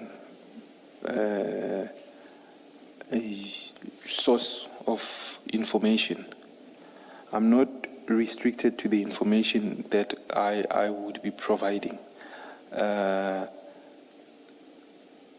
Obviously, over and above that, I'm someone who's in business, and one understands leveraging resources for future returns. Because I was still on this journey of getting remunerated at some point, and the type of information or intel that I'm able to provide, whatever costs in resources that I incur, I'll make up in many folds in the future on the basis of the information that I'm able to provide. I'm speaking specifically about you spending on intelligence that's about crime fighting or helping law enforcement. So I'm speaking to that specifically. That what do you stand to gain that you spend your money to assist law enforcement? What do you stand to gain there? Don't tell me about your businesses and information that you get that you will leverage for your businesses. I'm not asking that kind of question. I'm asking specifically, you spend money to get information according to you, such as, let's say, this kind of information, where drugs, you get to know there are drugs that are coming in, and you tell Chief Mashaba, let's say. I'm not saying that's what happened here, you spent money that way. But I'm talking about those kind of facts, that what's in it for you, that you, an ordinary member of the public, a successful businessman by account of what we have here, what do you stand to gain? You can answer. Okay. So maybe one didn't clarify that point. Commissioner Baloyi, when I'm saying one leveraging one's resources, I mean that, remember, I'm still someone who's in process of, at the later stage, getting remunerated or being uptaken as a source within SAPS or law enforcement agency who would be a paid source. So the costs that one incurs along the way would be remunerated or would be equalized at a much later stage. It's leveraging one's current resources for future gains. Why do you want to be part of this? As remember I said to you, you're a very successful businessman by all accounts, and we will still get to that. Why do you want to be an informant? And I don't mean any disrespect to anyone who's been registered as an informant. That should never be misunderstood. I have absolutely no idea what people get paid for this kind of thing. Mm-hmm. But it doesn't make sense to me that someone with a kind of profile business-wise, that the impression is created by the evidence that we will still go through, that you would want to be an informant, a registered informant, and that gets paid. What's your interest in that? Why don't you just carry on giving them information as it comes to you? But you are so invested in it that you travel all the way to Durban on this one occasion. You are prepared to stay however number of days. You don't know how long it's going to be. You are prepared to do that. You tell us you are even prepared to pay for that information. There's something that doesn't fit in with that kind of effort and what you will get paid, wanting to be registered as an informant and get paid for someone who doesn't seem to need it. Something doesn't square up if your interest is to assist law enforcement, you don't need to be registered. You don't need to be paying. When it comes to you, you just pass it on. But you want to be registered as an informant, and then eventually you will be paid for it. Make it make sense to me. You may answer. Okay, thank you very much, Commissioner Baloyi. I would like to place this. The type of information that one is able to get access to, I would say it's high stakes information. Some to an extent of information relating to information of national importance. So for me, it's not about simply being an informant, but putting the information that I'm able to acquire to good use, obviously with protection, because when one gives information as a businessman or as an ordinary citizen, one is not protected. That information may come back and haunt you. But if one is an official informant, any information that one has access to, one is at the very least protected in terms of how information is acquired, or to what reason that information is acquired for. So the interest is not limited to financial gains. For me, I view it as there had been a plethora of opportunities that would even extend to when proper rapport is built, selling tech to our law enforcement. Tech that one knows would be able to help long term. Right. I'll leave it here. Thank you. Okay. Ms. Tinku, I want you to complete this picture, and it's really more for your benefit than for our benefit. The money issue. When you left Johannesburg for Durban on the 7th of July, 2021, what was the reason for you going there and for coming back?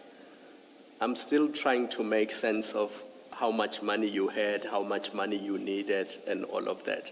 So when you left Johannesburg for Durban, what was the reason for that? And also, when you left Durban to come back to Johannesburg, what was the reason for that? Okay, thank you, Commissioner Baloyi. So apologies. Hey, Commissioner, apologies. Thank you, Commissioner Khumalo. Apologies, Commissioner Baloyi. Thank you very much, Commissioner Khumalo. She's the closest to the witnesses, so That's she the gets blamed for explanation. everything. No, as a mother, she's here. So, thank you, Commissioner Khumalo. So when I left from Joburg to Durban,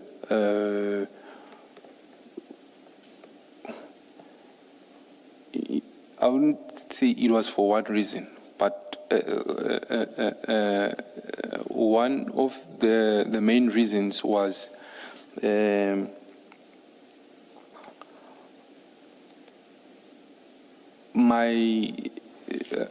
one of my sources, or my source that side, did not want to exchange information on any telephonic platform. So, and the secondary reason was the person that I'd been calling throughout was no longer picking up my calls.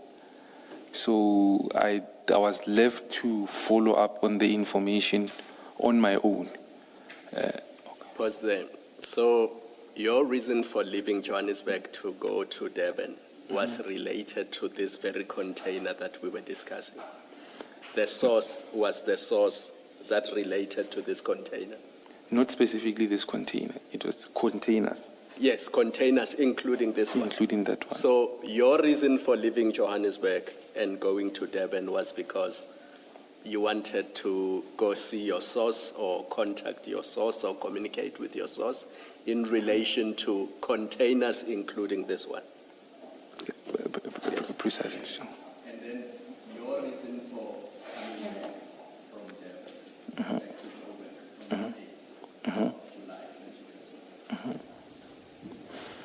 So my reason for coming back was upon identifying this specific container, because it was identified on the 8th. So you were now interested in this container, and because it was leaving Durban and coming to Johannesburg, that was your reason for leaving Durban. Not necessarily interested. That is one that I had conclusive details on, information on, that I can pass, something that I would deem as actionable intel. So you were no longer interested in the other containers because you had intel, verified intel, in relation to this one container. Your job in Durban was done. You could come back to Johannesburg. I would say that to an extent. Yes. Now, Commissioner Baloyi's question, which you may have missed, what benefit is there for you? I mean, all you're going to do with this information is to give it to the police. They will do whatever they want with it. For you to risk 60,000 of your company's own money, traveling on our roads is risky. You risk traveling. You risk people you say are dangerous. That's why you did not want to use your card. You risk all of that. You risk going to Durban, and you risk coming back because the information relating to this one container has now been verified, and you can pass on the information to the police. There was nothing in it for you, except maybe future benefits at a later stage once you are registered as a source. But for the purposes of you traveling to Durban, identifying the container and coming back, the only benefit to you was that the information will be verified and you will pass it on to the police.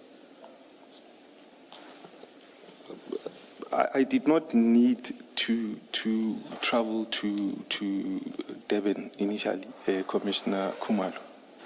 Let's assume you did. I know you may not have needed to Yes. initially, but you did and you came back. And the only benefit for you would have been that the information is positive. You can pass it on to the police, and that's it. I would say that long term there would be benefit. But you did not know that for sure. Yes, it wasn't definitive. However, considering the pedigree of the person who was supposed to have conducted the operation, I was certain that at least now you'd have instantly built rapport. Then I was now left with having to give the information to Chief Mashaba. But initially, given the pedigree, I was certain that you'd have certainly built, coming with information of this magnitude, then it would have placed me somewhere. You know? Thank you. So, sorry. All three mics were turned at the same time.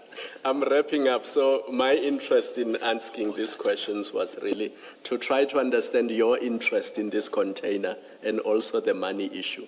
So, Mr. Nku, at the time, did you even know how much informers or informants were paid by the police? Okay. I heard don't go to the high stakes information and so on that you dealt with when Commissioner Baloyi engaged you. Don't go there, I've heard that. I just want to know, did you know at the time how much informers or informants were paid? Relatively to successes, the type of success, I think Chief Mashaba had told me that informers would get 1.5% of a major success if it's in the form of a part. That's why usually I would give him information relating to illicit cigarettes. And you say 1% or whatever the percentage is. 1.5% of 1.5%. of the total value. You said in relation to major successes, did you say? Yes. And in relation to other successes? For me, major success would be anything in the form of a pass. That's why generally I would give him information relating to illicit cigarettes. What I want to understand is when you seem to put an emphasis on major successes, does it mean for something else the rate was different?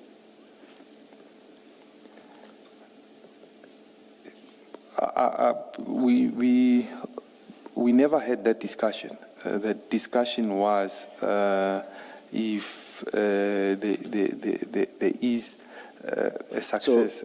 There's a major success. Oh, so you were not interested in anything else. You were interested in major successes. That was your focus. I had no way of quantifying it, Chair. I wouldn't say my only interest was a major success. For me, it would be relative. Because, for instance, if I give information pertaining to a truck, okay, let's give the other instance where I gave information pertaining to large consignment of pack. I wouldn't deem it a major success, but it is a significant success. All right. Because of the chain that it might lead to. Thank you. Correct me if I'm wrong. Did you say you got to know Chief Mashaba in 2019 or not? It's around about 2019. 2019. Yes, oh, thank you. And did you start giving him information from 2019? Indeed, Chair. Sorry? Indeed, Chair. And you say your aim was eventually to be accepted as an informer who would be registered, or informant who would be registered by SAPS. Now, it's 2 years from 2019 to 2021. What sort of time frame were you looking at to finally be registered as this informant?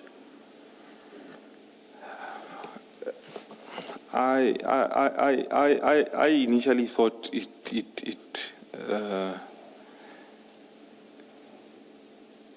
was an easy thing. You provide information once you have proven that you are providing reliable information, then it would be one would be uptaken or considered. But it took way longer, and I started having doubts. That's why I say there was a point where I started having doubts. That's not answering my question. You are telling me about how long it took and apparently never eventuated. What I want to know is, what did you expect it, how long did you expect it to take for you to eventually be accepted as an informant? Surely, I mean, Commissioner, was it Commissioner Khumalo or Baloyi now? I'm not sure, who said that, we've seen what type of person you are, and you sound to me as a very intelligent person. So surely you would have had some outer limits in your mind as to what you were looking at. What sort of time limit were you looking at for you to be accepted eventually as an informant? So, Chair, I personally didn't have a time frame in mind, but rather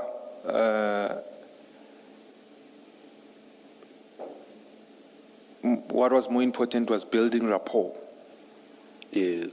What was more critical for me was building rapport, because the more reliable the information you provide, the more rapport you build. Even if it takes two years, by the time, eventually in those 2 years, one gets uptaken, then one is actually able to strike many birds with one stone, because as I've been alluding to the fact that there is the tech side of possibilities. There are system mock-ups that one and his team had been working on building. So with proper rapport, one is able to say that, look, you have seen my intel works, my systems, the way I acquire intelligence works. So let me give you a glimpse of how I acquire that information, and it's through certain technologies. And then eventually one is able to make a pitch. Long term, there would be much more beneficial relationships in terms of being that informant and also providing the technology to aid. You say that it proved to take quite a long time before there could be an uptake, correct? True that. Did you yourself take any positive steps for you to be taken or accepted as an informant? If so, what positive steps did you take? Because I doubt that it would just happen. Maybe it could have, but maybe not. You know, did you yourself take any positive steps? Indeed, Chair. I'm not talking about providing information. Mm-hmm. So you are providing information with a view to ultimately being taken. So what I'm asking you now, there you are giving information. Did you then at some point take positive steps? Now you see how, or the extent to which I am performing. Will you now formally accept me as an informant? Did you take any such formal steps, positive steps? We've had those engagements, Chair. We've had those engagements.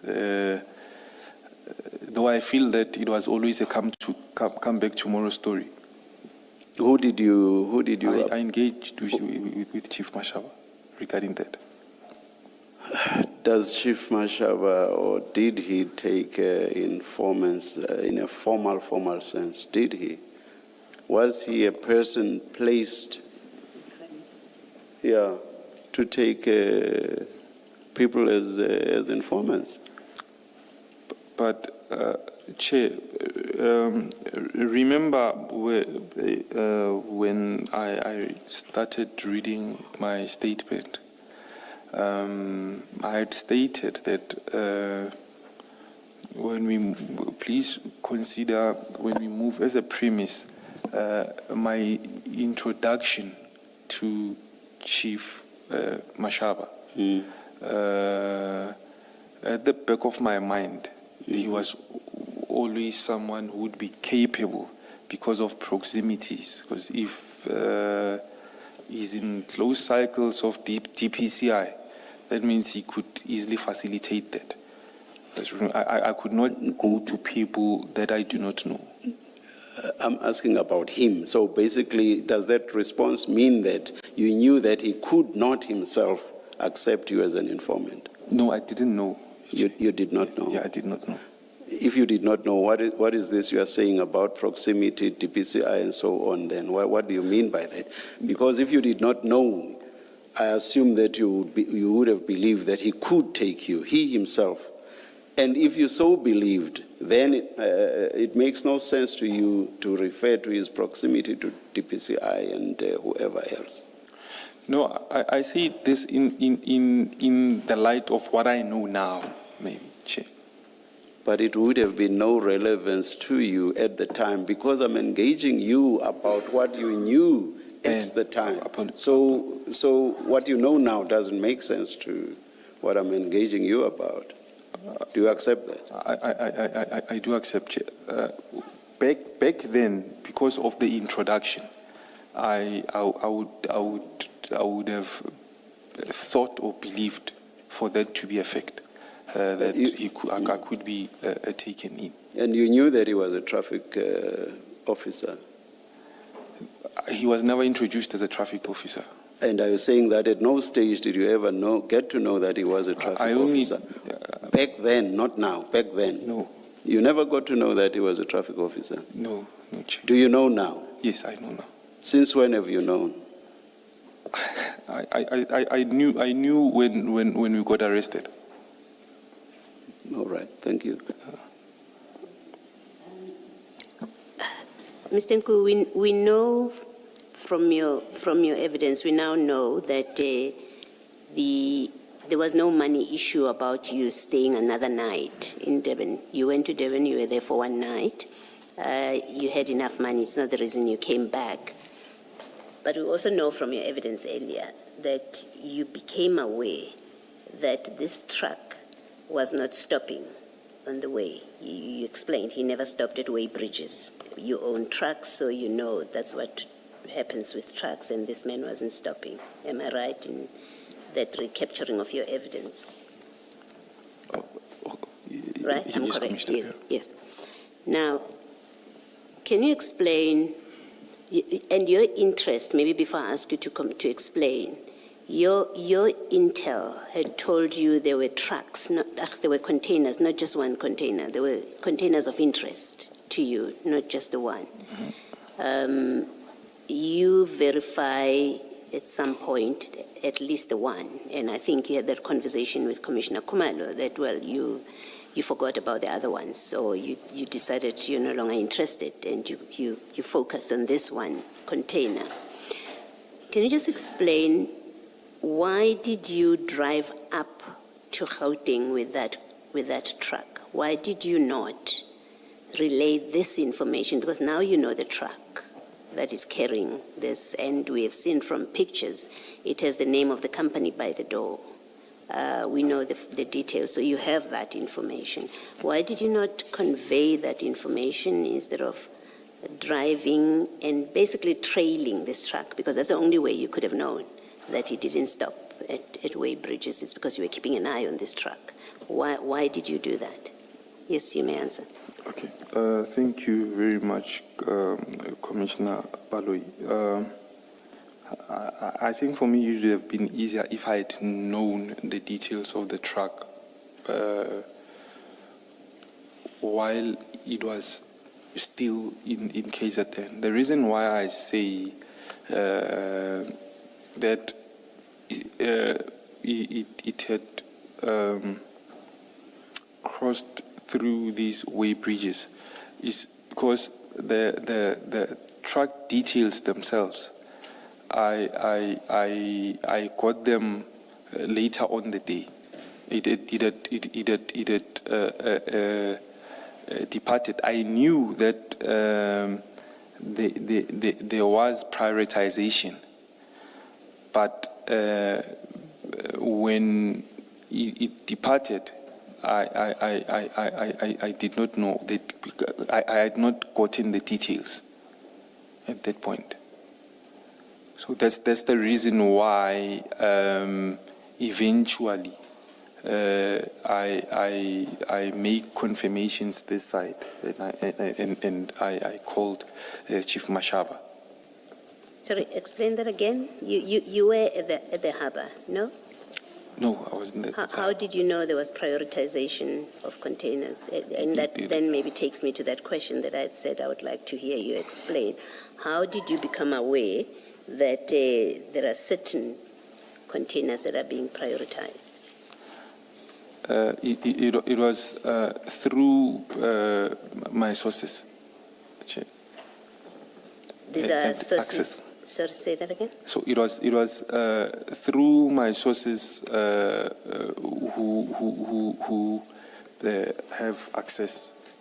So these to- are to the people test. who work there with this stuff, with containers and the movement of containers. It has to be somebody, at least that's how I think about it. That kind of information has to come from somebody who has insight into what is happening in the moment. Trucks are being prioritized either because they can see it on the system or they can see it physically with their naked eye, for them to be able to tell you that kind of information. Which one is it? Yeah, Commissioner Baloyi, I would please limit it to say I had sources for fear of self-incrimination in relating to access to information. No, I'm not asking you to give us a name. Okay. I'm not. If you said to me Temba Koza, it wouldn't matter to me. I don't know Temba Koza. I'm asking how the system worked. Okay. You say you by approximately so much, certain containers were identified as being prioritized for transportation. Mm-hmm. You either saw that, and that was my assumption when I asked you the question much earlier in the day. I thought you would have said, I happen to be there because I've been given this intel. So I happen to be there because I was watching to see what's happening. But now that doesn't seem to be the answer. Or if it is the answer, you can say that. And so it's either you were there, you observed it, or somebody else observed it and gave you that information, or they work off the system, whether it's Transnet or whoever is responsible at that point to be able to say these are being prioritized. So I'm asking what in fact is who gives you that kind of information? Is it someone who's seeing it, someone who's working with it, or is it you who is seeing it? Someone who has access to the system. Someone who works with the system. Okay, is the person that gives you that information. And at that point, where are you? At that point, I'm in the Durban area. You're in Durban. Yes, Commissioner. And someone else tells you the truck on which this container has been put. At which point do they tell you? It has to be a point before you leave. Yes, Durban, that you get told, because otherwise, where are you going if you don't know? Right? It was. I believe it was much later on the day. So you stayed stationary in Durban until you were told that the truck on which this container is truck so and so. Yes, Commissioner. Okay, so you get the details there. Mm-hmm. At that point, then my question still arises. Why do you not then at that point give the information to Chief Mashaba? Because you are in Durban, he's going to meet the truck. Why did you consider it necessary to track and follow this truck? Because there will be evidence that shows, let me say it to you, there will be evidence that shows that on the 8th, you traveled all the way to from Durban to Johannesburg or to Alberton. So I asked the question with that kind of information. So, Commissioner, I gave the preliminary information, albeit not the truck details, but I gave Chief Mashaba the information, and his remark was make sure that it's correct. Yes, but when he says make sure it's correct, he can't be saying to you, open the container, because he knows you're not going to do that. 100%. So whatever he meant doesn't explain why you follow the truck. You have the details of the truck, is the point I'm making, that now you've been told And you've just said you remained stationary in Devon, and then you got this information, and you say you relayed it. It was preliminary. But what I'm putting to you is, but at that point you know the detail. You know it's truck so-and-so, New Jersey, Yellow Jersey rather. Truck so-and-so, Yellow Jersey. It's headed for Johannesburg. Because otherwise it doesn't make sense why you go to Johannesburg. So you would have been told it is headed for Johannesburg. Why are you following the truck? Why is it not enough? In accordance with our earlier conversation where you've given the information, somebody else, law enforcement, Chief Mashaba will execute it in Johannesburg. And by the way, you have other trucks, other containers, you tell us, that had been flagged as potentially containing illicit stuff. So it seems to me that if sensible decisions were being made, it would have been to stay to see what happens with the other containers and then relay the information to somebody else to execute. But instead, you trail this truck all the way to Johannesburg. Explain that which does not make sense. Okay, Commissioner Baloyi, I left Devon, I think it was around about the time when the truck reached its destination.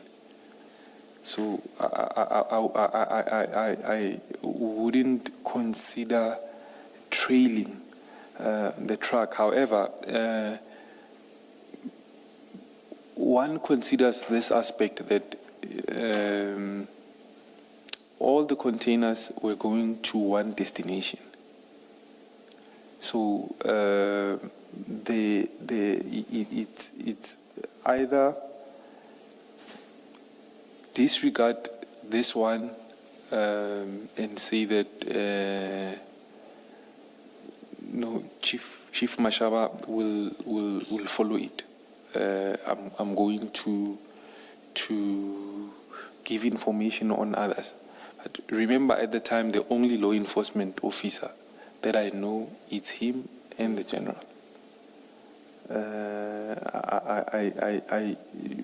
I needed to also ask him then to say that, Chief, what do we do with this other information? Yes. And why didn't you? Why didn't you give him this information about the Yellow Jersey truck and then say to him, there are other trucks, give me other people that I can speak to because you will be occupied with that one consignment. He would be occupied with that one operation. Why didn't you, if indeed there were other trucks?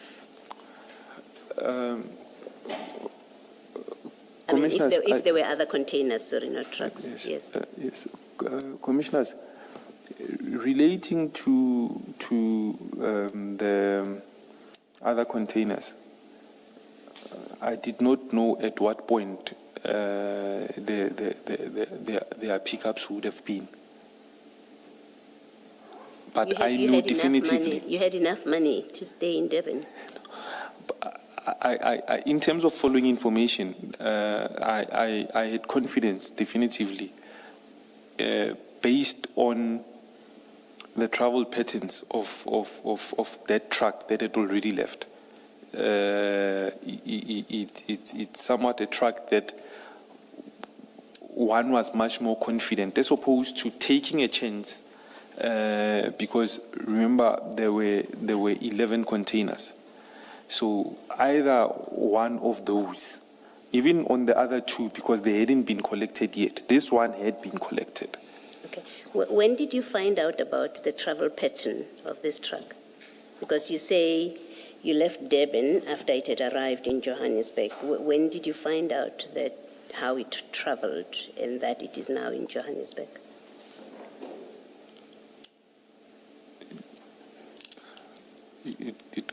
It could have been, I think, around about just before I called Chief Mashaba. Around about later on, around 7:30. Yeah. So you had someone else who gave you this information because you're in Devon, remember? Yes. You're in Devon, Yes. You're not trailing the truck. Yes. It arrives in Johannesburg. Yes. So you had somebody else who tells you this is how that truck has traveled. By the way, when Chief Mashaba testified, he said he didn't have full information when he had the first conversation with you, and it is the following morning, I think, when you met, that you gave him the full details of what it is. So he couldn't have been your source on the 8th that the truck has arrived in Johannesburg. So you had somebody else who was looking at this truck. I had another person who, another source of information relating to the destination. As in what? As in a source telling you the truck will be going to Johannesburg? Is that what you mean? I'm trying to understand what you mean. Not necessarily the truck would be going to Johannesburg. The truck would be coming to Yellow Jersey. Yes, but you report to the suspicion about, or you confirm this must be the right container and right truck because of how it traveled, its travel pattern, and I want to understand that someone must be telling you that, must be telling you this truck did not stop at Way Bridges. This truck is now in Johannesburg. So when I say someone was watching this truck and giving you this information, it's because Mashaba can't tell you that. Chief Mashaba couldn't tell you that it didn't stop at Way Bridges. He knows nothing about it. And as I recall his evidence, and the evidence leaders and my fellow commissioners will correct me if I'm wrong, that on the 8th, Chief Mashaba didn't have this detail. Where is the truck? Where has it landed? That's why you needed to meet. You sent him a place, what do you call a pin, and you had to meet with him and show him where the truck is. So he could not have been your source. Someone else told you this truck did not stop at Way Bridges. And I'm saying, it seems to me, it has at that point to be somebody who is following this truck to know that it didn't stop at Way Bridges at all, at any Way Bridge. And then someone must be able to tell you that Yellow Jersey truck with registration so-and-so arrived at Yellow Jersey depot, I think that's what it is, and it arrived at this time or on this date. You have to have eyes that are telling you that. And my question, that's what I'm asking you. So you obviously had somebody else. If it's not you, somebody else told you this information. Chair, limited to saying I had sources through my source in Durban. I had sources in the Yellow Jersey company. That's how it got reiterated that when a truck travels in this manner, usually there's definitely something. So it's Yellow Jersey, it's your source in Yellow Jersey that tells you the truck arrived at this time, but they also tell you it means it didn't stop at Way Bridges. Precisely, Chair. Okay. Thank you. Thank you, Chair.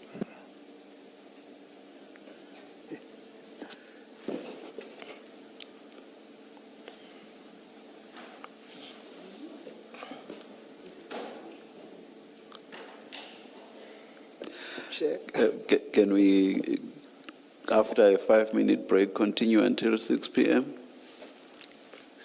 Yes, Chair, that will be appropriate. Mr. I was asking, I was including you in the question, Mr. Du Plessis.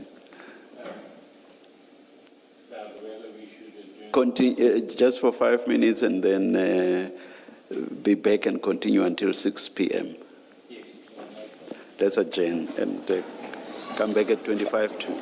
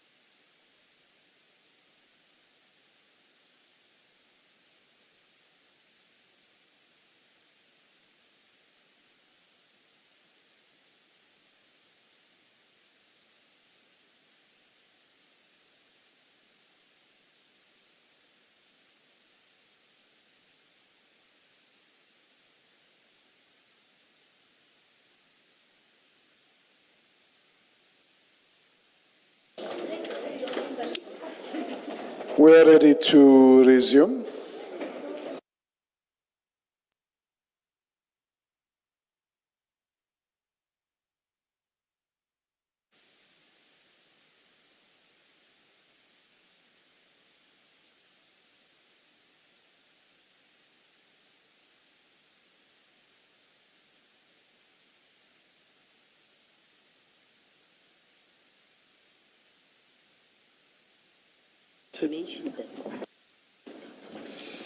Yes, Mr. Musigidi.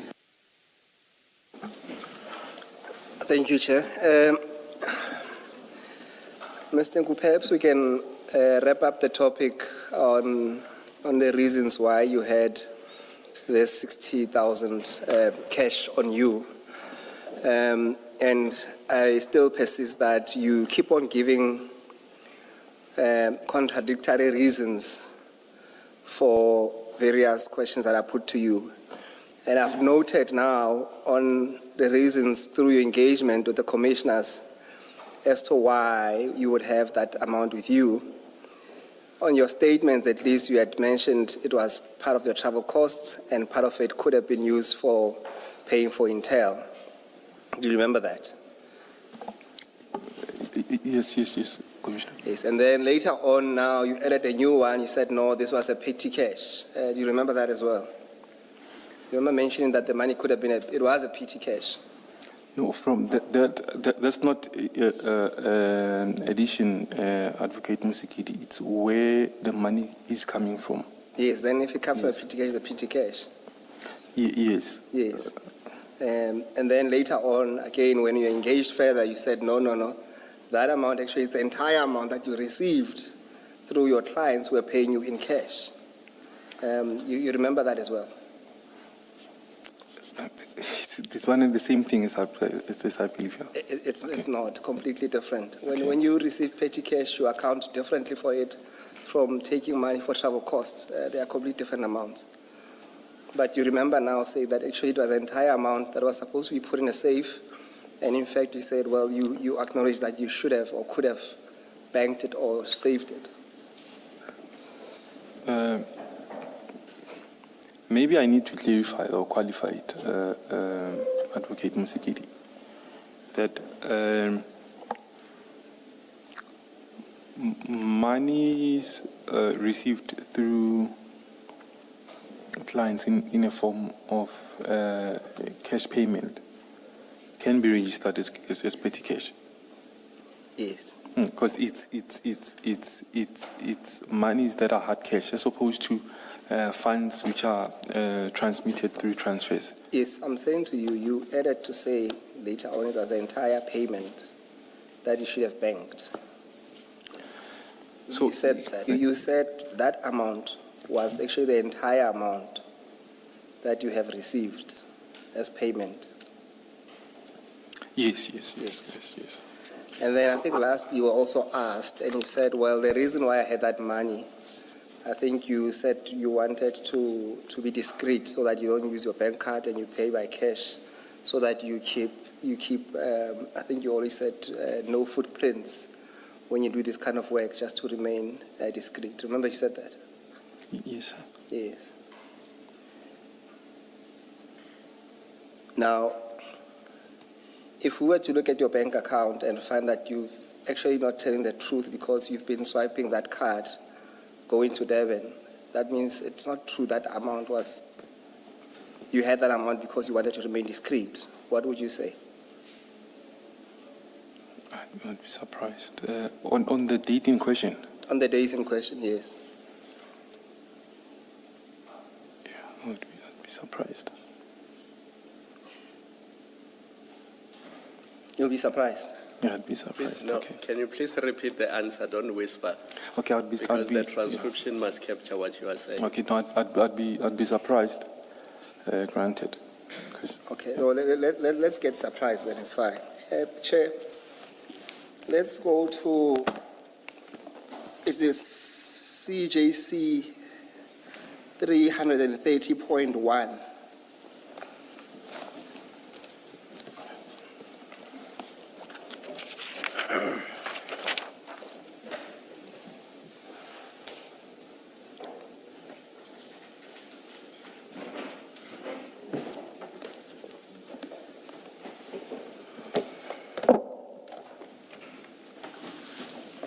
It's 330.1. CJC 330.1. Yes. And we go to page, do you have the file, Mr. Ngu? Yes, let's go to page 323.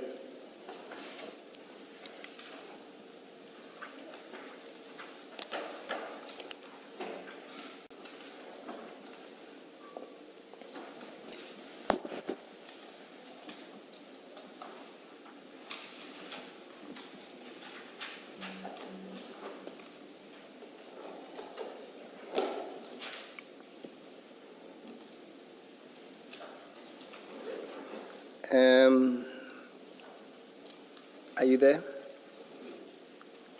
Yes, Chair. Yes, you see on top left. Please don't flag this. On top left, it's your name, Mr. Tumelongu. You confirm that, and your address.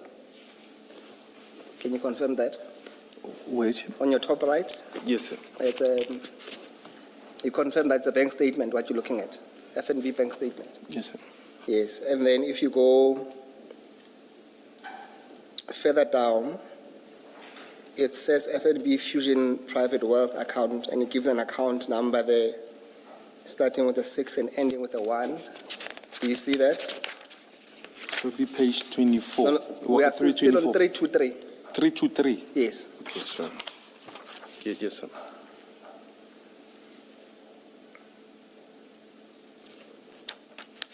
Do you confirm that at least that seems to be your bank statement?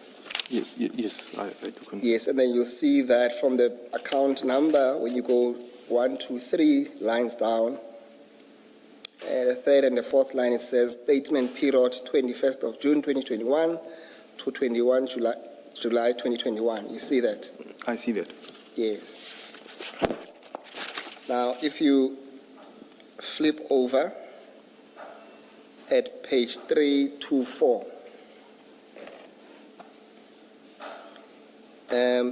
you will see the transactions there. On the left, you will see there's dates there. And I'm not pitching this any higher to say if this bank statement is correct. You will see that from the 7th,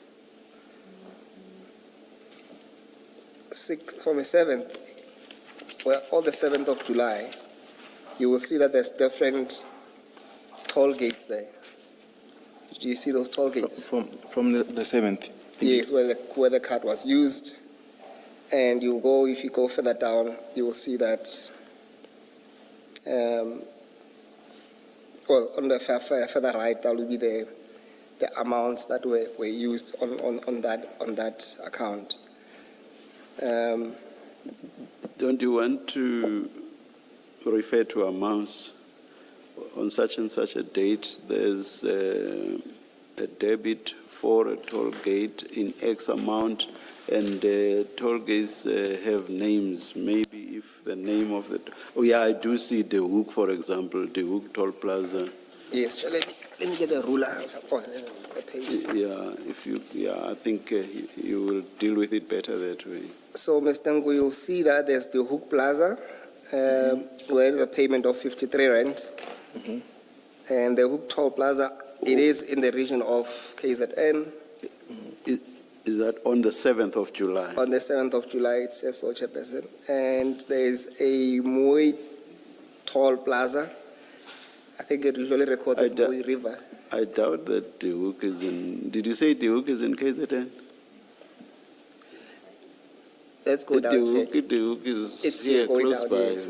I think it's Mui Toll Plaza. That goes further down. Yeah, that's in case. Yes. And then there's Welge Toll, and then there's Tugela Toll Plaza on the same date, where there's an amount of 78 rands that was paid.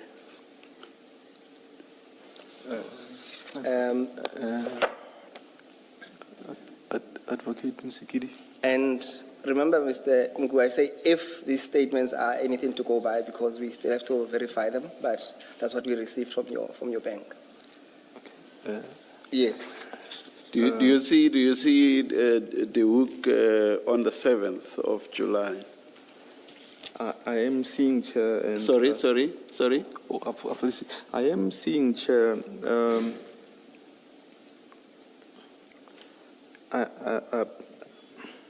I don't know whether the 7th is the reconciliation date, because the other.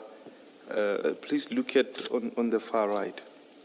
Yes, I'm getting there. I'm coming there to say that Chair would notice that sometimes with the e-tolls, they don't reflect immediately as you pass by. Hence, I'm saying these need to be verified.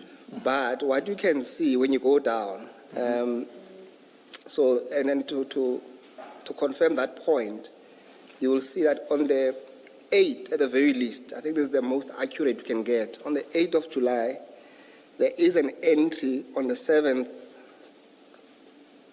Sorry, Chair, it's the 9th of July. On the 7th, there's an entry here of Mariam Hill main line that will be in. That's in KZN, Pinetown area. Pinetown area, and that at the very least we know that it reflects on the 7th of July, even if you look in the middle date to say that if on the left is the date that was later reflected, but the actual date of the reflection of the transaction, if Mr. Ngu would suggest the one in the middle, at least that still puts him in the KZN region in any event. Mr. Ngu, yes. do you follow? Yeah, I do follow, Chair. Yes, I understand these things can be confusing because you'll get the message 2-3 days later sometimes that you passed a toll gate, and then you get surprised. Yeah, okay. Just before there was an issue that, you see, Mr. Ngu keeps whispering. Mr. Ngu, I thought there was an issue you wanted to address before you answer the question, which is that the two columns, one could be the date when a transaction reflects in a bank statement, and then another could be the date when the transaction actually happened. When it was initiated. When it was initiated. So that's why you have two columns. The other one is the reconciliation date. Please don't interrupt me, because I saw you wanted to deal with that before you answer the question. So I was just giving context so that you do that and then you respond to the question. Because otherwise you'll keep interrupting each other because he's asking a question and you want to clarify as he's speaking.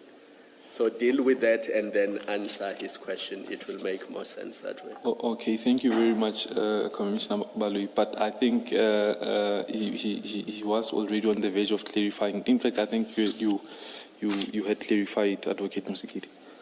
I have. And really, Mr. Nku, the point I wanted to deal with, at least at this juncture, is the fact that your reason that you wanted to remain discreet does not hold water. And we will make submissions at least at the end to say that 60,000 had a particular purpose it had to serve. It was not merely there to be spent as you put it. Do you follow that?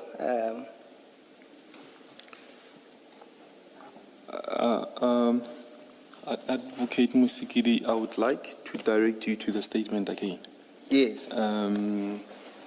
Maybe on the statement.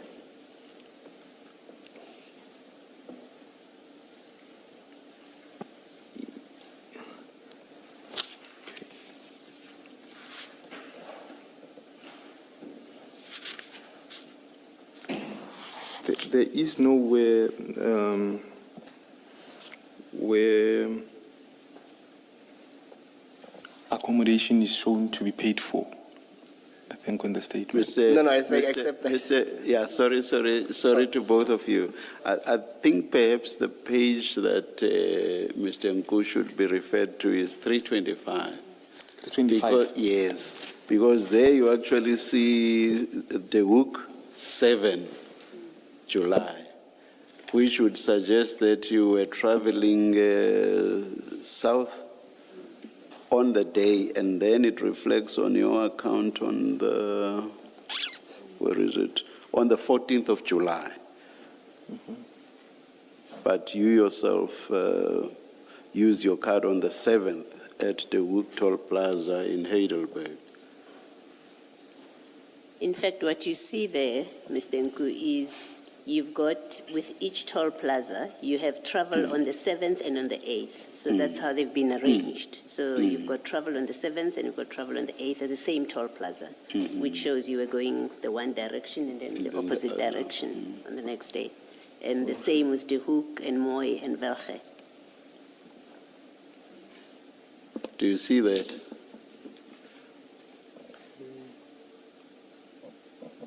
Oh, I see that, Commissioners.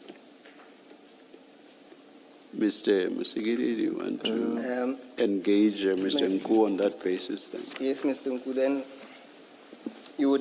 then you must accept, based on that, that your assertion that the reason why you had 50,000 cash on you was for you to avoid having to use your card so that you remain discreet. That does not hold. At least on this narrow point that your card does place you and dislodges your discreetness. Advocate Musikiri, I don't see anywhere where I've paid for accommodation here. You don't see what? On the statement where I've paid for accommodation. That was not my question. Okay. That was not my question about accommodation. You said the reason why, and you mentioned toll gates, if I remember very well in your testimony. Amongst these, I said toll gates and accommodation. Yes, so we're dealing with toll gates. That's my question. It might well be that you paid cash for accommodation. I'm not taking issue with that, and that's not the point I'm getting to. But you accept that. I concede. Yes. I concede. Sure. And really, the point is this, Mr. Nku. You have made payments to Mr. Mashaba before, or Chief Mashaba before. I made payments twice. Yeah. You have made payments to Mr. Mashaba prior to the 9th of July, 2021. You concede that? I do concede. You've paid him some money. I haven't paid him. I would say I've lended money. I haven't paid him. We'll deal with that. Let's find a neutral way. You've transferred funds. I've transferred funds. We'll come to the reasons as to why those at an opportune time. And really, that's the point I'm trying to make. That you have transferred funds to to Chief Mashaba previously, and on the 9th of July 2021, you had the means to make further payment to him. So paying him would not have been an issue, at the very least, as a proposition, because you had cash with you and you have exchanged monies before. At least you have directed money towards his direction before. You will have to accept that.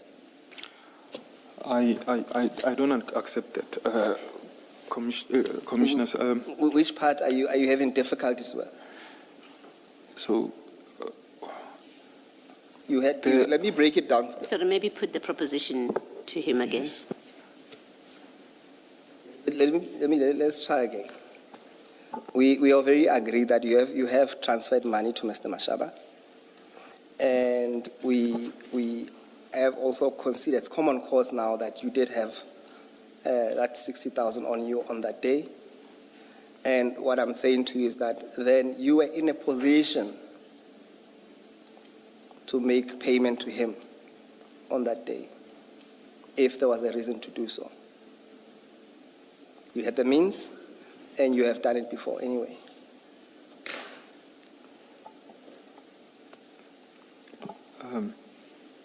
Commissioners, I would say that I had the means either way, whether I had cash with me at that point in time.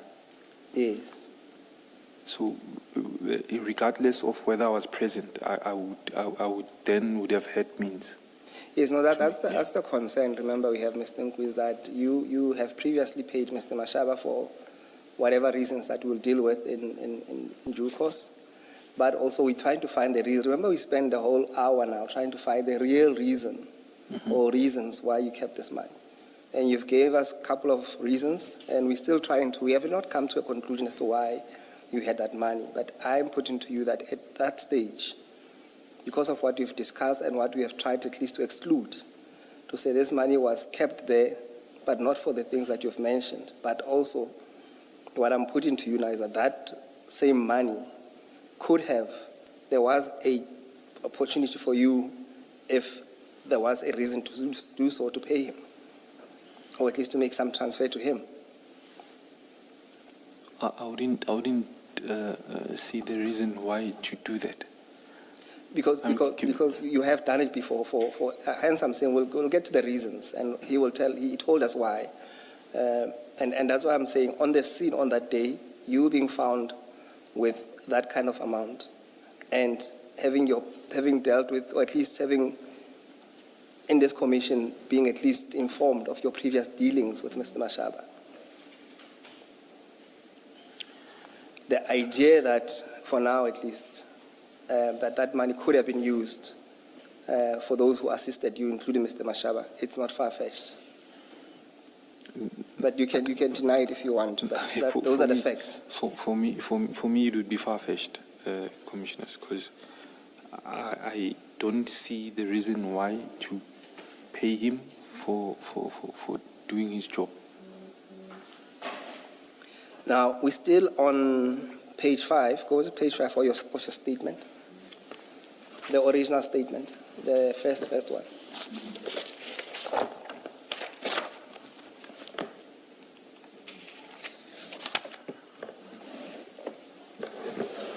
So, have you already asked your question, or are you still directing? Oh, let's wait for it. Page 5. In that paragraph where it mentions, so that the very top paragraph on top, remember we are trying, yes, do you see it there, where it mentions that 60,000? Yes, Commissioner. Yes, but what I want to deal with is a different aspect, which is the point I was trying to wrap up with you regarding you being at least creating an impression that you're an informant. And I want to draw your attention to your conversation with... Sorry, Mr. May I ask questions that are related to your last questions? Please. You said, Mr. Nku, this is page 4 of your statement, not the supplementary. The main statement. Yes. You say the 60,000 rand was you say it was for part of your traveling expenses. You remember that? Yes. In your statement? Yes, sure. Yes. Now, with that much money, would there have been any reason for you not to use the cash? And if so, what would that reason have been? You have, in fact, we know it was not even 60,000, it was 64 or 65,000. With that much cash, would there have been any reason not to use that money, but instead to use your cards? There probably would have, the possibility would have been using the I just don't recall using the card, but I would guess what comes to mind is that generally cards are quicker, even when you pass a toll gate. You just tap and you go, as opposed to cash. But you see the difficulty with that answer. You're quite right. You're quite correct. Yes. It's very quick, or if you don't have a tag, then you use your card, quicker. It's much quicker. You are quite correct. But your difficulty or your problem is that you said, as Mr. Musigiri engaged you just now, and in fact, even in response to questions by me, you said you are going to use the cash for toll gates. That's your difficulty. But that's not my question. My question is, would there have been a reason for you not to use that cash, but instead to use your card? for whatever travel-related expense? Would there have been any At that point in time, on that? I'm talking about the day when you were, the days, the 7th and the 8th, when you had 64,000 or 65,000 rand on you. Would there have been a reason for not to use that cash? If there would have been, what would that reason have been? the only thing that comes to mind, as I say, Chair, it would have been convenience. No, so no other reason. You it's have this cash, you have specifically taken it from your office for using it for travel-related expenses, but you then end up not using it. Is that what you are suggesting? So all of a sudden now you see the convenience that I was talking about when I engaged you much, much earlier, the convenience of using your card. Now you are falling back to that when you just rejected that and said you wanted to use the cash. How can that suddenly be a fallback position? Yes, yes. Okay. Thank you, Chair. Chair,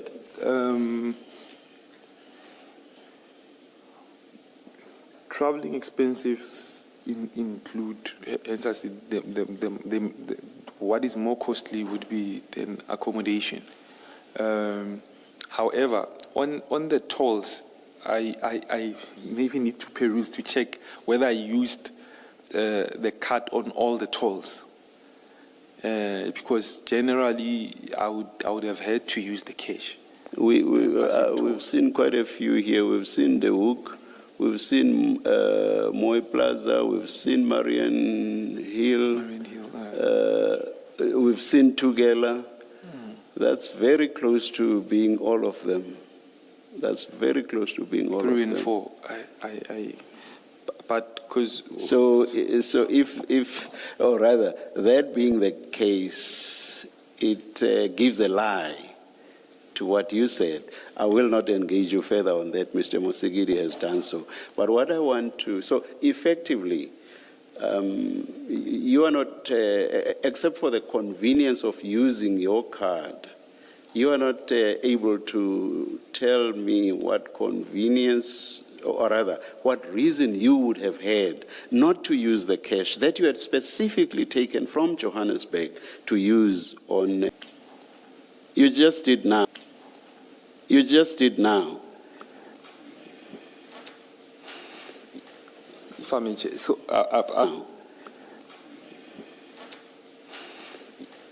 if I may, so I need to peruse to check. So sorry, you are. If I may, so I need to peruse to check whether all tolls back 3 and 4 were used. I used my card on all tolls. It doesn't matter if there might be the odd one where you didn't. I mean, if you look at 3 to 5, there's a good few there. If you want to have a quick look, you may do so. But why I ask for a reason as to why you would not have used the cash.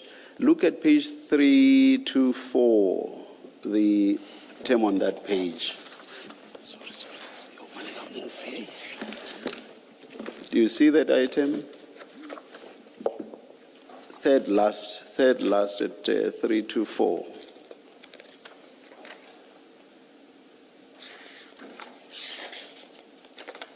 Do you see it?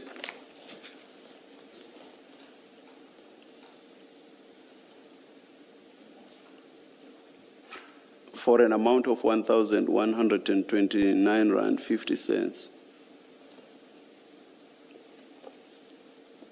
Yes, Chair. That's a fuel purchase at Shell Midway Motors. I have no idea where that is, but it was one of the days on which you were traveling.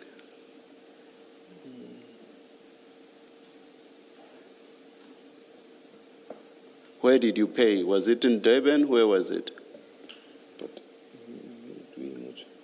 The 8th was one of the, you do see, the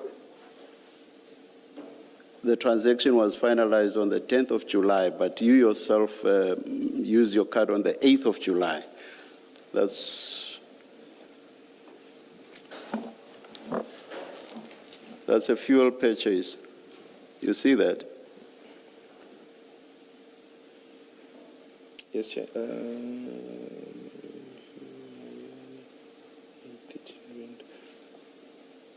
Yes, Chair. You have this huge stash of cash. You've not used it for the tolls, and now you've not used it for a fuel purchase.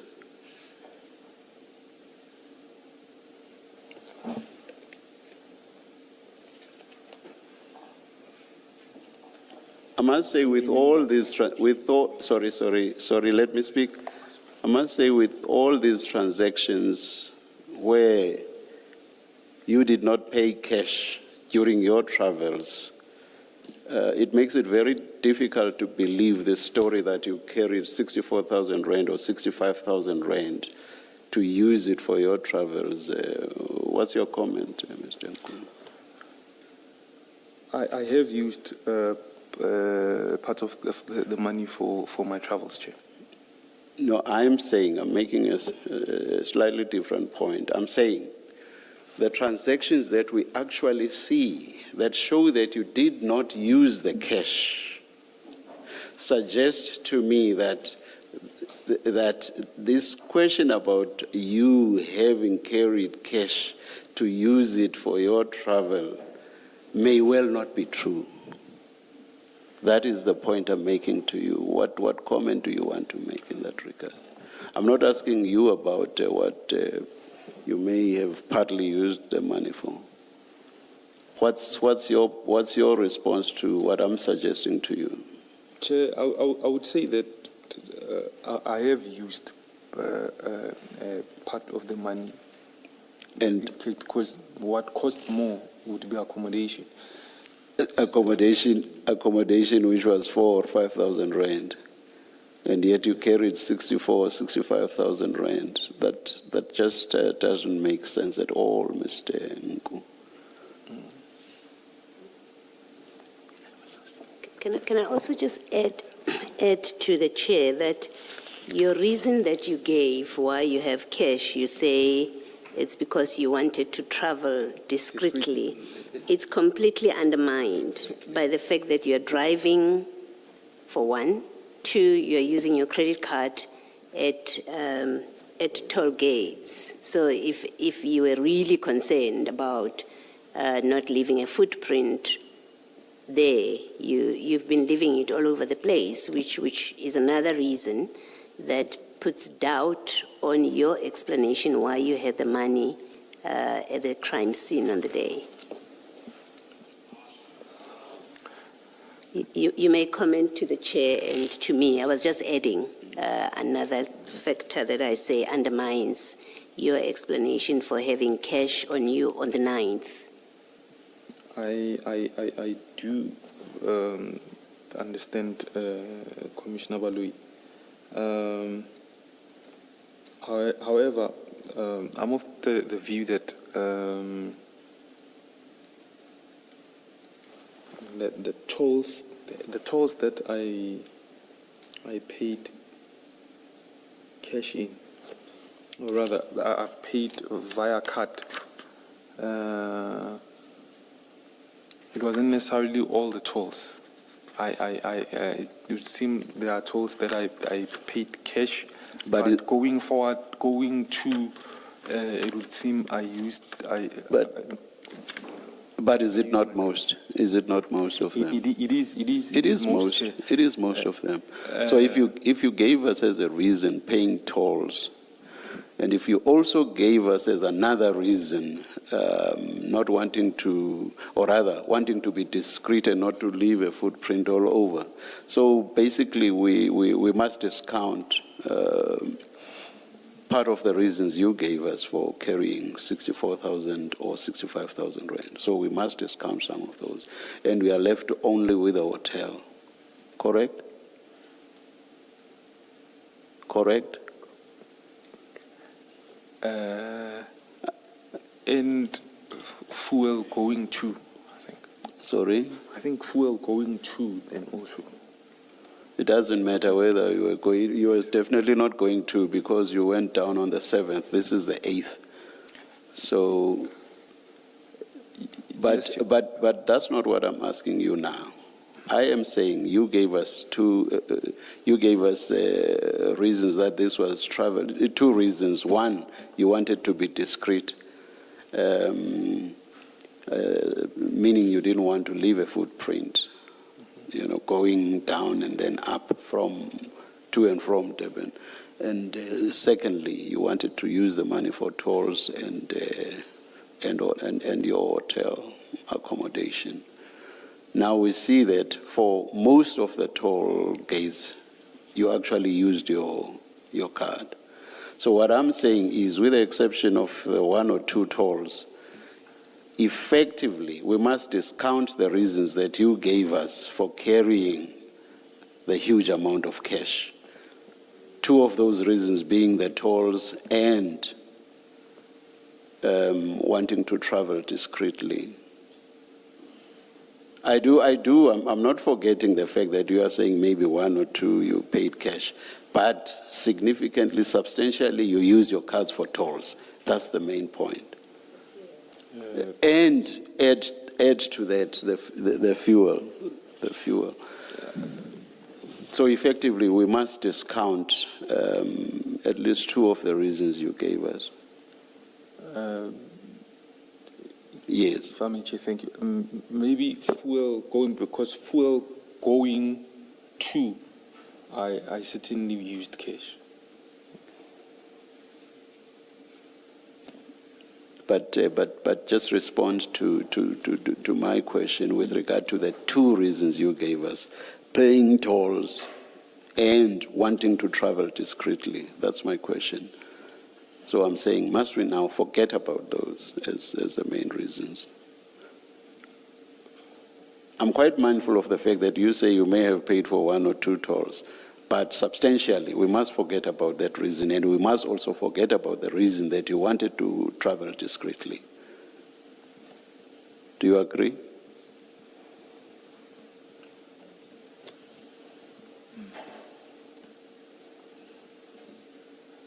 Do you agree? I guess you must. You simply must. Do you agree? Please allow me, Chair. I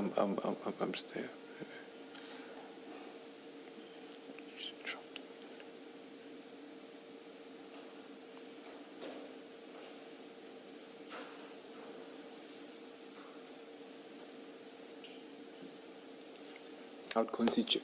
Sorry? I would concede. You concede, thank you. Now,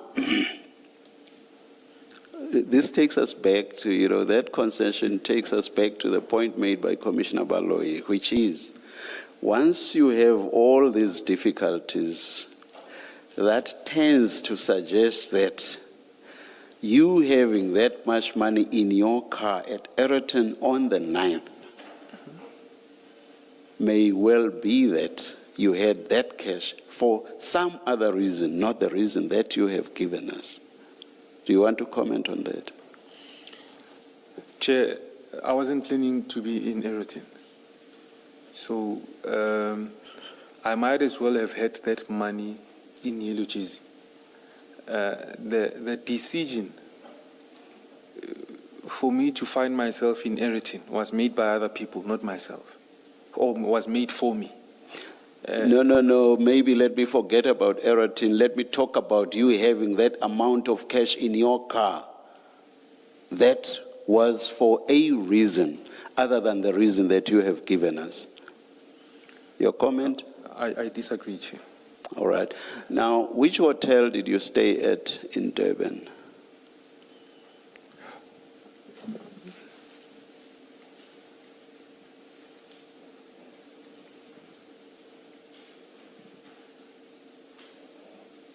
A hotel where you paid cash. How many times do you pay cash at hotels?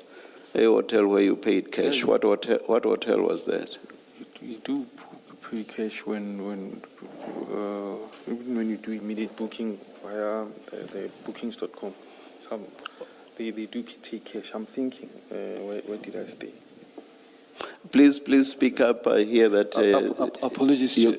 I'm thinking, where did I stay then?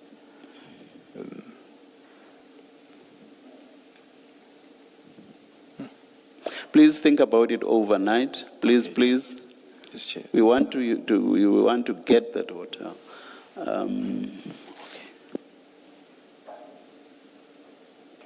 Mr. Musigiri, should we not? It's 6:15, and I had said 6 p.m. Let's adjourn and resume at 9:30 tomorrow. Please be here before that, Mr. Nku. Thank you to both of you. Let's adjourn.